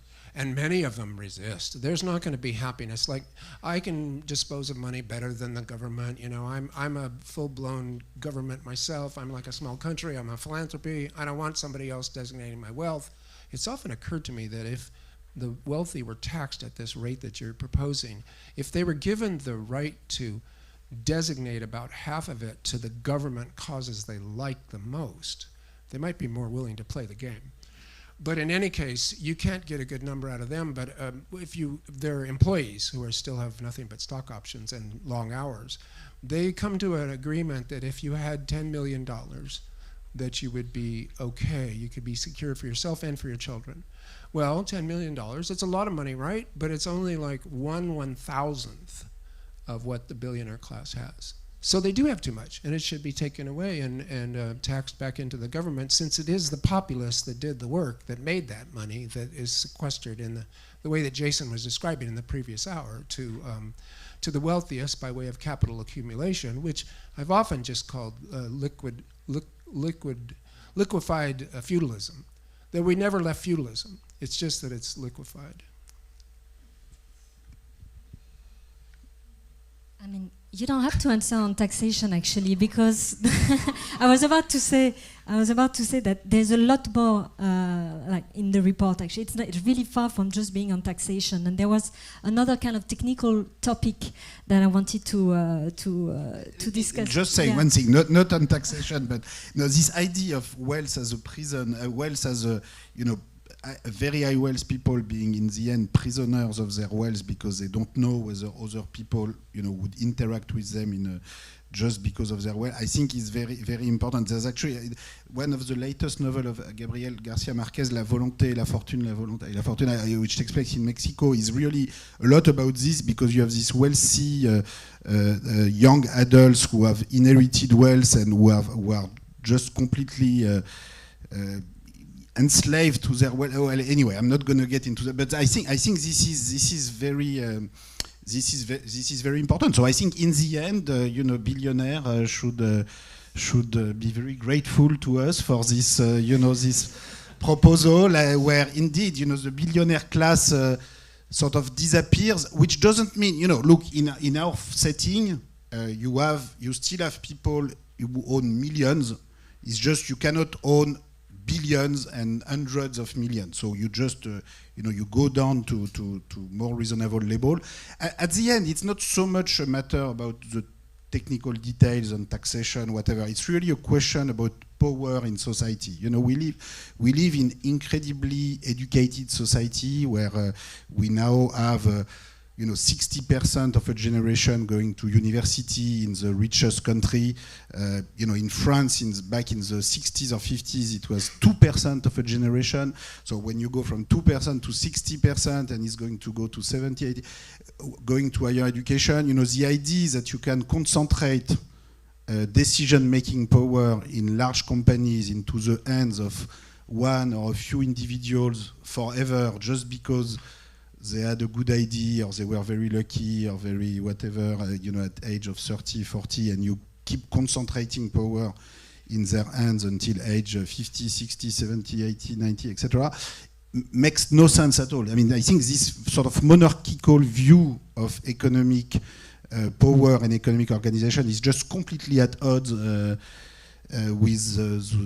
just the human reality of the 21st century, which is a society where thousands, millions of people have the skills to participate to decision making, and that's really the starting point of our report. Is the first section of the report is called Justice as Participation and Deliberation, and it's really about participation, not only to political decision making, but also economic democracy.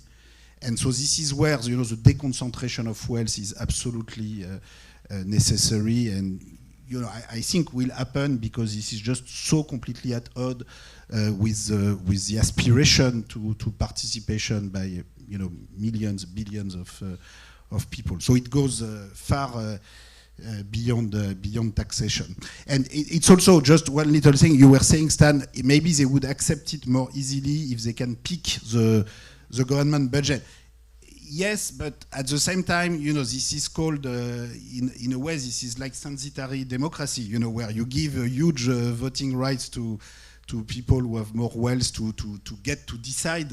So yes, they would probably be happier with this, but I'm not sure we want to go into this direction. Yeah, but whatever. But in any case, it illustrates that ultimately this is a question about power. It's much more than money or taxation.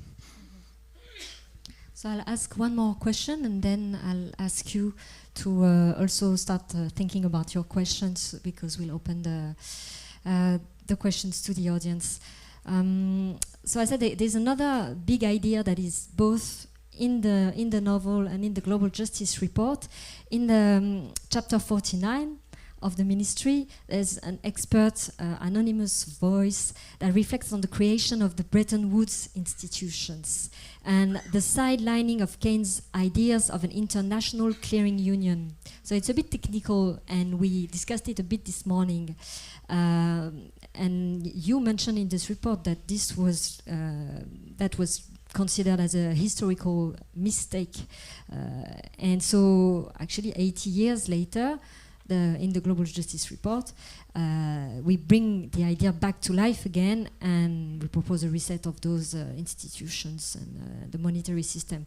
Maybe, Thomas, I can ask you briefly to summarize this part. Yes, sure.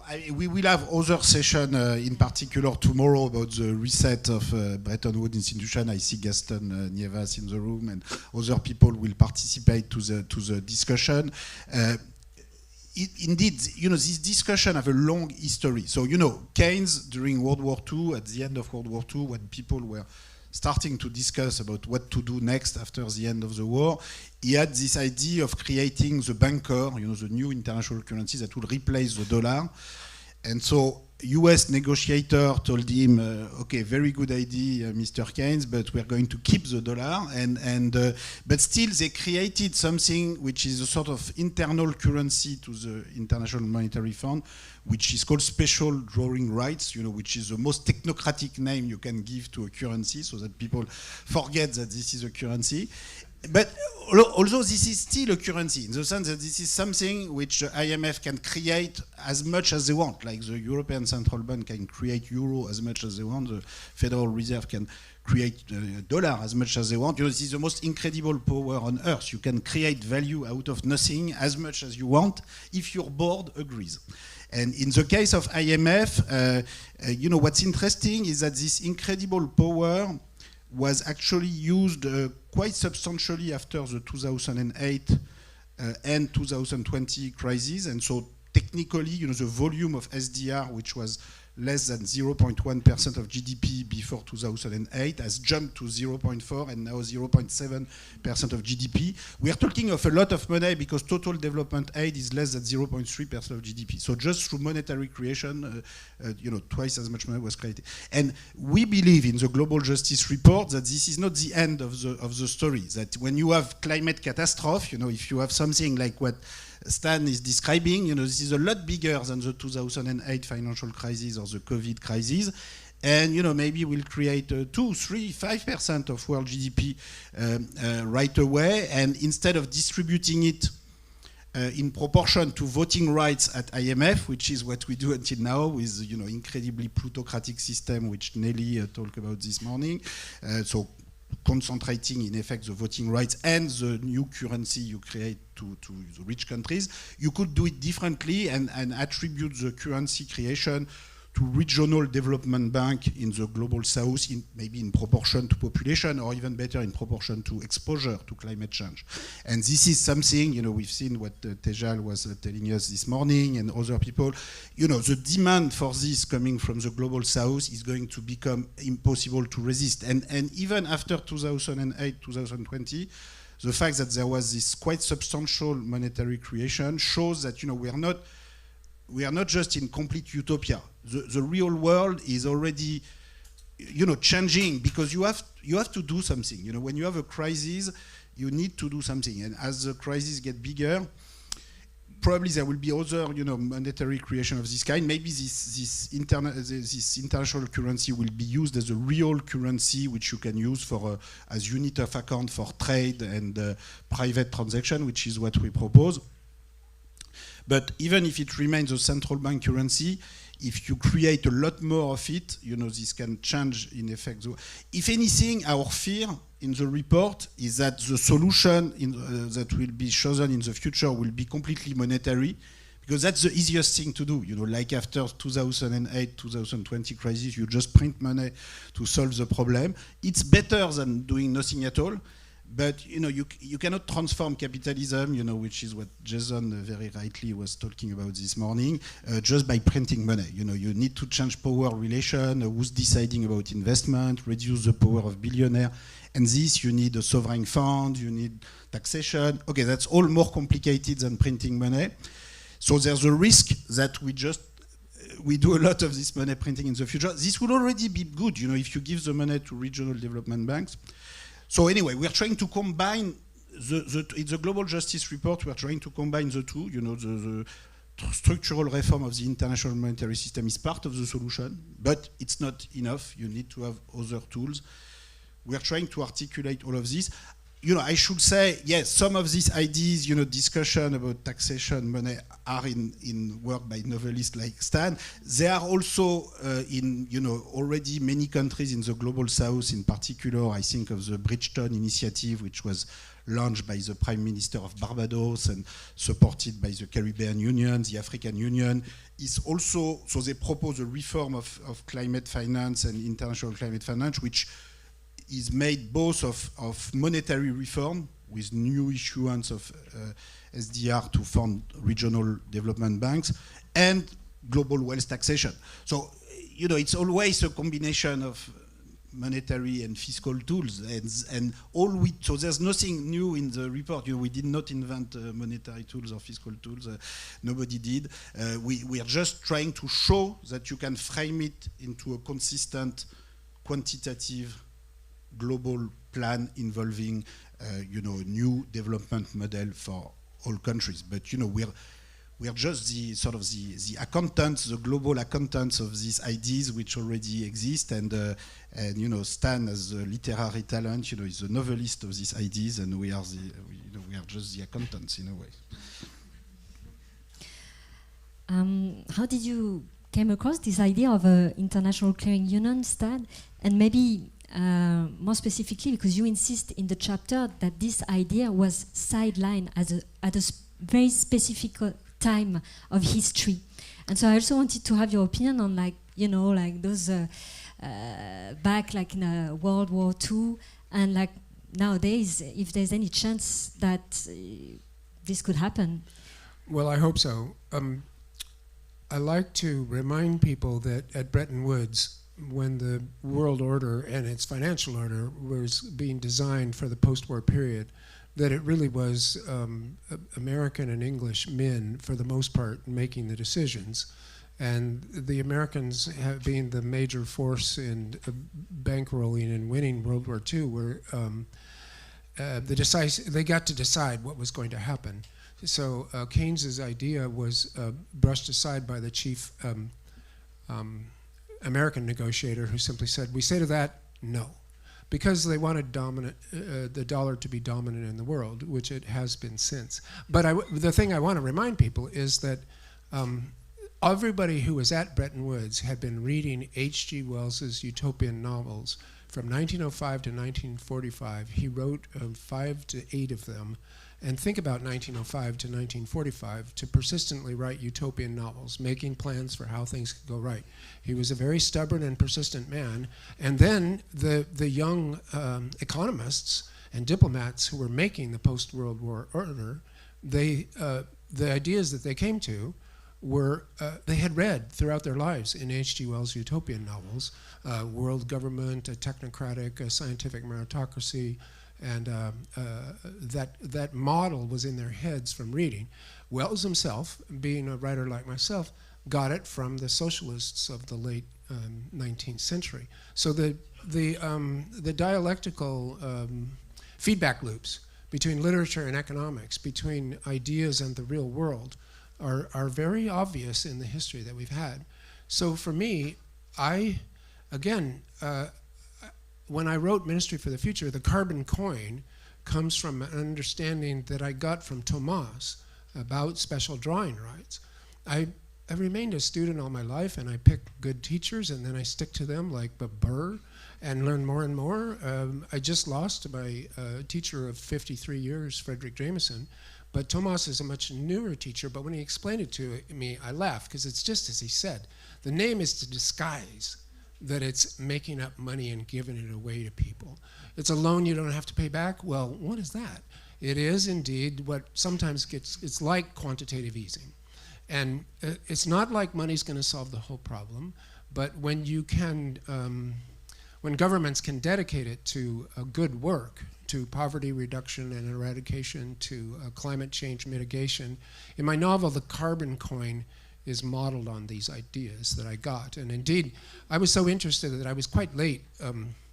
I was talking with Thomas in his office hours. Finally, my minder from my publisher had to come into the room and drag me out. And I was quite late to a meeting with the OECD.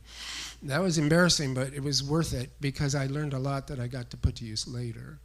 So yes, the ideas are out there. It is not as if these are entirely new in the world, which is good because they've been practiced and they've worked. And the quantitative easings of 2008 and of 2020, it did not wreck our trust in money. It didn't. It's even a prospected topic of dispute whether it added to inflation, whether it added to deflation. You can look at it and say, if you give it to the banks who made gambling errors, then you've done badly. That's 2008. If you give it to the small businesses that are going to go out of business, maybe you've done better. That's 2020. So lessons can be learned in the distribution of this monetary stuff. And maybe I can just also say that it was very interesting, the panel right before lunch. We had Nick, a Keynesian, we had Jason, a socialist, we had Teja, a poverty reduction, poverty eradication, and they all are right. There is no reason to, and Nick made this point, there's no reason to try to pick a right choice amongst these three angles on the problem. We need all those angles on the problem. And so in this spirit, you can make a composite praxis to go forward. So we have about 30 minutes left. We're going to have 2 microphones circulating in the room, one on each side. So I'm going to ask you now if you have questions to raise your hand. So, okay, we have lots of questions. We're going to take 2-3 questions at a time. If you can, stand up and introduce yourself, and if you want, you can tell us to whom the question is addressed as well. Thank you. Thank you so much for this conference and for this thinking. I'm Gabrielle Kohler from the UN Research Institute for Social Development, and since the UN has been mentioned a few times, and the future, we're talking about the future, and we have the Global Justice Report. I was wondering to what extent the Paris School of Economics is already helping to think about the Beyond 2030 agenda. As I think everyone in the room knows, we have the SDGs running out by 2030, not being accomplished. And there's thinking beginning now, what would a socially just environment within the planetary boundaries look like? And so I was just wondering if links are already being made. Thank you very much. I guess it's mainly to Thomas. Thank you.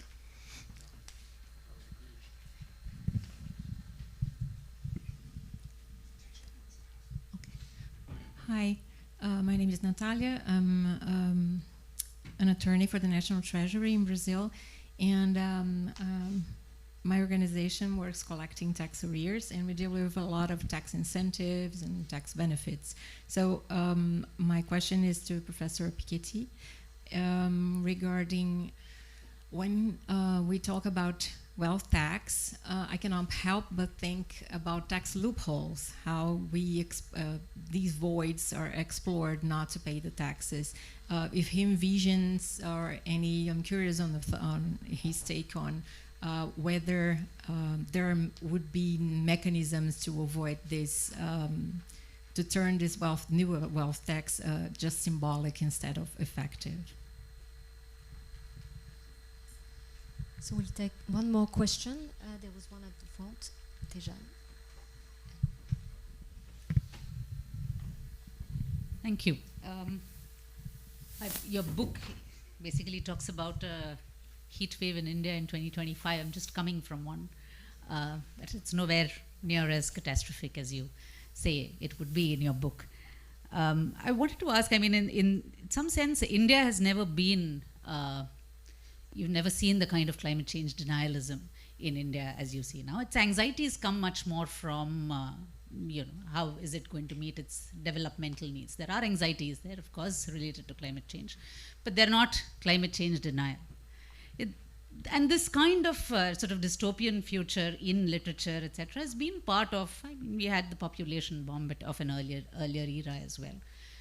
Does that work in terms of messaging in places where you actually need it to work, right? I mean, is the US really scared about even a huge amount of casualties in a place like India? A bunch of brown people dying, does it matter, really?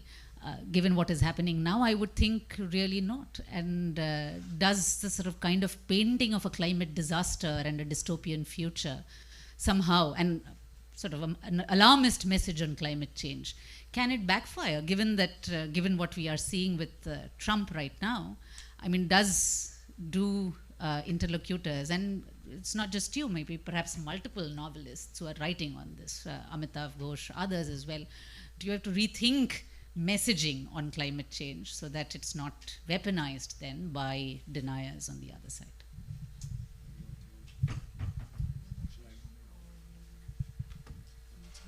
So there's just one more question, Rowaida, at the front. So that maybe you have two questions. Hello, you saw me earlier. Rowaida Moshrif, co-director at the Well. I have a question about another dystopian, which basically, what if the world goes to a worse scenario, in the sense like another climate crisis and the rise of authoritarian regime everywhere? And I'm referencing basically to The Handmaid's Tale, basically, where one way to save the planet is actually to have authoritarian regime all around the world in order to reduce our carbon footprint. Is this a sort of like an outcome that you have thought about? And in that case, like, I mean, it's kind of very dark, but I would like to hear your point of view about it.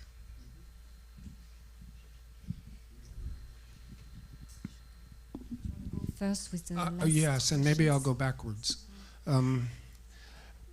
I don't like dystopian literature because it's comfort food for the middle-class, comfortable bourgeois readers who can say after they're done, well, I may feel scared, but at least I'm not being chased by zombies. And then also the protagonists always miraculously survive. So dystopias are really too soft. It would be worse. It would be worse than The Handmaid's Tale. If we have a climate catastrophe bad enough, then you would, and you wanted to describe it, you would have to write something quite short and brutal in which all the characters that you love died along the way, and then the last character dies, and oh good, the story's over. It would not be encouragement. It would not be comfort food. You would want to drive a stake through the heart of the idea that dystopia is survivable. So in that sense, Handmaid's Tale is like a best case scenario for survival in bad conditions, and I don't believe in it. And now, to Teja's point, I myself was in India in April of 2022, and it was indeed a heat wave then. And about 3,000 people died per day. And the problem is this: we have not yet hit a wet bulb 35. And then, if you hit wet bulb 35 for more than a week, people die unless they have electricity. If the grid goes down, they die within hours. And this is heat-hardened Indian people. It's any human body will die within hours from hyperthermia, because sweating doesn't work to discast your heat off. And then at that point, your organs heat up and you have organ failure and you die. This is just out of the literature of medicine. It's somewhat speculative, but it came into the literature of the medical journals around 2010. I ran into it about 2013, and I thought, I need to write about this. Then putting it in India was a very frightening and transgressive thing for me to do. Why didn't I put it in the American South? I did later in the novel, because it can happen there too. One of the hottest wet bulb temperatures ever recorded was outside of Chicago. So it isn't simply a tropical problem. It can happen anywhere. But I needed, I wanted to write about where it's most likely to happen. Just last month, the 50 hottest cities on Earth were all in India. It was remarkable as a factoid. But what it says is, with that back wall of the Himalayas capturing heat domes as they come up right before or after the monsoon, if the monsoon doesn't hit, India's in terrible danger and has had a weak grid. So I chose to write it. I felt frightened to do so, and I consulted with my Indian friends and acquaintances in Silicon Valley. Take a look at this, what do you think, etc. And I also decided the book has to stick with India. The disaster happens there, the solutions come from India. If you will read Ministry for the Future beginning to end, about every 5th or 7th chapter is from an Indian newspaper like the Hindi Times. It's English language. It's very enthusiastic and entertaining. It's an entertainment newspaper. And in it, good news of India leading the way to save the world, including by starting solar radiation management, casting dust into the atmosphere on their own, against the will of anybody else, because they're the people who are in danger for it. And that reduces temperature a little bit, but it's not the major solution to the problem. You need to stick with it for a generation or more, to draw down carbon, to create regenerative agriculture, to do all of the things that India can do and will do as the world's biggest democracy. So the book has been read in India. It's been excoriated for being disaster porn and being Western imperial view of brown people in India. It's been celebrated. It's a subject of discussion. And even at the government level now, the government of India is talking with David Keith, who is the chief scientist for this idea of solar radiation management. They're actually considering as an option if they hit that event. And lastly, some good news. Indian friends tell me the catastrophe that starts Ministry for the Future is now much less likely to happen, even if there is a catastrophic wet bulb 35 or worse event, because of distributed solar panels. And if the grid goes down, there's still electricity, there's still air conditioning. There will be places to go to take refuge so that the human body can survive these temperatures. And this is a technological/social solution to a problem that's really hitting us in the face. Because I would be with Nick on this. If the global average temperature rises enough, everything else will be wrecked. All of the development work, all of the poverty eradication in the world. So it is right to foreground the problem of global warming, the problem of carbon in the atmosphere. It's not that that's a side issue to development. It is an overdetermining situation. Maybe it's Althusser who would say the overdetermination of a situation is, it's a Marxist truism that the base determines the superstructure. So we can decide to do all kinds of things, but if the world heats up to a certain extent, they will all go down. So it's right to focus on it. Maybe let me add to this, but the question of Tejal would the rest of the world care so much about, so you say, okay, maybe they don't care when you have 2,000 people who die in 2022, but when you have, if you have 1 million or 2 million, then they care. But I guess the question of Tejal, well, maybe they don't care either, you know. But in the novel, it's maybe what shakes the world is not necessarily the number of Indians that are being killed, but rather the fact that then some Indian eco-activists or eco-terrorists and a coalition of eco-terrorists are going to start shooting airplanes and shooting tankers, and so it's more this mobilization to impose a cost on those who are responsible for the climate damage, which is supposed to make a difference. I mean, if I read you correctly, so it's not so much that they care about the Indians that are being killed, but they care that their airplanes are being destroyed. So you see, the story is a bit more complicated than this. It's not so optimistic about international solidarity, but just that in the end, the power struggle is going to change because some activists are going to force other people to change their mind. Okay, so now let me try to get to the questions, the question for the accountant, there was the question about 2030 agenda. So as far as I know, we in the Global Justice Project, nobody has been directly involved at this stage, but we'd be very happy to be involved. So. Yeah, please contact us. We'll have more contact after that. There was a question from Brazil about wealth tax loopholes and how you operate wealth tax. Okay, I would love if I had these two characters from Stan's novel 2100 New York 200. To 2140, where they can do the programming in a decentralized manner so as to implement the tax, but probably we'll need tax administration. And most importantly, we need, I think in the end, it's really a question of political will much more than technical limitation. And let me simply say that, in the past, especially after big shocks, big catastrophe, after World War I, after World War II, and even more, some very demanding global, wealth tax, well, not global wealth tax, but national wealth tax were implemented in Germany, in Japan, in France, in lots of European countries with very, very high tax rate.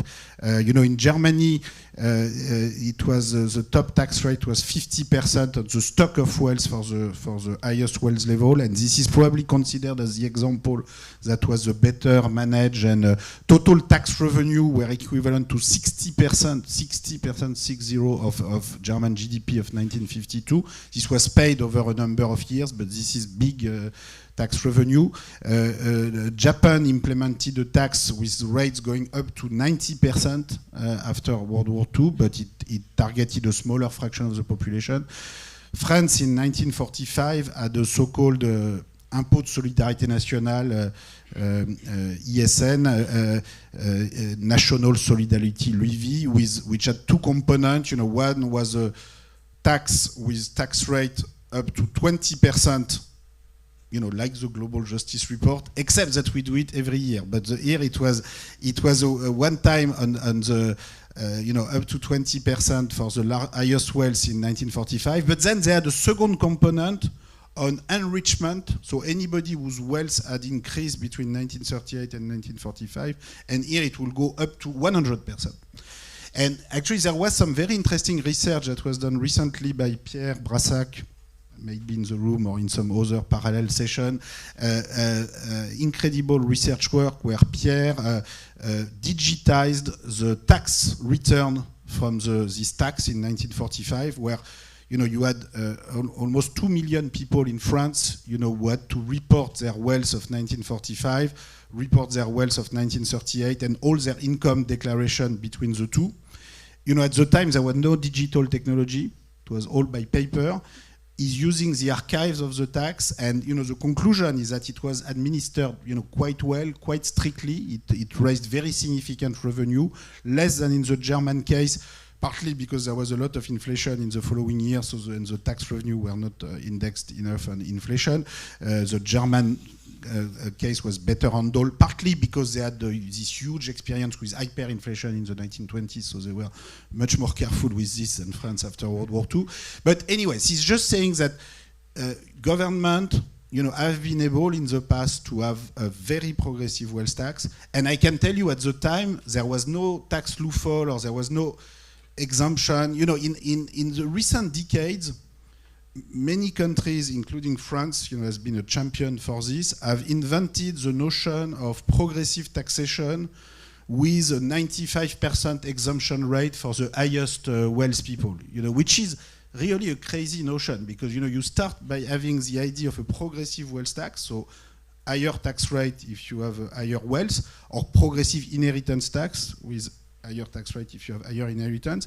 And then you say, oh, but no, but you know, these people at the top, they have what we call business assets or bien professionnel.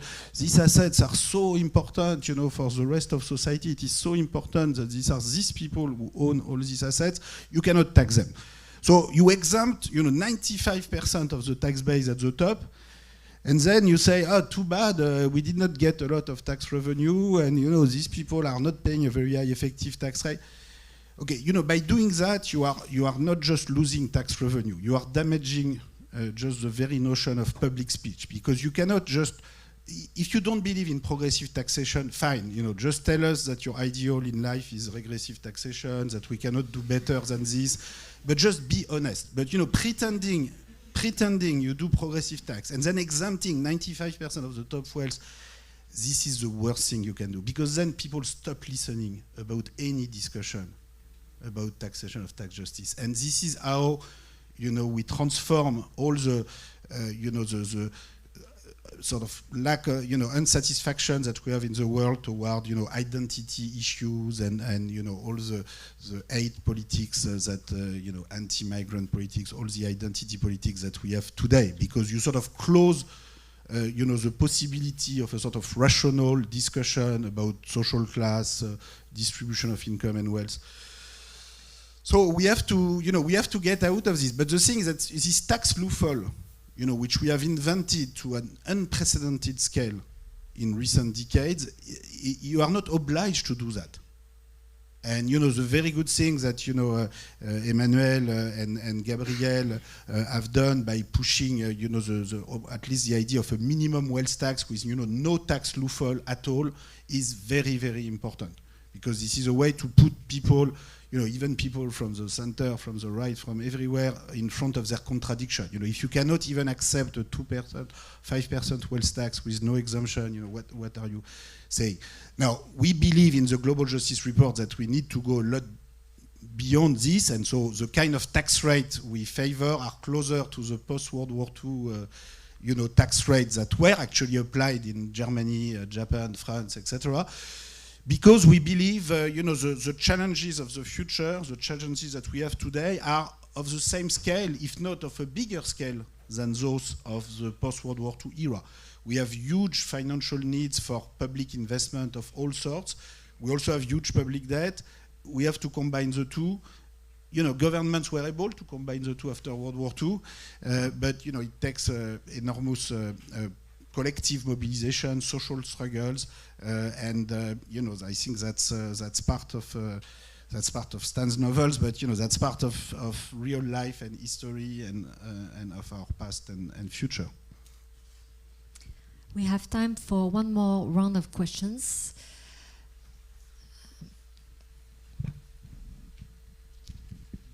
Thanks. Hi, I'm Jenny Ricks from the Fight Inequality Alliance, and I'd love to hear from you, Stan, on this journey you've been on, like wading your way through all the literature and into these topics. What do you feel like is the biggest myth you have been able to help bust on inequality?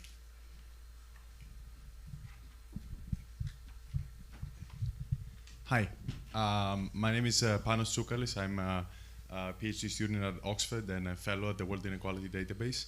So Thomas spoke of the complementarity between the two of you, and I very much agree. So before in the morning we saw the projections, the graphs, the scenarios for the future, and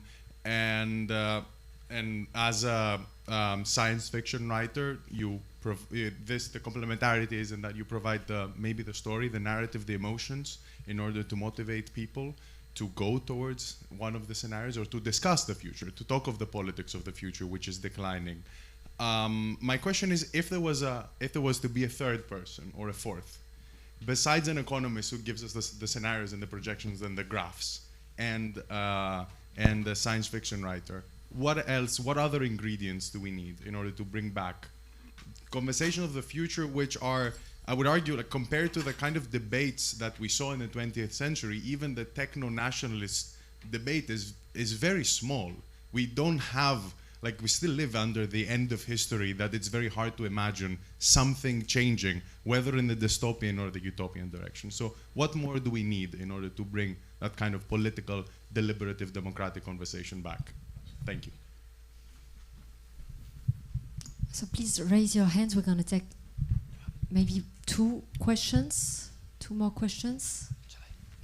Can you raise your hand a bit higher just so that I see how many questions are left? So we have 1, 2, 3, 4 left, right? Should we take them all and then you decide and let's be fully democratic. So there was one here, no? Ah, no? Okay, so there. Okay, go for it. Hi, I'm Max Lawson. I'm from Oxfam. So, congratulations on the report. It's amazing. And both of you bring together the inequality emergency with the climate emergency.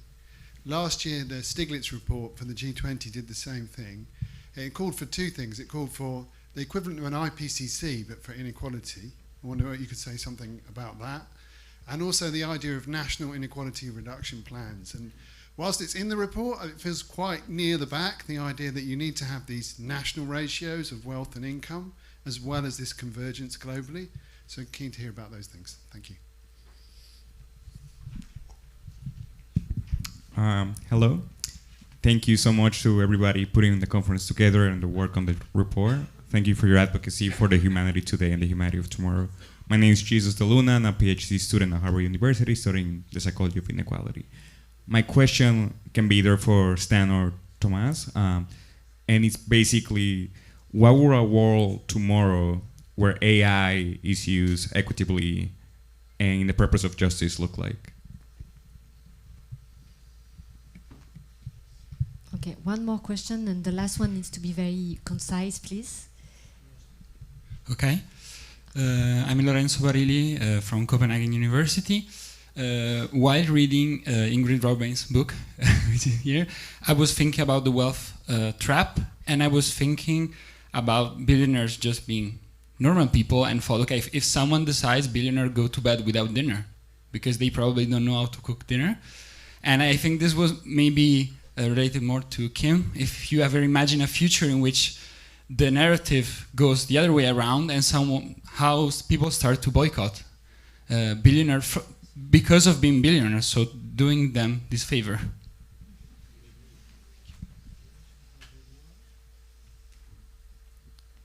So I think we only have 5 minutes left. So if there's just one more question, quickly, very quickly. Ingredients and the rest, because that gives you time to think about the answers. There was and the myth test. Yeah, thank you for the talk. I'm a student of the Paris School of Economics, and I just wanted to ask, because you were talking a lot about taxes to solve the power, like the power disparities, and you were talking about the ministry, and seeing that there was already a fallback in the last century, there were high taxes, and afterwards there was nevertheless increase in inequalities. What makes you confident that it's only taxes or a ministry that can solve these very unequal power relations? Yes, that's basically my question, to be brief. Thank you. Okay, so I suggest that you pick a question, because we don't have time, to if both of you want to answer them. Yep. Yeah, the speed answer is a good thing, and I'm going to try it. The biggest myth about inequality that I've run into here is precisely to do with the billionaires, that although they have all been seriously deranged by their wealth, as I pointed out, they are not all the same in their responses, and their politics range from far right to far left. And also, they consistently overestimate their own education, because although they are all smart, because everybody's smart, they're not all equally educated, and often have been computer programmers that got lucky, as Tomas said, or made up a nice trick at the right time in the development of the internet. So some of them are quite aware, and some of them are quite unaware. The variety, that's the myth that I want to attack. You can talk about, and it is important to talk about them as a class, But then the individuals in those classes have very different political positions. And so it's important to differentiate and to say that the billionaire reactionaries need to be countered. The billionaire philanthropist leftists need to be encouraged to give it all away and continue to work on leftist causes. Yes, usually the leftist one are not so leftist, but you know, it's still. Okay, very quickly. Very important question. Okay, it's good to have a novelist, an economist. Who else do we need? Well, you know, we need lots of people, but if I had to pick one, you know, labor union activist, you know, we need, you know, that's really what's missing in many of the discussion, and that's what we're trying to say in, you know, in the one of the message in the Global Justice Report is we need to get away with the illusion of classless ecology. You know, ecology where you forget about social class, and at the end of the day you forget about the working class. You know, the caricature was the carbon tax under Macron and the Yellow Vest movement, where it was all basically taxing the poor and at the same time using the money to suppress the wealth tax. So it was a caricature of the sort of green growth discourse where you pretend everybody is going to benefit from a rational carbon tax, etc. But you completely ignore inequality, social class, and you eat the bottom, you know, even more than they were already eat. So we need to break away with classless ecology. So we need to get labor union, workers, and you know that's something very important. You know, in the discussion also about wealth tax, and something which is good about the California referendum on wealth tax, which we will hear in the next session, is that it came at the initiative of a labor union, you know, in the health sector, nurses for the health sector. So the starting point is not we want to be mean with the billionaire. The starting point is we need resources for health, for public health, or to improve the, you know, work, and you know, at least, you know, you start from, you know, a social base, a social need, a social mobilization, and I think that's a lot more important than both economist and novelist. I think so you know, that will be the third missing point. Let me go very fast about Max, you made a very important point about the initiative in the Stiglitz and Jayati Ghosh report for the International Panel on Inequality, IPI, which is also supported by the government of South Africa and some other government, Brazil, Norway, Spain, I believe. I think it's a very, very important initiative. In fact, in a way, you know, our Global Justice Fund does already assume that there is some IPI somewhere, because we, you know, the country dividends, which are transferred to countries, you know, they are based on very demanding target in terms of inequality reduction. So you need to measure very well inequality of income and wealth in each country, because of course you don't want the money from the Global Justice Fund to be used by people to enrich themselves either in the public sector or in the private sector. So you want to control how the distribution of income and wealth is evolving in the countries that are receiving country dividends. So together with conditionalities on carbon emissions, and you know, you need conditionalities on inequality, education, and health investment. So that's very important. That's also answering your question on inequality. Last question was about AI. You know, what do you do to have an equitable AI?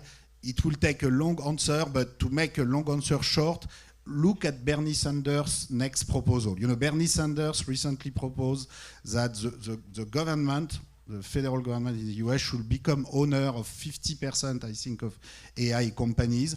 That's one way to do it, and I think a bill is going to come at US Congress along these lines. But again, it's a question of power. So it also answers the question on taxation. You know, taxation is just a little technical institution which can help to change the structure of power. But the structure of power can change through many other institutions, you know, voting rights for workers in companies, sovereign fund, you know, involvement of local municipalities in management of assets. You know, there are many ways to redistribute power, and, you know, taxation, redistribution of wealth is only one of them. I think for AI, you know, leaving all the power to individual techno-billionaires who clearly have no environmental concern of any kind, no social concern of any kind, is just not the solution, especially given that, all these data centers are just creating huge climate problem and are using a lot of material resources. All of this using the public knowledge produced by other people and transforming it into private property. So, this is the most extreme form of expropriation, since colonial times, basically. And so clearly, the solution has to come with a much bigger public control of these assets. This is, this Bernie Sanders proposal will come soon in the US Congress.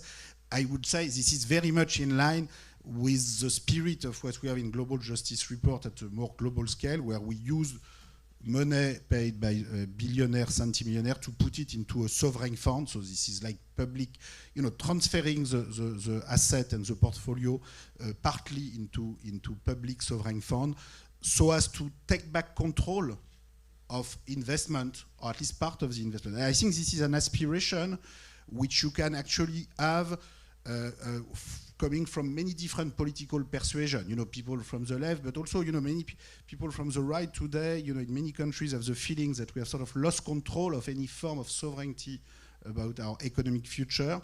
Then different political persuasion will maybe do different things with this sovereign fund. People from the right will put it all in military, and I would rather put it into low carbon energy and public transportation and other assets. So there can be some disagreement, and that's okay. I mean, up to a certain point. But in any case, this idea of sort of taking back control through some level of public sovereign fund, whether it's in AI or other sectors, I think is going to become stronger and stronger in the future. I would just want to add that beyond taxes, beyond the ministry, especially the ministry, regard these as literary symbols for much larger efforts. So it isn't pinning hopes on particular mechanisms, but a type of mechanism that these are the symbols for. And I can recommend to all of you involvement in local government down to the point of the commune voluntary governments of one's local village, the battles over preschools and trash pickup, and everybody can actually do voluntary, not just micropolitics, but nanopolitics. It's intensely boring and interesting at the same time, and it teaches you a lot to inform your highly theoretical work. And then the third person in the room, surely it should be the Pope or some other shaman figure for the religious aspect of our solidarity as humans on this planet. Or, perhaps there should be some caribou and a walrus or two, but our fellow animals on the planet as citizens, as fellow citizens.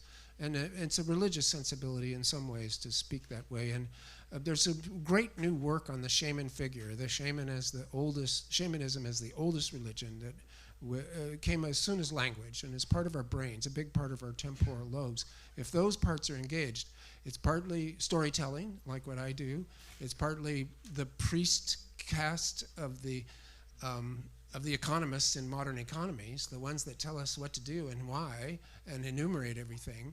They combine, strangely, in this figure of the shaman that engages us in what you might call a spiritual way. So, great. We can do that next time. Thank you very much.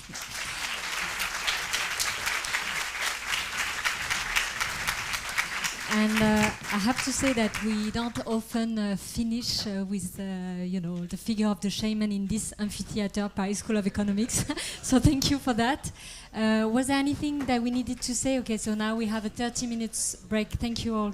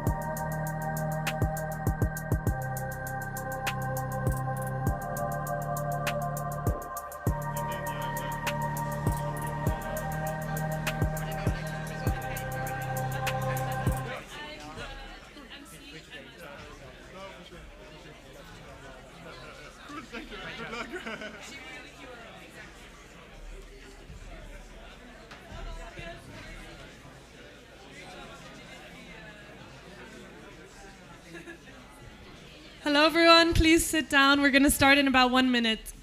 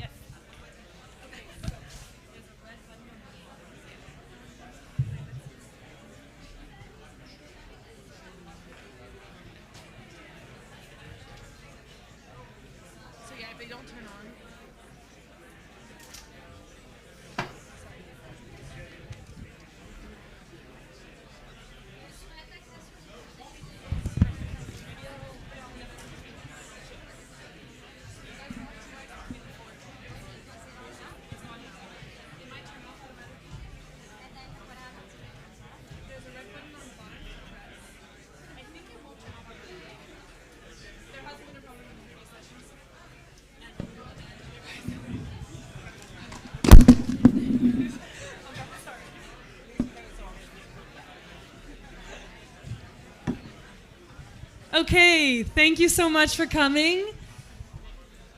Please take a seat. So, welcome to the session on the future of billionaire taxation. I'm very pleased to welcome you all and introduce our moderator, who is an award-winning freelance journalist, Emma Agyemang. Emma has a decade's experience covering business and finance issues, including her work as global tax correspondent for the Financial Times, where she covered British and international tax policy. So please give her a warm welcome.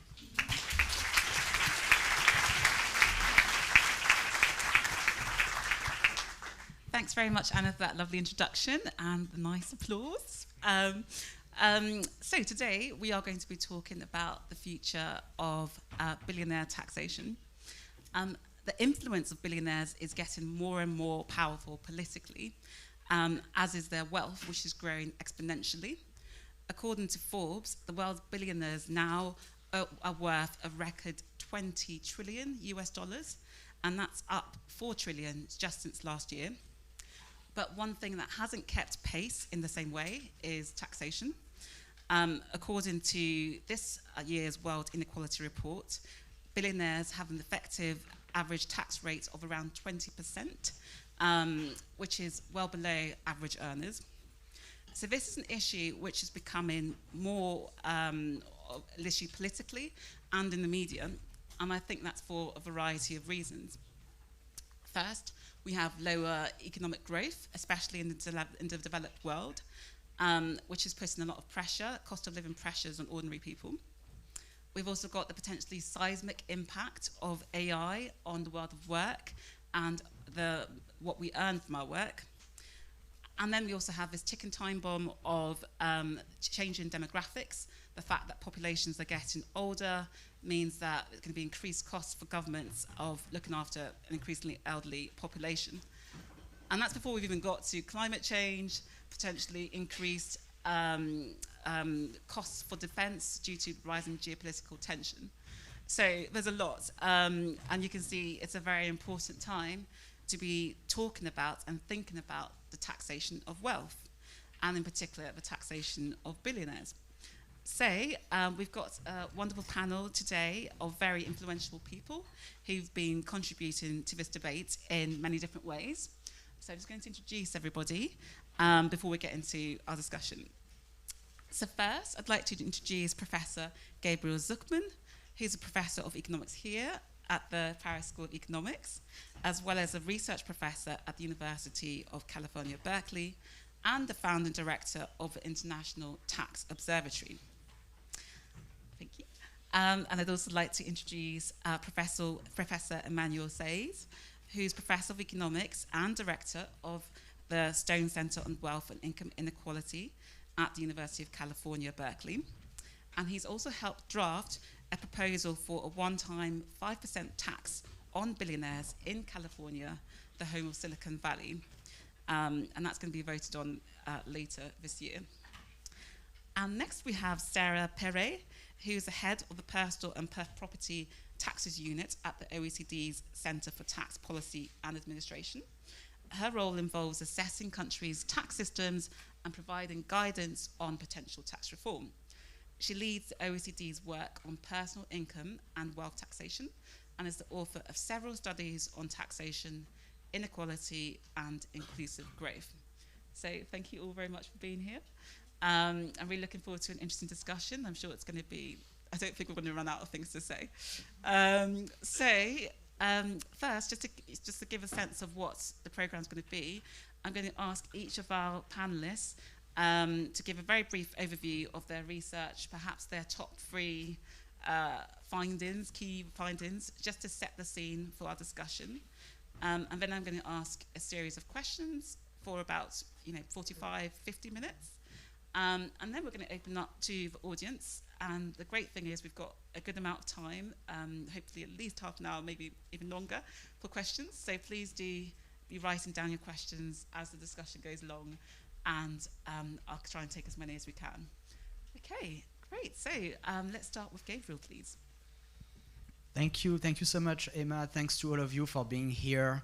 First of all, a big congratulations to the team of the World Inequality Lab for the amazing conference. Huge congratulations also to the team of the Global Justice Report for the wonderful, truly inspiring report that was released this morning. Very excited for the discussion now about billionaires.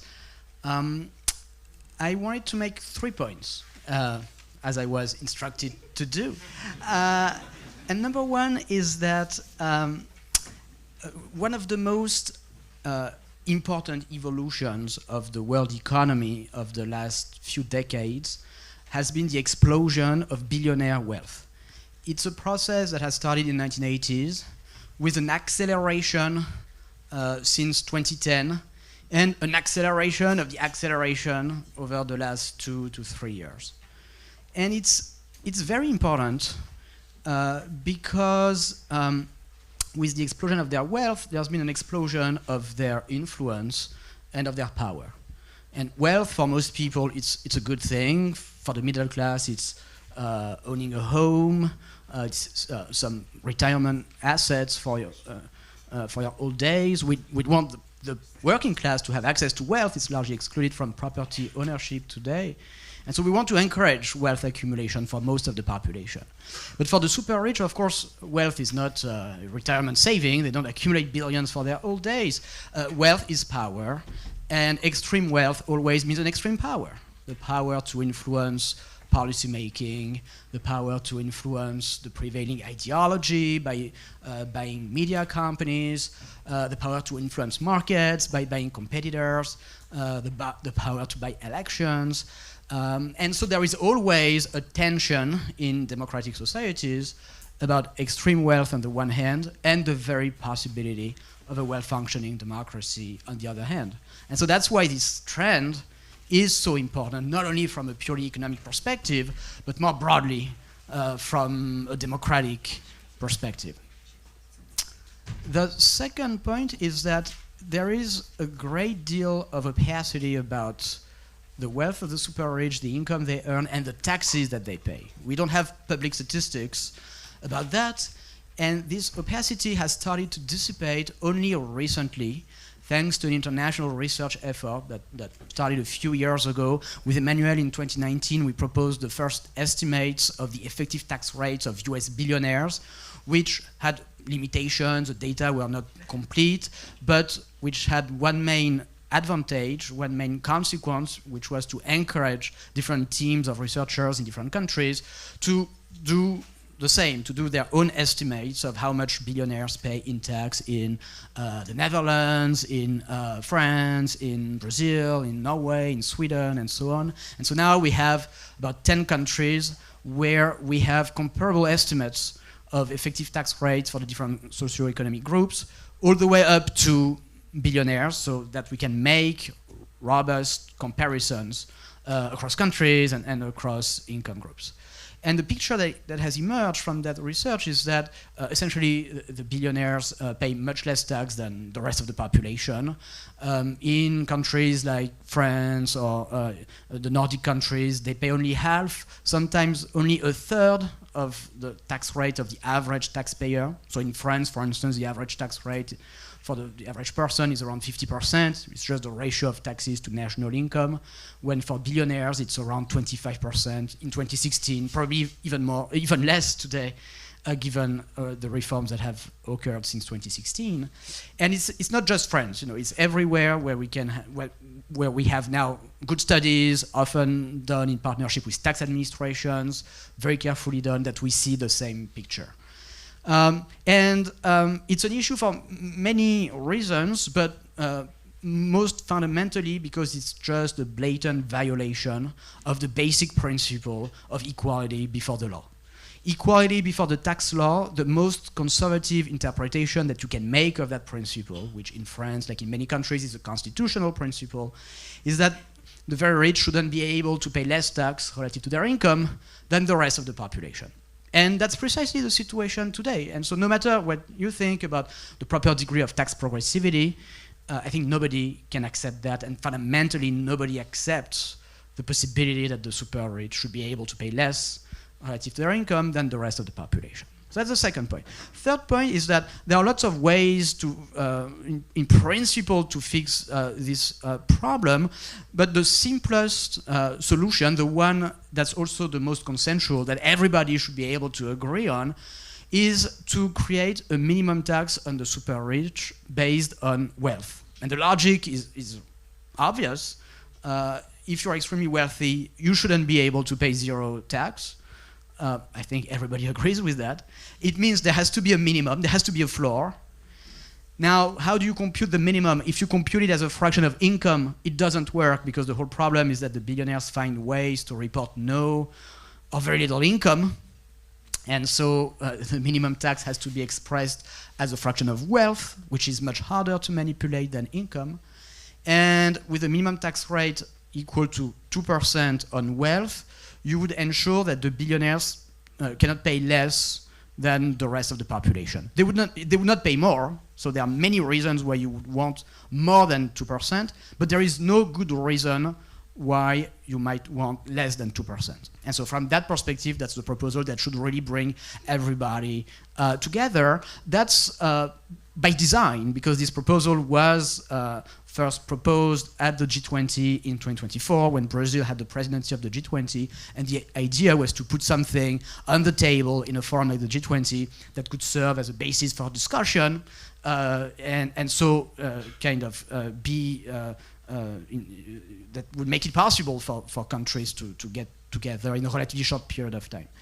So that's the proposal. Let me just finish by saying that since 2024, we've already made, I think, significant progress. The French National Assembly last year passed this very proposal, minimum tax of 2% on wealth for people with more than 100 million euros in wealth. It was then blocked by the Senate. It will come back, and the discussion is gaining steam in many countries, in the European Union, and beyond. And I think we're at the beginning of a big battle that looks very much like the battle for the progressive income tax that took place at the beginning of the 20th century.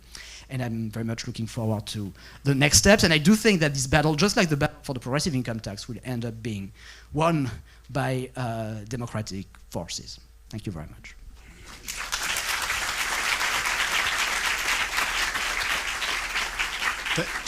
Thank you. It's a real pleasure to be here this afternoon. So my three top key findings are very simple, and they echo what Gabrielle just said.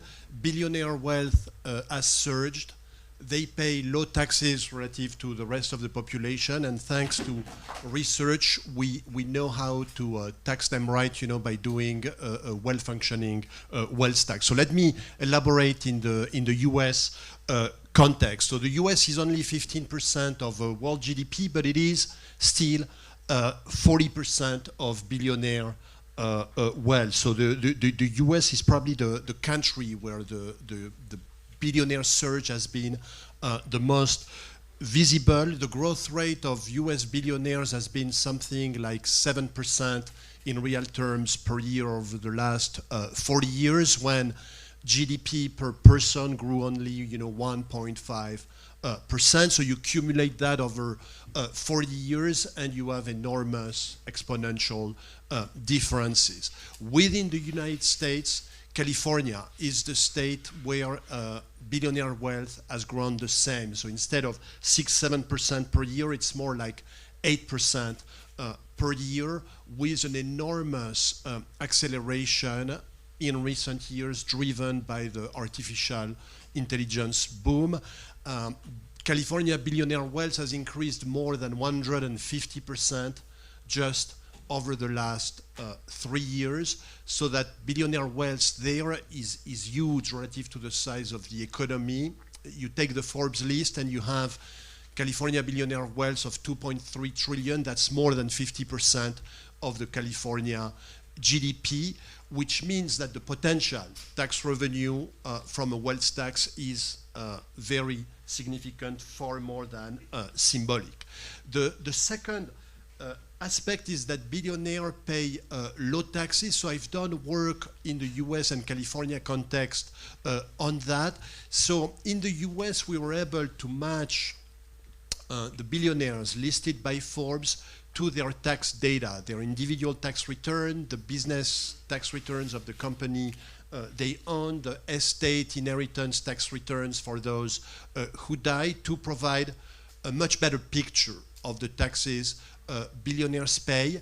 In the California context, we've also discovered that actually you can relatively easily compute the taxes paid for the billionaires whose wealth is tied in publicly traded companies. So think about the Google founders, Larry Page, Sergey Brin, Mark Zuckerberg for Facebook. 95% of their wealth is in their company, and they have to disclose, the stock they own, the stocks they sell, the donations they make, the dividends they receive, the profits of their companies, the taxes those companies paid. So what we find is indeed that billionaires as a class in the US, they pay perhaps something like in the low 20% when you combine all the taxes they pay. 23% is the number we have, when US-wide it's more like 30% on average, economy-wide. And the mechanism is not complicated. Essentially most of the wealth of billionaires is the businesses they own. So their income is the profits from their businesses. They pay corporate taxes, on those profits, but those corporate taxes are low, something like 15% on average, because there are lots of deductions, ways, to avoid the corporate tax. And then they don't really need to pay much progressive individual income tax, because they can avoid realizing their income. If they don't sell their stock, don't pay themselves dividends, through their company. Their individual income can be incredibly low. It can even be, zero in some years, as we discovered, for the California Google founders in some of the recent years. The estate and inheritance tax is mostly avoided. It's really negligible as well. So my third point is, how can we restore tax progressivity all the way to the top? And given the failure of the current tax system to really go after the economic income of the billionaires, let alone their enormous increases in wealth, the tool you need is really a wealth tax on comprehensive assets. So that's the first step, is to make sure that if you do a wealth tax, it needs to include all the assets, and in particular, the business assets that billionaires own. As Thomas Piketty was saying, in France, you exempted business assets, so that would mean that for the billionaires, you exempt 95% of the tax base. That's not going to resolve, the problem. So comprehensive tax base. Then second thing is that it has to be on wealth on worldwide, and whatever the structure is, through which you own the tax. And the third element, most prominent in the public debate, you have to deal with the threat of mobility. So the strongest way to do that is something that already exists in the United States, where in the US, if there were a federal wealth tax, billionaires would have to keep paying it, even if they move away from the United States to reside in another country. The only way they would stop payments of an American tax would be to renounce citizenship, and even then you can hit them with a big exit tax that actually already exists on the books. Now, at the state level, and that brings us to the California proposal, you cannot do an exit tax like this, so you have to, there you have the issue of mobility is going to arise, and so you have to deal with it. So let me just say a few words so that everybody understands the key feature of the California proposal. The California proposal arose because the Trump administration cut significantly healthcare spending for the Medicaid program, the program that provides health insurance, government paid for low-income households. It covers, 30% of the California population. So with those cuts, California would experience a surge in the fraction of the population that is uninsured. Labor unions from the healthcare sector came in and wanted to find, a solution that would offset those cuts. In principle, a legislature could do that, but in California, it's very hard to increase taxes to provide, funding for something you want to do, because you need super majorities, and it's hard to assemble, a two-third majority in each chamber. So in practice, those are done through ballot initiatives. And so the healthcare union consulted us on what source of progressive revenue could be found, and given this surge in billionaire wealth, those low taxes paid by billionaires, that seemed like the solution. And so we ended up with a design of a one-time 5% tax payable over 5 years, so it's 1% per year. Why was it one time? It was to avoid, the mobility issue, because you will be liable for the tax if you were a California resident as of January 1st of 2026. And the tax initiative was announced in late November 2025, which left a very narrow window of only 1 month that made it almost impossible for somebody who is a billionaire, who has a lot of ties to the state, to cut off those ties. Those ties. The California Tax Administration is strongest to make sure, that if you have ties to California, you will be liable for California taxes. So that's the idea of the design, and the billionaire wealth was so large that the revenue we expect, 100 billion over 5 years, is commensurate with the cuts of the Trump administration. Now, it's temporary with the hope that within 5 years, we'll have a new, hopefully democratic president who will restore some of the Medicaid funding. If we don't, the questions will arise of what source of revenue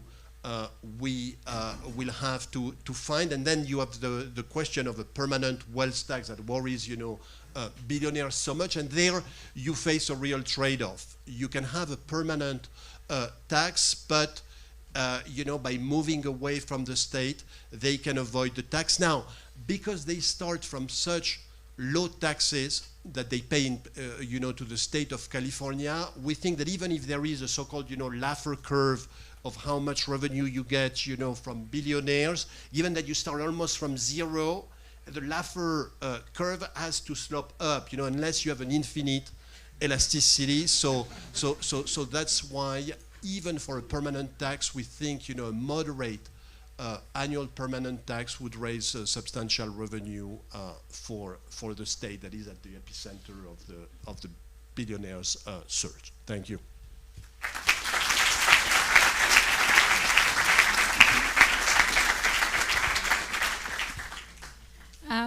Hello, and thank you very much. I'm very happy to be here. So in terms of the points that I'll make also 3 big points, and I'll repeat some of the things that were said. That's what happens when you're the last one to speak. So the first point that I'd like to make is that we are seeing growing interest in this topic, not just the taxation of billionaires, but the taxation of people who are at the upper end of the income and wealth spectrum, and capital taxation more generally. And we're seeing in particular some interesting reforms and reform proposals that differ quite a bit across countries, but that if you look at them, they would effectively raise tax burdens at the top. And this interest has been driven by a number of factors, and Emmanuel and Gabriel have mentioned this, but obviously there's evidence of growing inequality, growing wealth concentration at the top. In parallel, we're seeing evidence of comparatively low effective tax rates at the top of the distribution. And in recent years, we've seen multiple studies in different countries that show that tax systems are often progressive up to a point, and then they sort of flatten and even potentially reverse at the top. So that's been a big driver of this interest in capital taxation.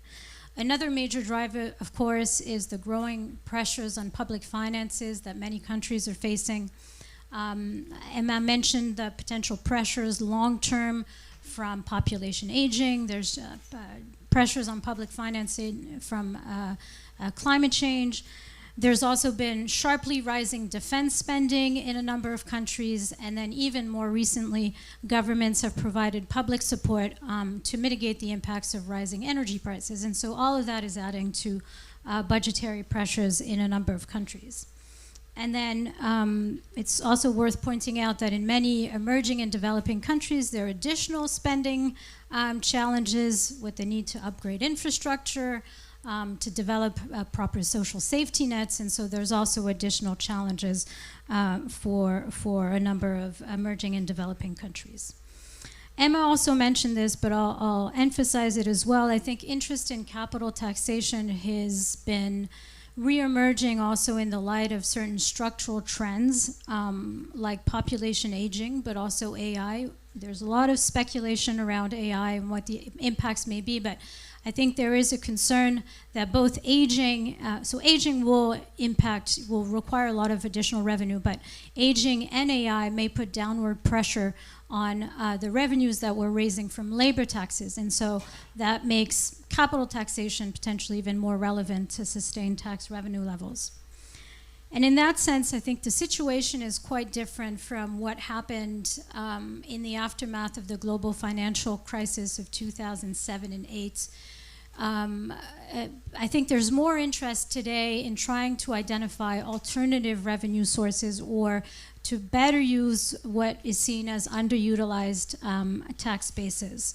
So in the aftermath of the global financial crisis, countries also needed to raise a lot of revenue. And the approach that was taken was to raise taxes on labor and consumption, because that's, a quick way. If you want to raise a lot of revenue quickly, that's a way to do it. But it is hard to imagine, I think, in today's context, that the same approach could be followed without trying to look at alternative sources of revenue. And we are indeed seeing governments looking for alternatives as well. So in this context, we've been doing a lot of work on the taxation of income and wealth. We've looked at the taxation of labor versus capital income, the taxation of capital gains, of inheritances, of wealth, with the idea of better understanding how countries use their tax systems, but also to try to understand what may be reform options.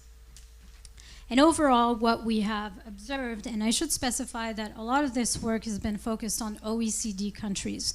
We're hoping to expand to more countries, but unfortunately for now, a lot of this evidence is OECD countries. So what we've observed, at least in OECD countries, is a decline in top tax rates, and also a decline in the use of taxes that predominantly affect people at the upper end of the income and wealth spectrum. So we've seen a decline in recent decades. We've seen a decline in top tax rates on wages. We have seen a decline in tax rates on capital income, with some countries moving towards what we call dual income tax systems. So you maintain progressive rates on labor income, but you introduce lower flat rates on capital income. We've also seen a decline in corporate income tax rates, and this is a trend that goes way beyond OECD countries. It's sort of a worldwide trend in recent decades. And we have also seen in the OECD a decline in the use of wealth taxes and inheritance taxes. And you have some countries that have simply gotten rid of these taxes, and some countries that have kept them, but often tried to narrow their scope, for instance, by raising tax exemption thresholds. And so if we take those changes together overall, they suggest that the tax burden on people at the higher end of the income and wealth spectrum has fallen in recent decades. So we've also been looking at what the potential policy responses might be. And the main conclusion from our work is that countries have a range of options that are available to them if they do decide that they want to reform their tax systems. There's no single or one-size-fits-all approach or magic solution. Reforms might involve fixing existing taxes. They might involve introducing new tax instruments, but whatever the choice, whatever the option, there will be trade-offs, there will be challenges, and so policymakers need to carefully weigh those. And in terms of the considerations that they need to have in mind, they're varied. There's equity, there's revenue, there's economic efficiency, administrative feasibility, and so you have to take that into account in making decisions. And that means that the most appropriate policy responses might vary across countries. We know that different countries face different challenges. They have different levels of institutional capacity, and they may also place different weight on different policy objectives. And so country context is also key in terms of determining what may be the most appropriate set of policies. So I think that's an overview. Thank you.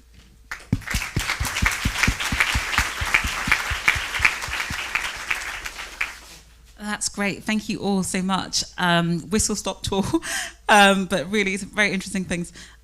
All three of you mentioned the lack of I can't even say that word, but the fact the progressivity at the top in terms of tax. So it's a simple question because why is that? It's not exactly a popular thing to give sort of reduced taxes to the rich. So why is it that across systems this is the outcome?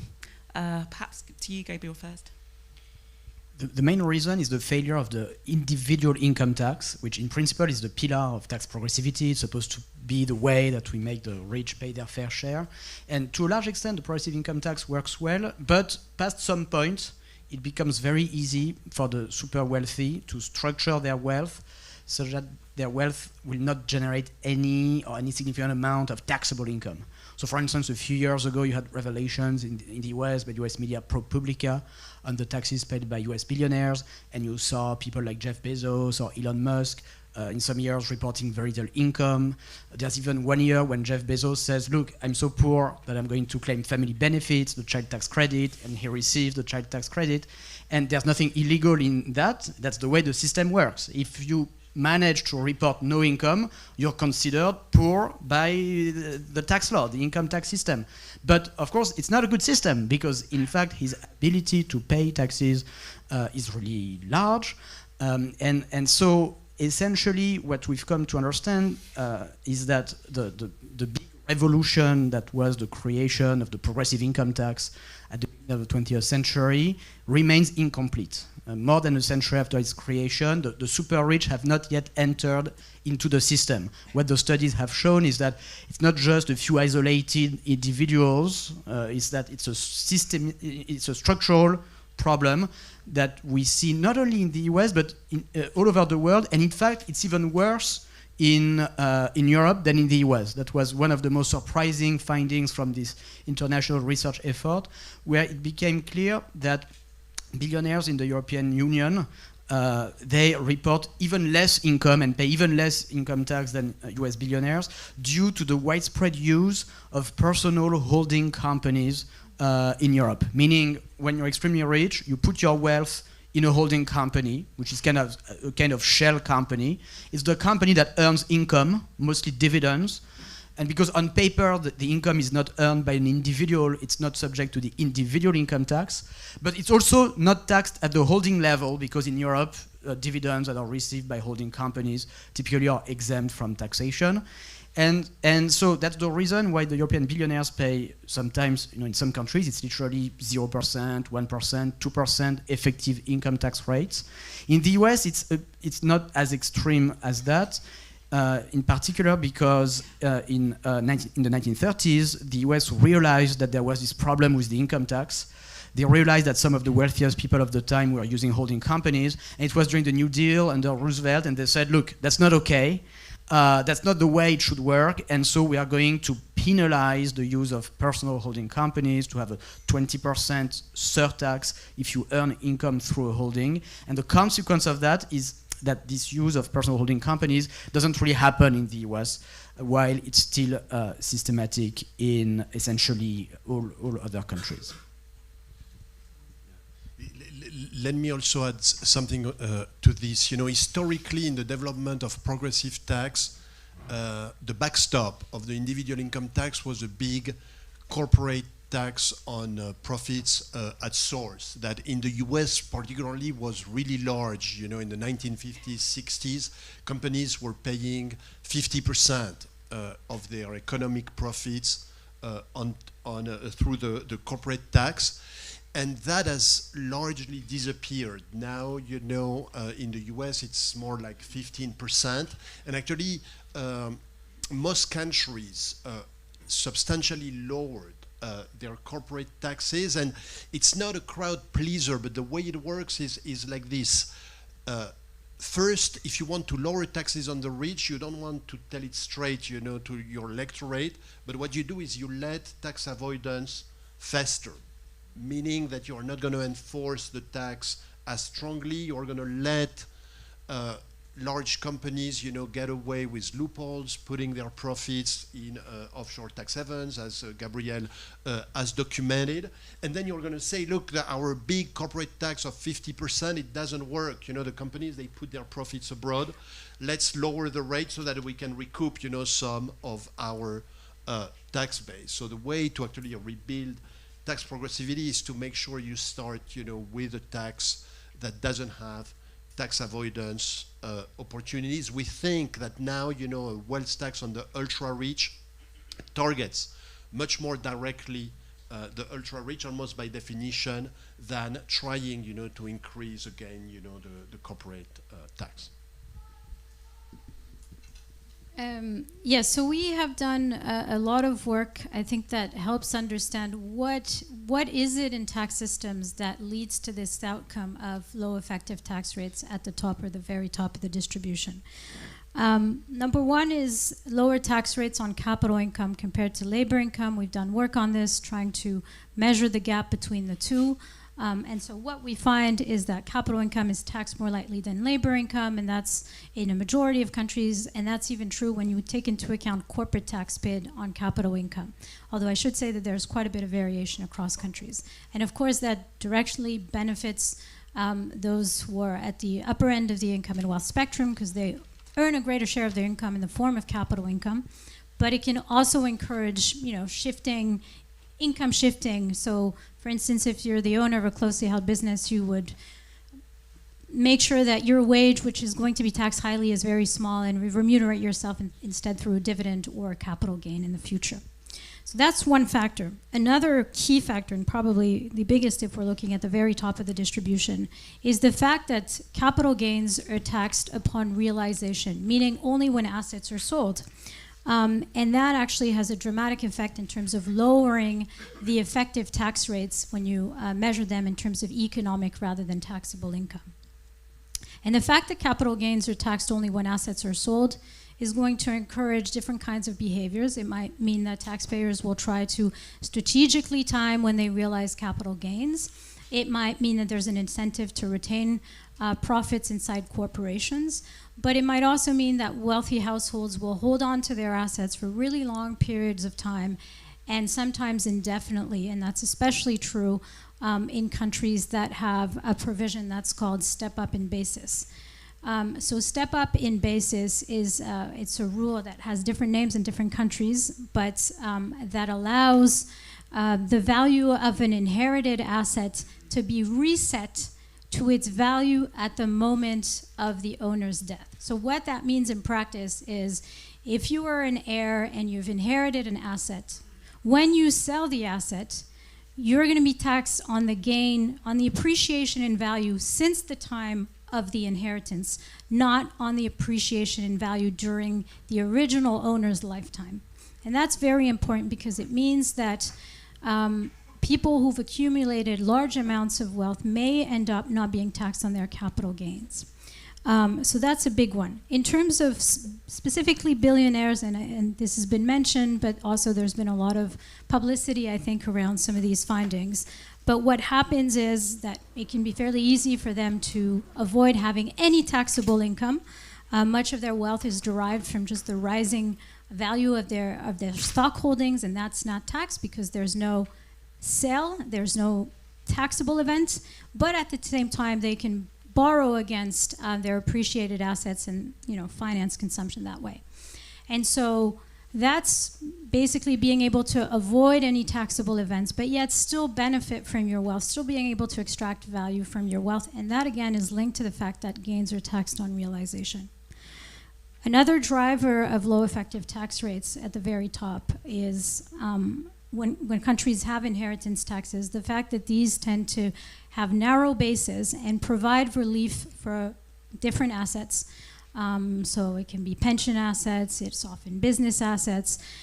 There might be some justification for these types of reliefs, but what ends up happening is that it ends up reducing the progressivity at the very top of these assets, of these taxes, because these assets are predominantly held by people at the top. So that's another contributing factor. So what we see is that there's different features of tax systems that reduce effective tax rates. It's a combination of these things. And that also provide incentives for tax avoidance, tax planning, and people do respond to these incentives. And I'll end with one point about tax evasion, because tax evasion, of course, can also contribute to lowering effective tax rates. And we know that a lot of offshore wealth is concentrated at the top of the distribution. But it's likely to be a less important driver of low effective tax rates if we're really focusing on billionaires, because as we've been talking about, they have ways of minimizing their taxable income, so they're probably not going to engage that much in illegal tax evasion.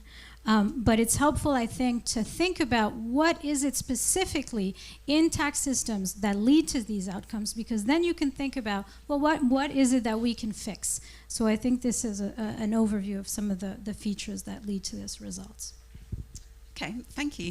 And what struck me about the answers that were given was that there are issues around capital gains taxation, inheritance taxation. Yeah, just two that were, the failures. I mean, Gabriel talked about, it's the failure of the income tax system. So I just wonder, is the answer to focus on fixing those over a wealth tax? Like, why a wealth tax? Maybe start with Emmanuel this time.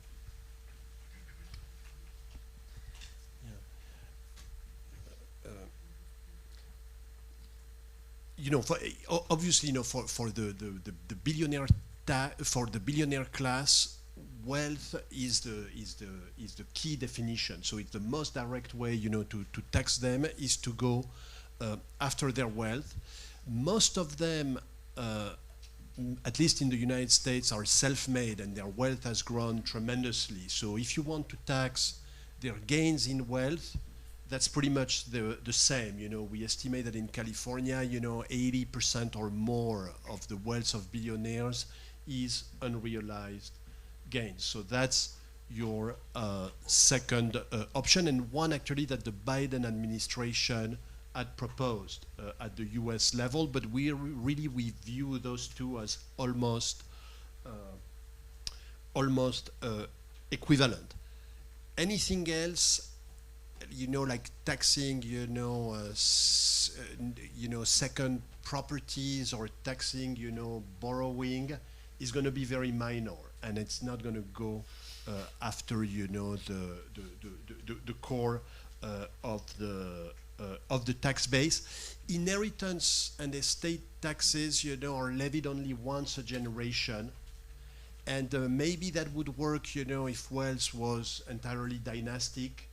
But for wealth that surges, so quickly, that is within 10, 15 years, somebody really young can accumulate, an enormous wealth.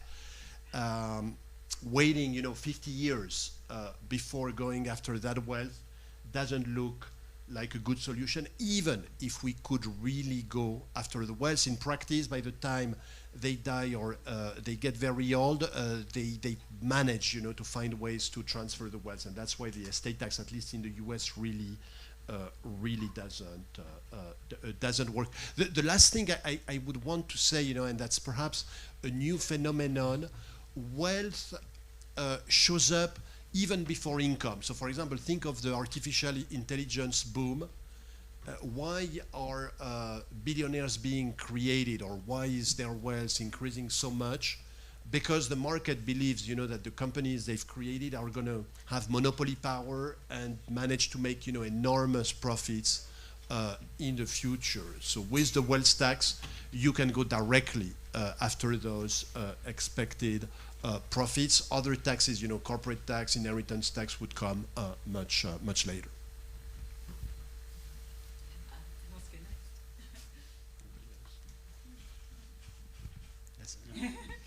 I mean, building on that, I think it's important to stress that wealth is always an indicator of the ability to pay taxes for the very rich, and often a much better indicator than income. That's why it's just not enough to have an income tax fundamentally. And the most striking example is is Elon Musk. When you had all sorts of debates in the US in 2019, 2020 during presidential election on the creation of a progressive federal wealth tax, the opponents always said, oh, let's just fix the income tax and the inheritance tax and the various loopholes, but it would be a terrible idea to tax wealth because take someone like Musk, he doesn't earn any income.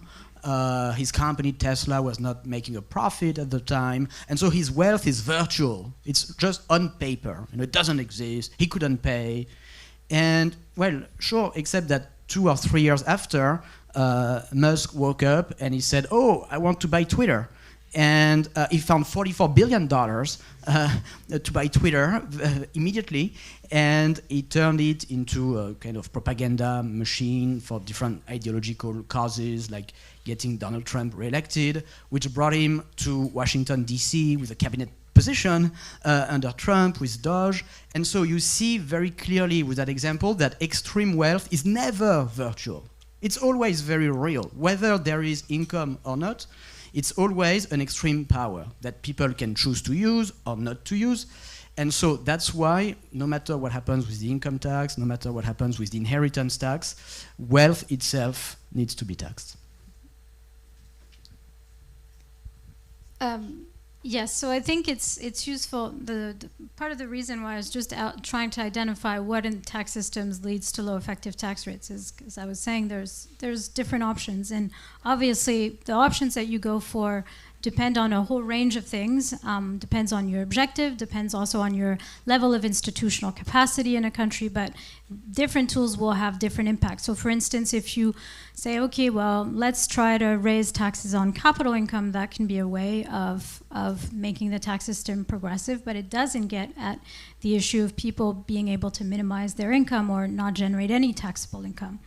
On capital gains, I think there's an interesting, this is an interesting area in ensuring that all capital gains are taxed. It's not the case. And also making sure that capital gains don't escape taxation upon certain events, whether it's dying or leaving the country, for example.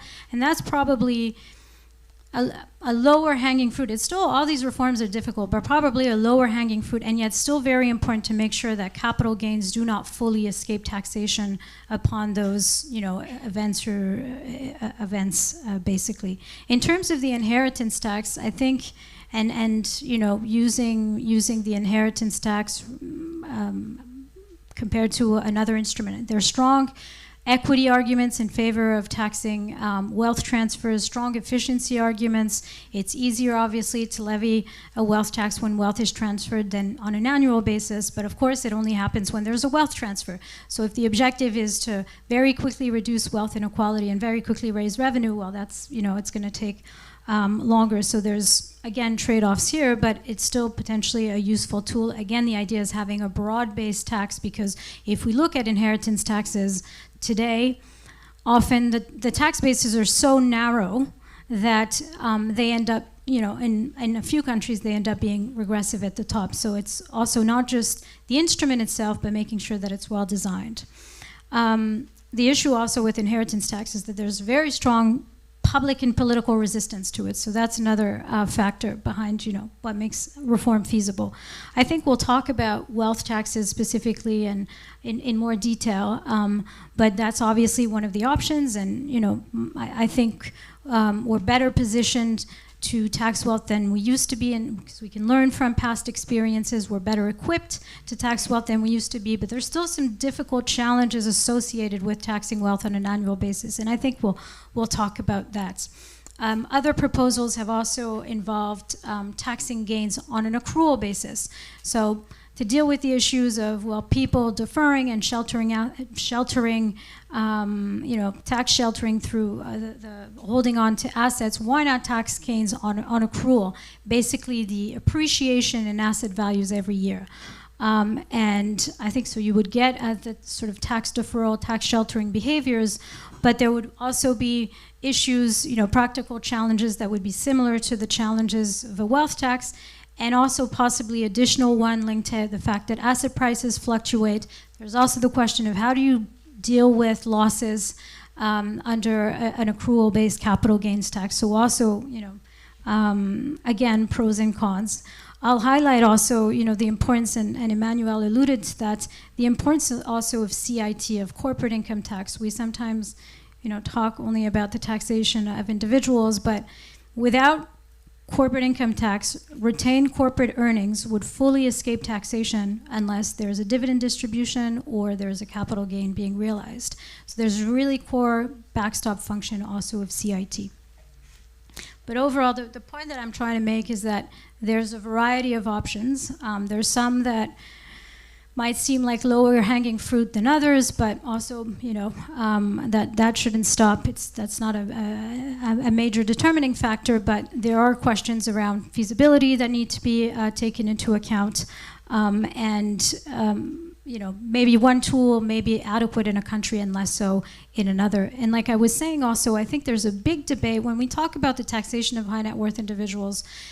A lot of the focus is on, which type of instrument, which type of tax? And as important as the type of tax is how it's designed. Because you can have a good tax in theory. If you don't design it well, the effects will be not at all what you had anticipated. So it's the tax instrument is important, but the design is as important. And just, reiterating the point about the fact that when you're a government and you're trying to reform the system and your objective is, say, raising effective progressivity at the top, it will matter to know, what What is your country's level of administrative capacity? What is the level of inequality? What are the social preferences for redistribution in your country? What is the profile of high net worth individuals in your country? Because the behavior of high net worth individuals is also quite country specific. And then also, what are the other taxes that I levy, especially on capital? So I think those are some of the additional points. That's great. Well, it just strikes me because you all mentioned this issue of the public and political challenges, and obviously a lot of that's going to be coming from the billionaires themselves, who, surprise, surprise, don't want to pay more tax. Emmanuel, obviously you've been involved with drafting the California tax proposal. I'd love to know more about sort of why you wanted to be involved in the drafting of it, and how you're sort of approaching the sort of, the public campaign that lots of these billionaires are running to basically, stop the tax coming through.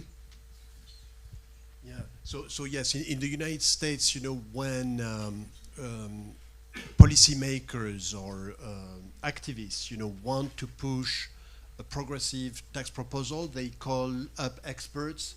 And so myself, Gabrielle, we've been called up, for a number of years at the federal level, by candidates like Elizabeth Warren, Bernie Sanders, by the states when they wanted, to push legislation. None of those have worked. It's very hard to put in place a tax on billionaires. And so here in California, at least the people are going to be able to decide, with a vote in early November. And if the vote, gets a simple majority, the tax will pass. It doesn't guarantee that it's going to pass. Polling looks good. I mean, there has been, a lot of polling and actually work on polling. Generally those wealth taxes on the ultra-rich, they are pretty popular. For the polls that have been made so far in California, the yeses, also are substantially higher than the no's, perhaps in the high 50s or 60s if you discard those without a view. But there's going to be a vigorous campaign. Billionaires are certainly going to deploy lots of funds to counter the measure. Historically, you have to start at a relatively high polling because you lose as the campaign goes on. So I would say, at this point, it's probably a toss-up. It has a solid a chance. It's probably the best opportunity relative to all the proposals, we've been involved or that Gabrielle has worked on. But there's going to be a campaign in front of us. You're laughing, Gabrielle. What are you thinking? I mean, what's really striking is that these proposals for taxing billionaires are all over the world incredibly popular. And California might be 65-35 in the polls, but in France there was lots of polls in the fall last year during the budget debate where it was like 86% of the French population that supported the 2% minimum tax on centimillionaires. And there's been very good work that's been done, opinion surveys, online surveys that have polled proposals like that in many countries, and everywhere you see 70%, 80% approval in the population. It's rare, in fact, to see any economic or social measure that polls more favorably than this. But there's a huge disconnect so far between the overwhelming popular and democratic support and what's being done at the political level. And so very much hope that we'll overcome this situation thanks to the California ballot in November.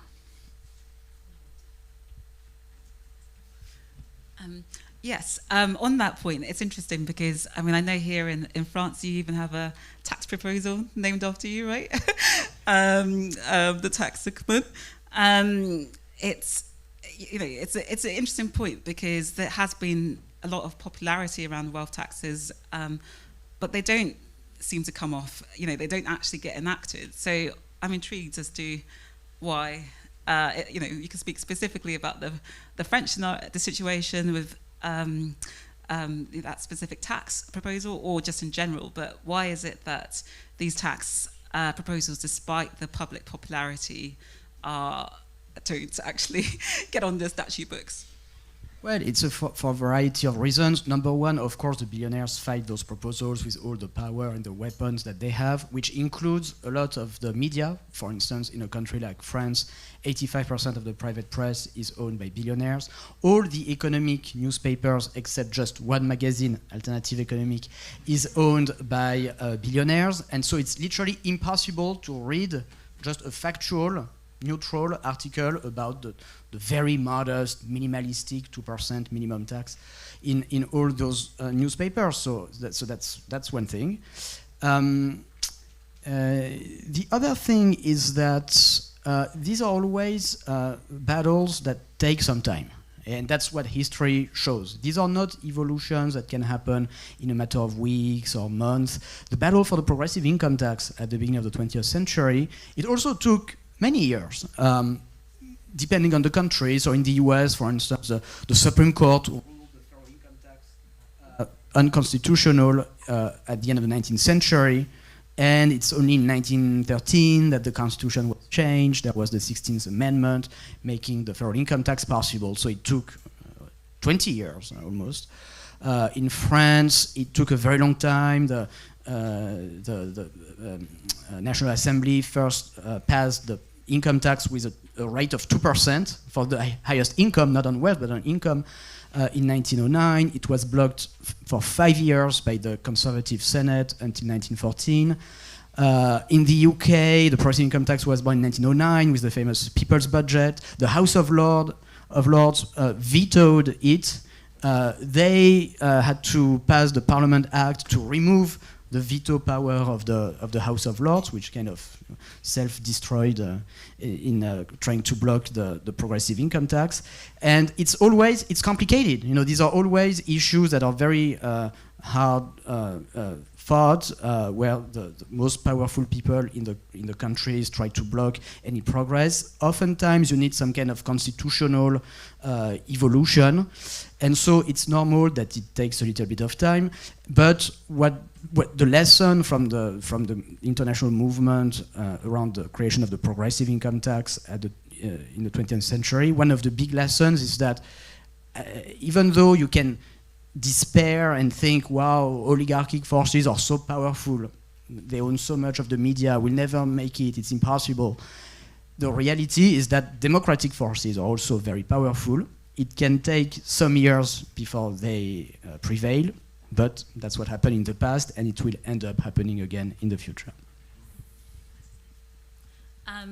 On that point, because I mean, maybe Sarah, you can also add to this, but the history of progressive income taxes. I mean, I understand that and wealth taxes actually. The Second World War, was a big factor in the rise of that. So, do we need sort of? Doesn't need to be huge issues such as wars or pandemics, or is that what's required for a kind of big change to happen? What does the history to say? I haven't studied this closely enough, but for the income tax, for sure. I think the income tax, the modern income tax, is very much linked to financing wars in the early 20th century. For wealth taxes, I don't know for sure. The one example that I have in mind in terms of recent reforms, is it working? I'm not, yeah, okay. Sorry. Is the one example that I have in mind in terms of one-off wealth taxes is the Argentinian one. Which I also haven't looked at very closely, but this was specifically linked to the COVID crisis and financing, COVID-related public expenditure. So I think, hopefully we don't need to wait for these kinds of events to reform the systems, but obviously they put tremendous pressure, and that's when, governments start to look at more comprehensive reforms. Mm-hmm. Okay. Anything to add on that point specifically, Emmanuel or Gabriel? Okay. Specifically on California, what do you think is going to happen? Do you think I know you said that it looks like it's a at this moment it's a sort of toss-up. I wonder, I know Jeff Bezos at Washington Post had their editorial a few weeks ago coming out, against it. I mean, I just wonder, what's your sense of where it goes? Yeah, I mean, certainly, in the US as well, the billionaires own a lot of the media, and they own also a lot of the elected officials. That's what we've discovered, even among the Democratic Party in California. California is supposed to be a progressive state with, super democratic majorities, a state that really cares about getting to universal health insurance. When that big, social progress is threatened, they are not able to organize themselves, to counter it, using the enormous resources in the state to increase revenue. Governor Newsom wasn't able to propose anything, so it was left, to a union. The healthcare workers' unions, worried that lots of hospitals would close, that lots of patients, would lose access to healthcare, to propose the wealth tax. And the reception from elected officials was very cautious. Most of them were negative. I mean, it shows you, one thing, that a lot of them must be funded, by billionaires. That's the most obvious explanation. When you are somebody influential in California, you meet billionaires a lot. Myself, Gabrielle, you'd be surprised at how many billionaires we've met. We've been funded by billionaires as well. They just have tremendous power and influence, in the academic sector, the media, the elected officials. And that's why we think, this union initiative where the people are going to vote on something relatively simple. It's simple to understand. It's a tax on billionaire to deal with the defunding of healthcare funding from the government. And it's going to be a debate. Are they going to be able to convince the public that this is the end of Silicon Valley or not? That, how popular billionaires are, how people, are worried about artificial intelligence.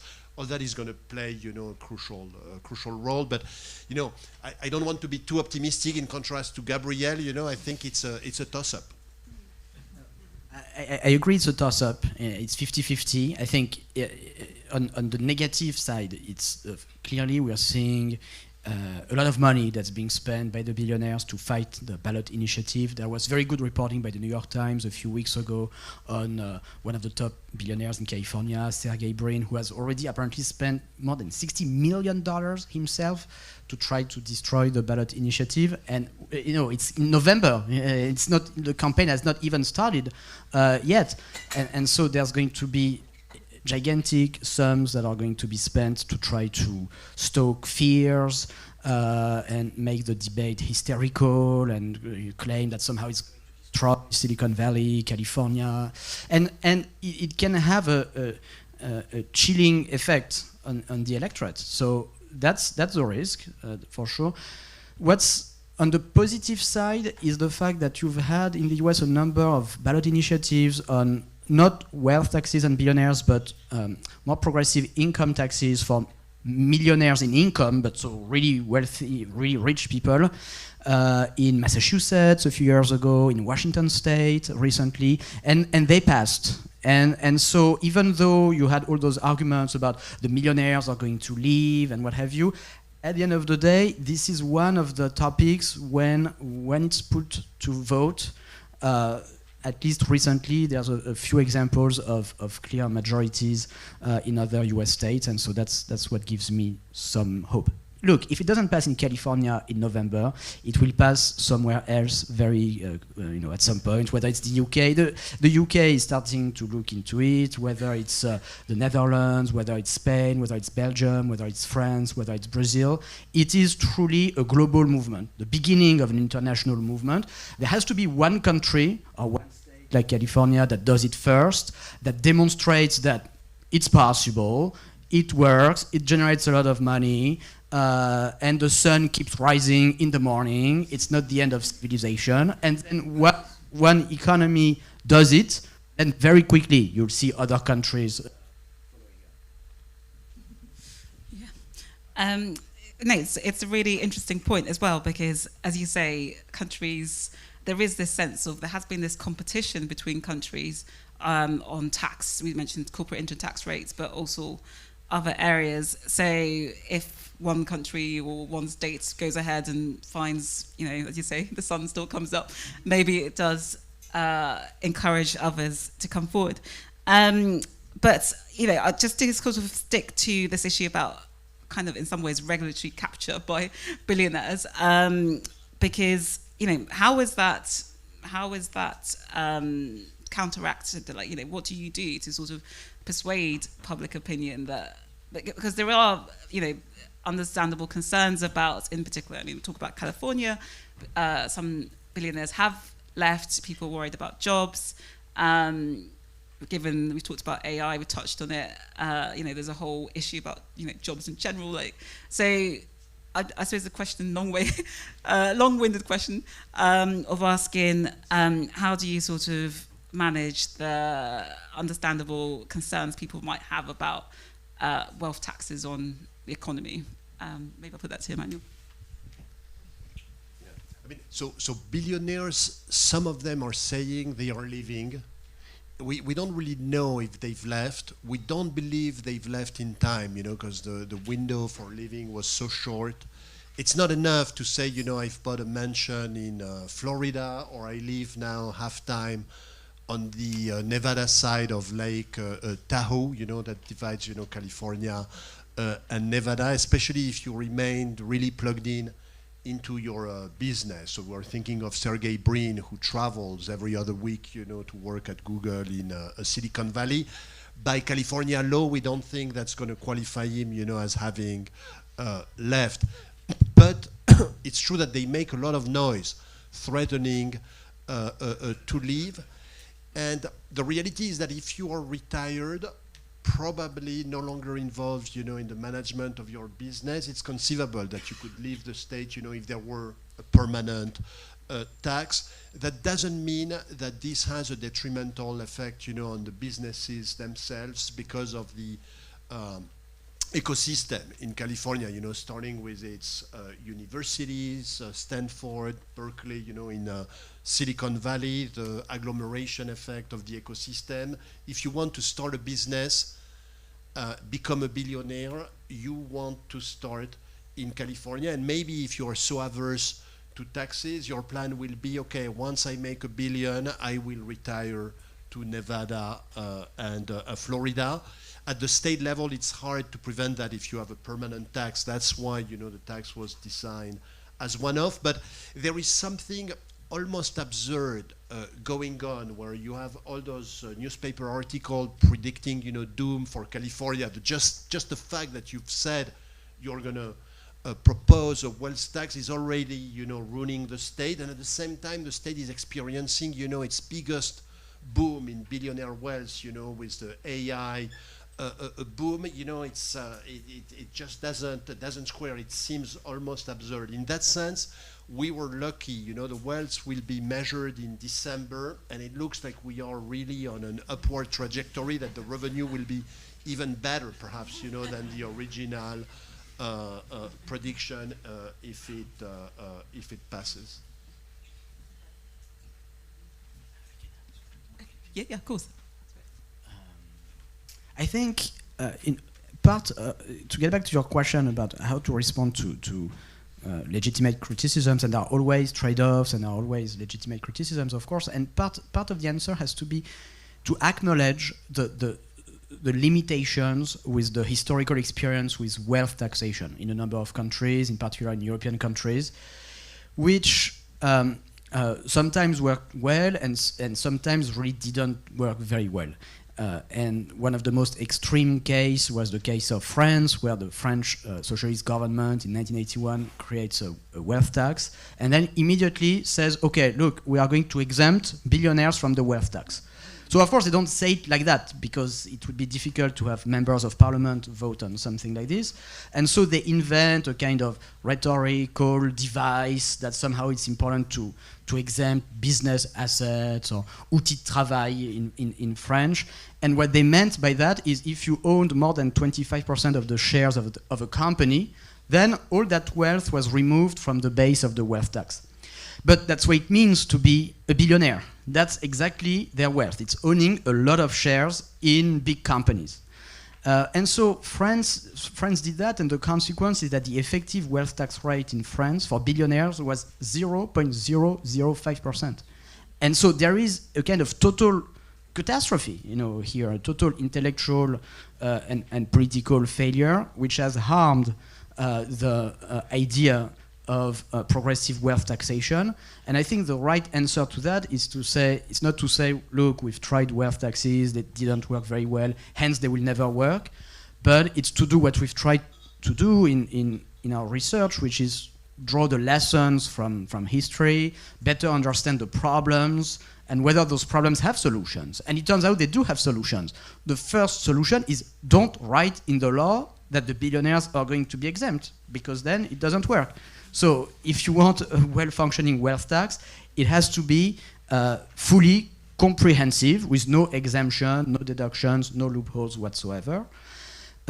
Number two, you need to have rules to prevent out-migration. So whether it's having a one-off tax like the case of California, or for countries like France or other countries, you could say, look, if you've become a billionaire in France and now you move abroad, you would have to keep paying the tax in France for 5 years or 10 years, or we can think of more complicated formulas. But in any case, the idea that immediately after moving, you don't have any tax to pay anymore to France, that's not acceptable.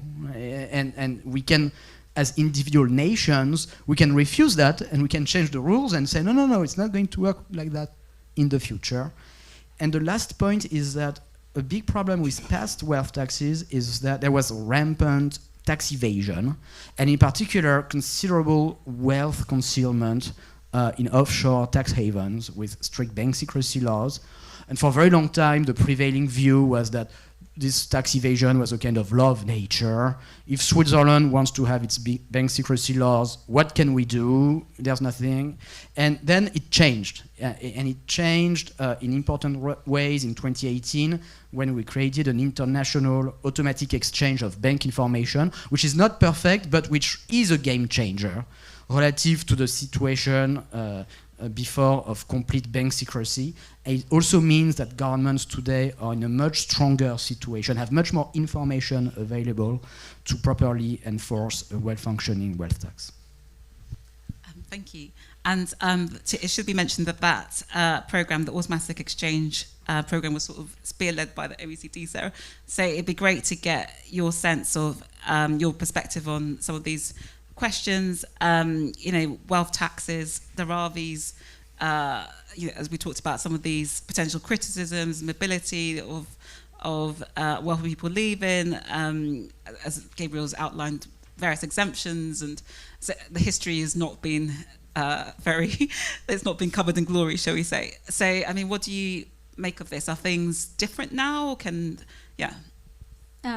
So it's interesting to look, and I agree with Gabriel that it's good to go back and see what was done and what didn't work and try to make it work better. And so wealth taxes are not a new thing, and in fact, if you look back at 1990, there were a dozen OECD countries that had them in place, and today it's only 4 countries. So it's Colombia, Norway, Spain, and Switzerland that have maintained wealth taxes. So, and here I'm only talking about annual wealth taxes, not one-off wealth taxes. And obviously, the experiences with these taxes have been different. They've been designed differently, but we do see some weaknesses in the design of these taxes, especially if we look at historical cases, and Gabriel has alluded to some of the key issues, in particular the narrow tax basis and the fact that some assets benefited from either full exemptions or very favorable relief. And there were different justifications for that. So you had business assets was a big one, but you also had pension assets. You would have also artwork in some countries that was exempt. So there was a range of assets and different justifications given for these reliefs. Could be encouraging entrepreneurship, simplicity, and other reasons. But the reality is that it really affected the progressivity of these taxes and made them far less progressive than I think they were initially intended to be. And they also really reduced the revenues that you would collect from these taxes. So to give you an idea, if you look back at countries that had wealth taxes, on average, they collected less than 1% of their total tax revenues from wealth taxes. So that's quite small. One exception that's worth mentioning is Switzerland. Switzerland collects and has historically collected about 4% of its total tax revenues from wealth taxes. So narrow tax bases, which means they're difficult to administer, they don't raise a lot of revenue, and that reduces their progressivity.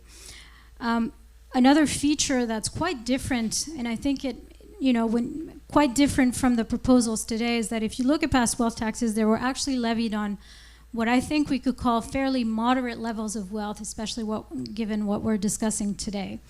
And that leads to a number of issues, in particular increases risks of liquidity issues with people having, illiquid wealth, mainly their main residence and not much income to pay the wealth tax.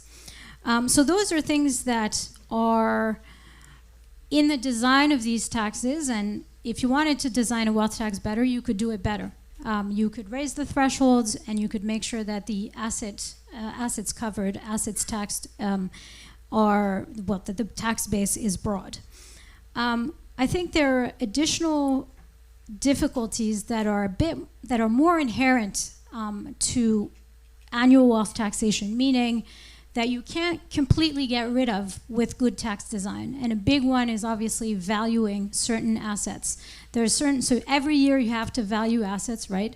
And that can be particularly difficult for private businesses, can be difficult for artwork, can be difficult for IP. And that's harder to do through good tax design. It doesn't mean that countries still have wealth taxes in place, so they still manage to handle this issue.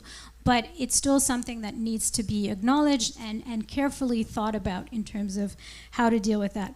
And then Gabriel mentioned it as well. I think a big change in a positive way has been that these taxes also didn't work very well because they were easy to evade. You would have your assets offshore, no one would know about it.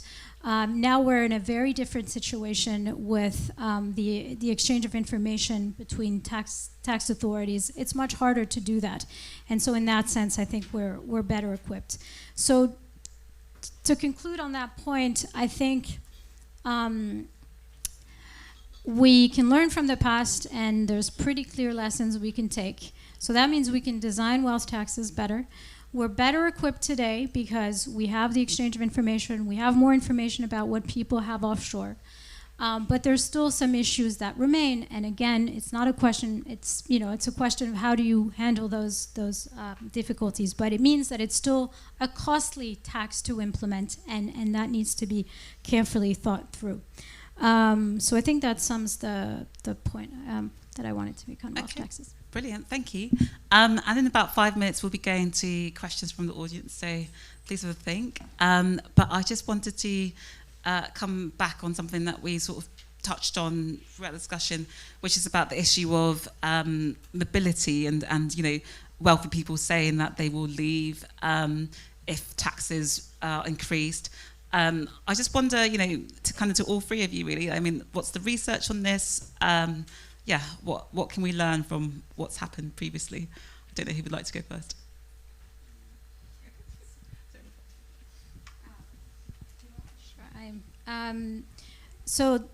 This is obviously something that comes up all the time when we discuss, raising effective taxation at the top of the distribution.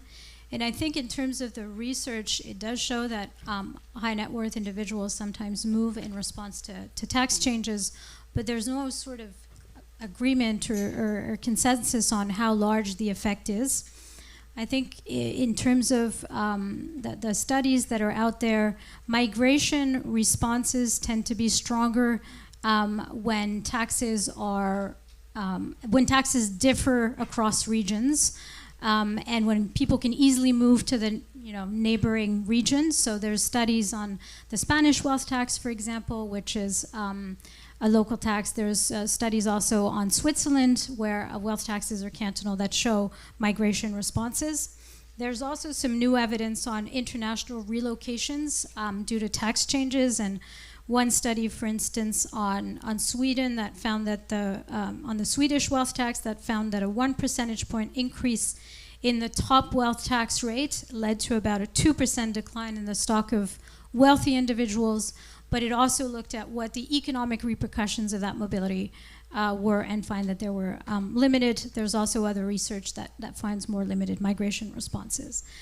It's something that comes up a lot in the public debate, and that can be overstated because often there's very high profile cases that are out there, and that's not what the empirical literature finds. There's no mass migration. But at the same time, I think it's important to not overgeneralize the findings from the research because the migration effects will depend on the country, the overall tax burden. It will depend on, nearby options. It will depend on the type of reform, on how well enforced a tax is. So you can possibly anticipate that a tax that is where there's limited opportunities for tax avoidance and tax evasion, there might be stronger migration effects. So I think it's hard, based on what's out there, to know what the migration effects of well-designed and well-enforced wealth tax would be. And again, I'm talking about annual wealth taxes, not the one-off wealth tax in California, which is different. I mean, what I want to say on mobility is that, yes, it takes an enormous importance in the public debate. And with just, one example, opponents use that to say, the tax is a disaster. Well, I'm a public economist, so when we teach optimal taxation, we say, there are trade-offs. If you never do a tax whenever there is one person, responding, to the tax, you're not going to be able to have much tax at all. So there will be some response, but even in the US context, I can see, California has a very progressive income tax with a 13.3% top income tax rate. New York is 10%, Florida and Texas is 0%. And yet, we have plenty of millionaires in California and New York. So the elasticity cannot be as large, as opponents worry, and I believe it would be the same with billionaires. But to really learn that, we need not only the one-time California wealth tax, but we need to prolong it with a permanent wealth tax to be able to study this. One thing I want to add is that I think it's really important to understand that out-migration by wealthy individuals is not like gravity. It is not that, and it's somewhat pointless to some extent to view it that way and to try to measure the gravitational constant and what's the true elasticity, because fundamentally it's not that. This migration, it's entirely determined by policies. So we can choose to accept or to encourage international competition, and that's what we do today. Or we can choose to fight it, and we can reduce it to very low levels. And it's exactly the same as when people used to say for decades, literally, that tax concealment in offshore tax havens was a given, a law of nature, and there would never be any progress on that, except that it's not true. And here, in the case of migration, it all depends on what policies individual countries choose to adopt. So at the moment, all countries, putting aside the case of the US, but all countries other than the US say, well, if you've become a billionaire in France and you've lived a long time in France and now you move to Dubai or to Monaco, we immediately, not Monaco, but Dubai or Switzerland, we immediately stop taxing you. But there are many other choices, right? So France could say, no, it's not going to work like that anymore. And now if you move to Dubai or Switzerland, we are going to keep taxing you. If perhaps you could say we are going to keep taxing you until you die, like the US does. or you could do something that less extreme than that. You could say, we are going to keep taxing you for 10 years. We are going to keep taxing you for a number of years that depend on the number of years that you've been a tax resident in France. And there are all sorts of possible systems. And you have to understand that if a country did that, it radically undermines all possible forms of international tax competition. So if Milan decides to have low tax rates on high-income earners, or Greece, or Spain, or Portugal, or Denmark for researchers, I mean, you've had many forms of special tax regimes that have popped up in the European Union, in particular over the last 15 years.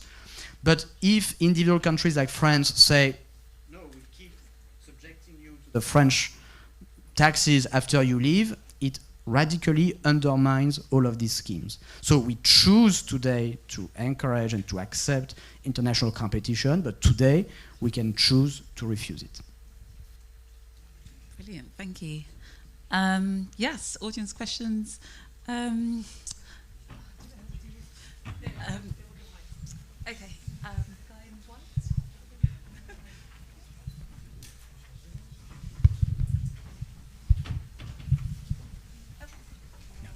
Hi, my name is Pano Tsoukalis. I'm a PhD student at Oxford and a fellow at the World Inequality Database. My question is, you've used the comparison, the historical comparison to the rise of the progressive income taxation a lot. And there are several differences, many differences to the context, the historical, political, economic context of the time and now. For instance, the labor movement was very strong, the neoliberal ideology that we live under, where everyone makes their own wealth and they deserve that wealth, and that income did not exist as such strongly. There was a much deeper understanding of wealth creation as more of a social process, partly because of the prevalence of socialist ideas and socialist movements at the time. There was a threat of the Soviet Union. But alongside all of these differences, another difference that I think is key is that, and correct me if I'm wrong, the progressive income taxation was partly agreed upon and passed as law as a concession to avoid revolution or further conflicts that emerged by very strong movements at the time. So my question is, a bit provocatively, if I may say, is a 2% strategy to make sure that billionaires pay the same tax as everyone else, as a minimum, the wrong strategy? Should we be more extreme? Should we be more radical? So to first allow that kind of negotiation and to mobilize people into an alternative vision, for example, as the Global Justice Project tries to include a wealth tax within a wider vision of a new society. Thank you. Thank you. Who would like to answer? I think, and this is also, I think, what's written in the Global Justice Report, I think that all those strategies complement each other, meaning we need to have very ambitious goals, and we need also to have kind of a strategy to get there. The progressive income tax started with very low tax rates, and then there was a lot of experimentation over the course of the 20th century with top marginal income tax rates that went to nearly 100% in the middle of the 20th century in the UK, in the US. And the hardest thing is to move from zero to something positive. And I think everybody understands that. And that's the reason why the billionaires, they fight like crazy, even for tiny taxes of 2%. And even if the proposal was 0.1%, they would still fight like crazy. And presumably because they understand, like we all do, that once you create that instrument, there's going to be some experimentation, which I think we should all embrace, because that's going to be the way that we learn collectively about what's the proper degree of progressive wealth taxation. It's not an easy question. Nobody knows the answer. And frankly, the only answer that we can get is through is by doing it, experimenting, seeing the trade-offs, the pros, the cons, exactly just like what happened with the progressive income tax. But the question is, how do you start the process? And I think that, yeah, deep down, everybody should be able to agree on let's just get rid of the anomaly that we have in our tax systems today. We will always disagree about the proper degree of tax progressivity, and it's always going to be a central aspect of political conflict, and it's normal, and it's good to disagree. So more left-wing people will want more progressivity, more conservative people will want less progressivity. That's totally okay, but nobody should accept the current situation of regressivity, and so that opens the possibility of starting the movement by fixing that very specific anomaly. I mean, the other historical precedent, other than the creation of a progressive income tax, and perhaps the one that comes closest to the specific 2% minimum tax proposal, is actually the French Revolution. It's actually 1789, where you have the tax privilege of the aristocracy and the August 4th night with the abolition of the tax privilege of the aristocracy. And the situation today is, there are lots of parallels in the sense that you have very serious public debt and public finance problems. You have a very small class of the population that lives in their own kind of parallel society, almost free of tax. And that's even less acceptable today than at the beginning of the 20th century or in the late 18th century, in the sense that today it's even more obvious that wealth is a social creation. It's more obvious because we live in societies where the government takes 30, 40, 50% of national income in taxes, which is a new development, which means we socialize almost all of income in our modern countries. And so by definition, by design, by construction, if you've become very rich in a country like that, well, it's because you've benefited from education, public infrastructure, healthcare, all government spending that makes it possible for your businesses to thrive. And so that's what makes me think that this ideology of that you pointed to, that people build their own wealth, like if society had not contributed to their success, is even weaker. In fact, today is even much harder to defend. It always had all sorts of problems. Everybody has benefited from all the knowledge that's been accumulated over centuries by all of humanity, but it's even weaker today than in the past.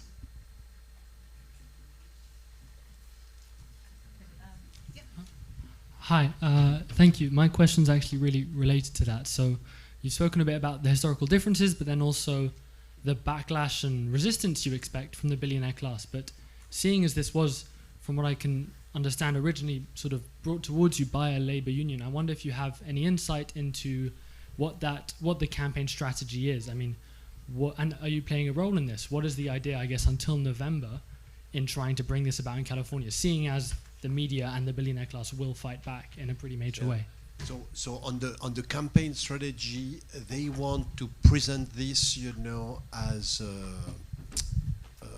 a way, to save healthcare in California, and they want to see that as a small tax, a small contribution of billionaires that they can afford. So it's the view, a small wealth tax can help us, bring revenue we need, which is very different from the very radical, wealth taxes that have been proposed, in the Global Justice Report, where you go, you do 20% per year every year, so you eradicate billionaires as a class within a few years. And indeed, you've seen the argument by some billionaires, or people, thinking about Silicon Valley. The pitchworks are going to come for us.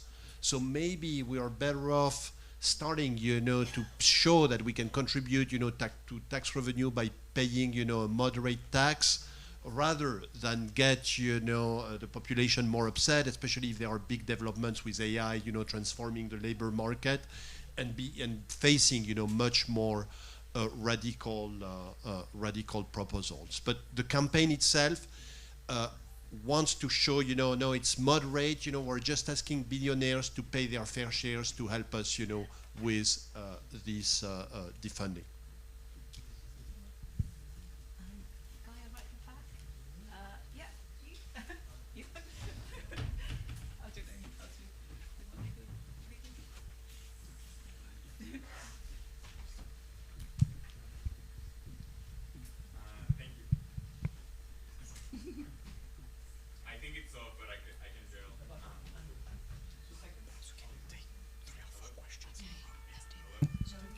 Oh, great. Thank you. My name is Jesus De Luna. I'm a PhD student at Harvard University. So it seems like one of the main rhetorical points that the billionaire class and its friends is arguing against the tax is that they're going to leave and that's going to lead to some downstream negative effects on the economy. I am wondering, has there been such a similar exodus that is harming economies, but on the side of the working class families?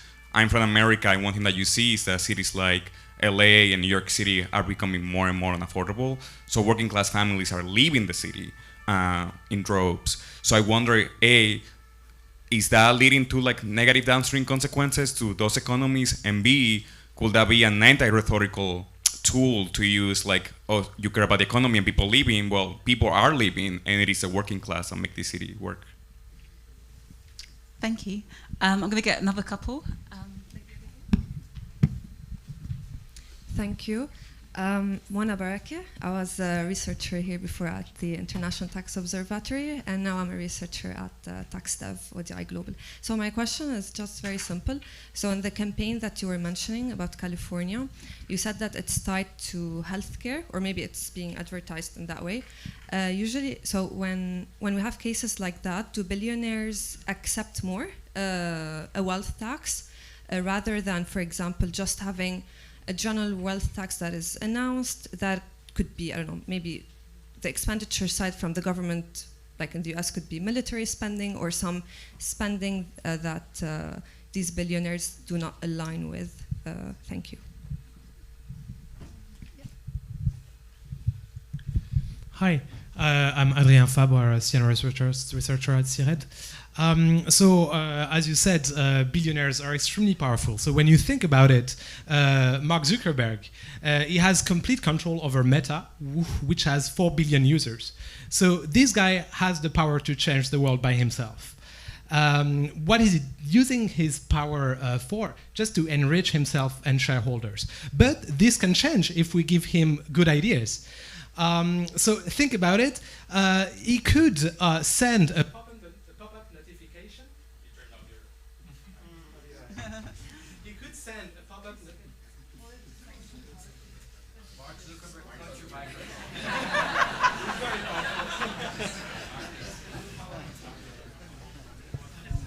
So it would take just one instruction to Mark Zuckerberg to his employees to send a pop-up notification to the 4 billion users of Instagram, Facebook, WhatsApp, when they open the app, asking whether they support or reject the Global Justice Platform. So you can make this guy the savior of humanity. You or Thomas, by proposing to him to launch this poll. And if he refuses, which he will probably do, then you say, then come and debate me. Because as Kim Stanley Robinson rightly said, these guys hide to keep their wealth. But if we engage the conversation with them, say, you're not evil, are you? Like, you have the power to change humanity for the better. And what do you do with this power? You just accumulate more wealth. Why so? And so, yeah, what do you think of this crazy idea?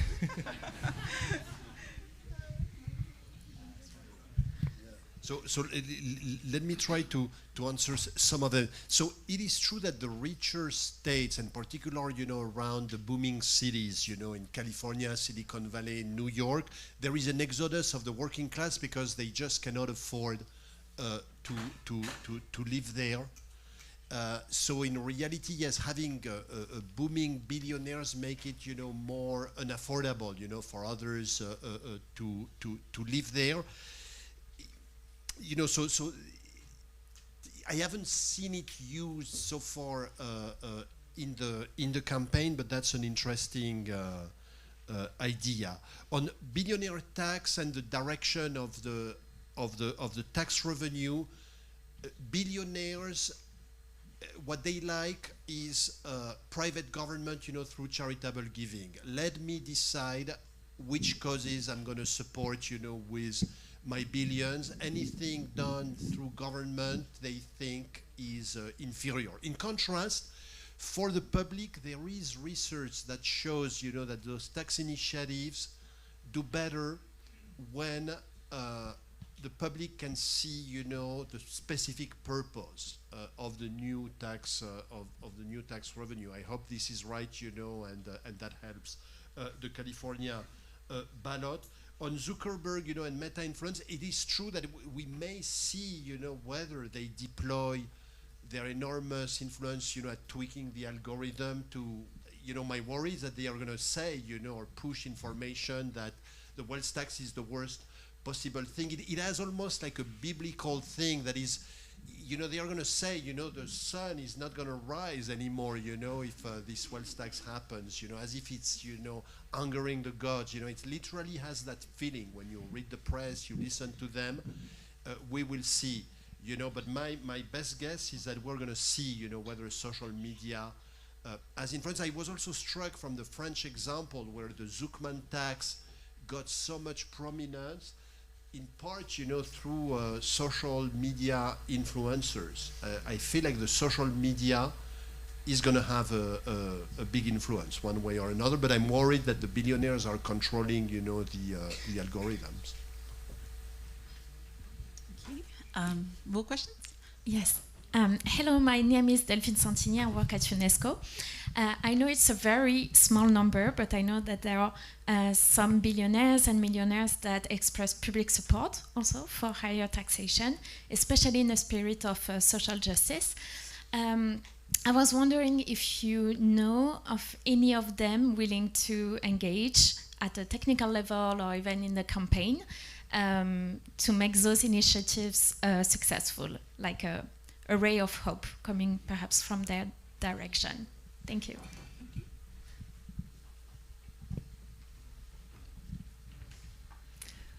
Hello everyone, I'm Dina Freeman from Shanghai University.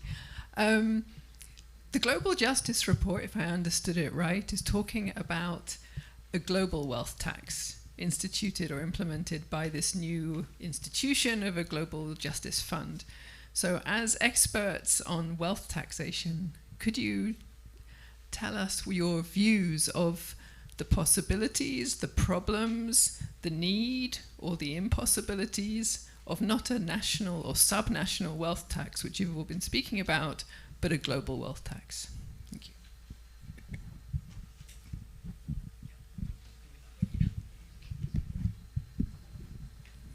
Thank you.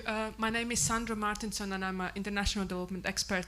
So couple of panelists were mentioning mobility as an issue, but I didn't hear anyone mentioning UN Tax Convention, and I wonder why, because in my view, I think there's a potential to set actually the global sort of the floor for this initiative. So yeah, just wondered what our opinions are about UN Tax Convention addressing this global super rich issue. Thanks.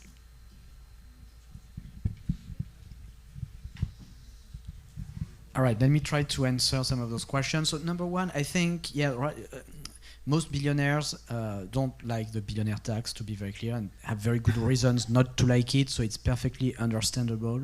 Some of them individually might support it, but it's in practice very rare, almost impossible to find people willing to speak up on that issue, and it doesn't matter, because it's not for billionaires to decide what should be the tax rate of billionaires. It's for people to decide through democratic deliberation and the vote.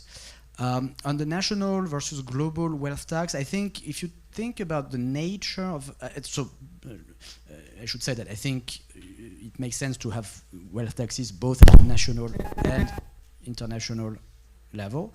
But especially when you think about extreme wealth, like very, very wealthy individuals, if you think about the source of their wealth, it's largely a global creation, meaning that they've benefited from the knowledge that's been accumulated by all of humanity over centuries. They own shares in multinational companies that have access to different countries, world markets, and so there is a strong case from that perspective to say that at least some, perhaps most, perhaps all the revenue of a tax on the super rich because of its very nature as a global creation, should be collected at the global level and distributed, just like is proposed in the Global Justice Report, in an egalitarian manner at the global level. And on the UN Tax Convention, I should say that I hope that the UN will play a decisive role on this issue. I think that these are questions that need a broad, fully inclusive framework for discussion. The OECD has done a lot of good work with the automatic exchange of bank information in particular, which in my view is the most important advance in international economic cooperation of the last decade, of the last 2 decades. So very important. The OECD has played an important role also in nurturing the minimum tax on big multinational companies, but also by design, the OECD represents OECD member countries, which are high-income countries. And so even though there are forums like the inclusive framework and so on, it is crucial to move these discussions about taxation to a truly global forum like the UN, where we will be able to discuss these difficult questions of allocation of revenues across countries. It cannot be discussed and decided by just a club of rich countries. Okay, thank you. Emmanuel, did you want to add anything? No? Okay. More questions? Yeah. Gentlemen and ladies next to you. Hi, I'm Anand Matthew. I'm a PhD candidate at the University of Florida. I had a question regarding like what we heard in the presentation today morning. So the Global Justice Report basically talked about pre-distributive measures more than redistributive measures that the tax is talking about. So I was basically thinking about taxation or redistribution as a goal to kind of eventually be used for development or reduce inequality at the end. But I just wanted to know your views on, because redistribution might have a huge political backlash, but pre-distribution like collective bargaining, higher minimum wages, for example, might be seen very differently. So I just wanted to know your views on whether that might be more feasible, might get more traction than just like, for example, after the wealth is created, then you take it away. So thank you. Sorry, yeah, Camille Boer, I'm a journalist, French journalist from L'Humanité. I just wanted to know if you can draw a lesson from what happened with the corporate tax and its relative failure. There was a lot of enthusiasm at the beginning and to have a worldwide tax, and then one country gave up, and it seems like the whole process has been derailed. So what can you take lesson from that experience?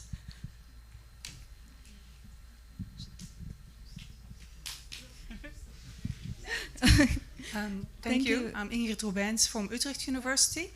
I have a question for the panel about the inheritance tax. So I understand that if you have a wealth that comes from tech companies, that you need a wealth tax because inheritance tax takes too long to be implemented. But taxes serve different purposes.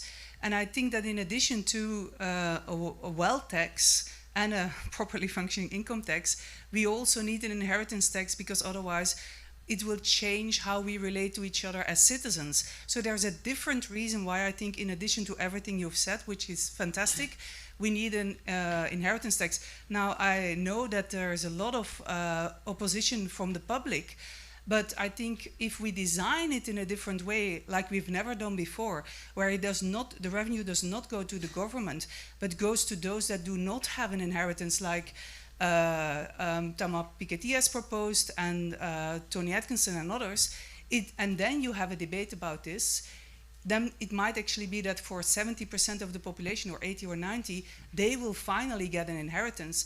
And that may again be something that's not feasible in the short run, but I would like to make a plea to also include that in the discussions for the longer run. Well, thank you. I'm Paloma, I'm a master's student. And well, it's actually very nice to see Professor Zuckman's optimism about this. And I like where you said that, okay, maybe not in California, but somewhere in France or in Germany or in the UK. But what I didn't hear is the countries which are not that developed. And the reality being that in such countries where there exist dual economies and a lot of billionaires, oftentimes it is seen that they control a lot of the institutions, as well as like the judiciary, the policymakers. What is the plan of action in countries like that, where, for example, in India, where there existed wealth tax once upon a time, but they stopped it, citing difficulty in collection of taxes? So what would be your idea on that? Thank you.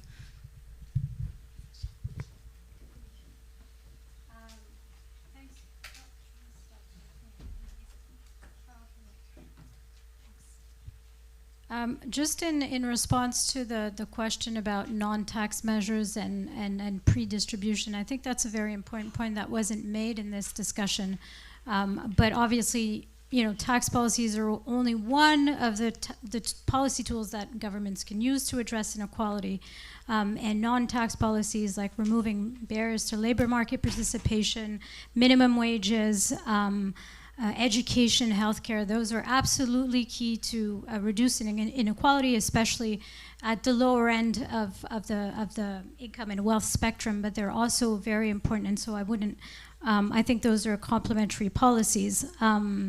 But it wasn't the focus of the discussion, but I think this is absolutely key, and at least for OECD countries, most of the redistribution actually occurs through transfers rather than directly through taxes. So taxes still have a big role to play in terms of funding those policies, but obviously spending policies also have a very important role. On the inheritance tax, I think we've done research on this, and the conclusion is that there is a strong case for inheritance taxes from an equity perspective, also from an economic efficiency perspective, and from an administrative perspective. So I think that's the conclusion, especially if they're levied on fairly, above a certain threshold of wealth. So that's definitely a point that we've made. And also in terms of the political opposition, so I said that, but there are ways. It's interesting because a lot of people completely overestimate with the inheritance tax whether they're going to be subject to it, and also how much tax they're going to end up paying. So especially in the U.S. where the threshold is very high, many people, most people don't pay it, but it's interesting to find that people often think that they will be subject to it. So there's a lot of education also, I think, around these reforms, and painting it also as, from the point of view of the recipient rather than the donor, because a lot of people are thinking, oh, this penalizes the person who's worked so hard, but the reality is, if you take it from the perspective of the recipient, the heir, then I think you can tell a bit of a different story about equality of opportunity in addition to reducing wealth concentration. So that was the point, and then I think that's what I had in my notes. All right, let me try to answer the question on why the global minimum tax on multinational companies derailed. In effect, it has largely derailed. So, first of all, there is still something positive in all of that, which is the fact that it's now demonstrated that just like we choose competition, we can also choose coordination, and 130 countries have agreed on the principle of 50% rate on multinational companies, and I think that's going to be important for the future. There was one element in the global minimum tax deal that was really interesting and important. It's the end of the day, huh? It's getting weaker and weaker.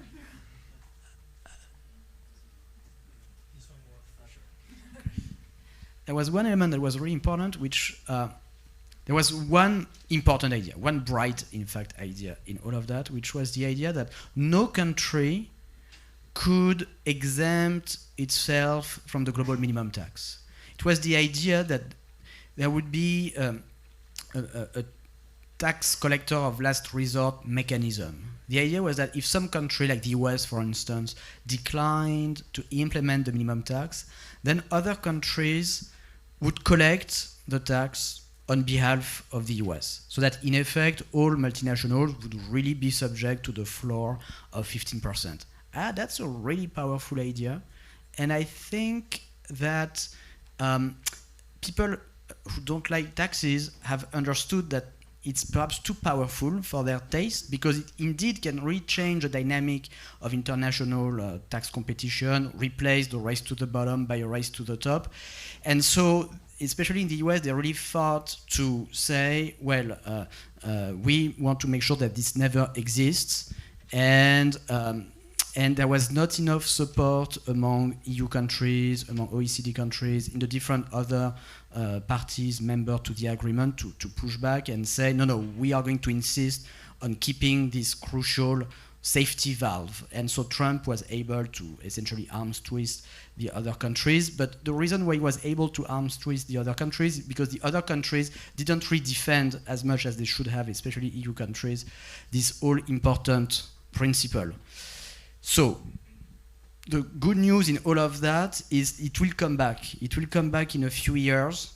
And I think fundamentally this is the way to go, meaning if we want to fight the forces of international tax competition, you need to create principles like that. You need to say, well, some countries or coalitions of countries are going to collect some or all of the taxes that other countries choose not to collect.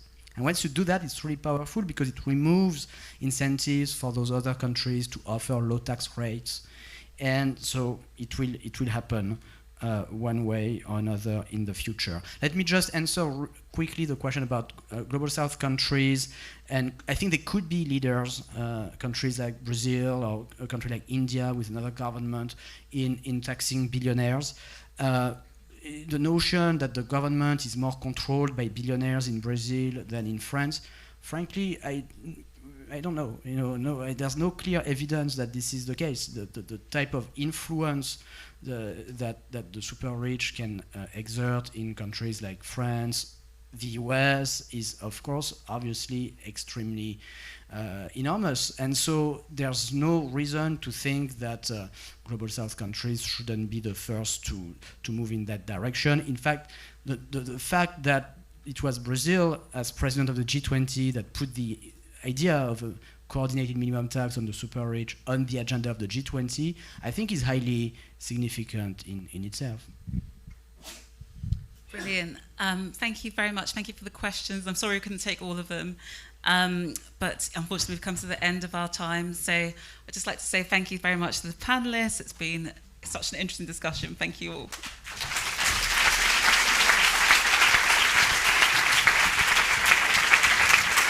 Thank you, and thank you so much, Emma, for moderating the panel. Thank you to all the panelists. It's been a fantastic session and a fantastic day. Just quickly before you go, I have to announce that we really want to take a group picture with everyone, if possible, outside in the garden. So if you have to leave, it would be great if you could stay just 5 minutes because we have a photographer. And we also invite everyone to a cocktail where there will be DJ and drinks. Complimentary, so please go enjoy, and we'll see you again tomorrow.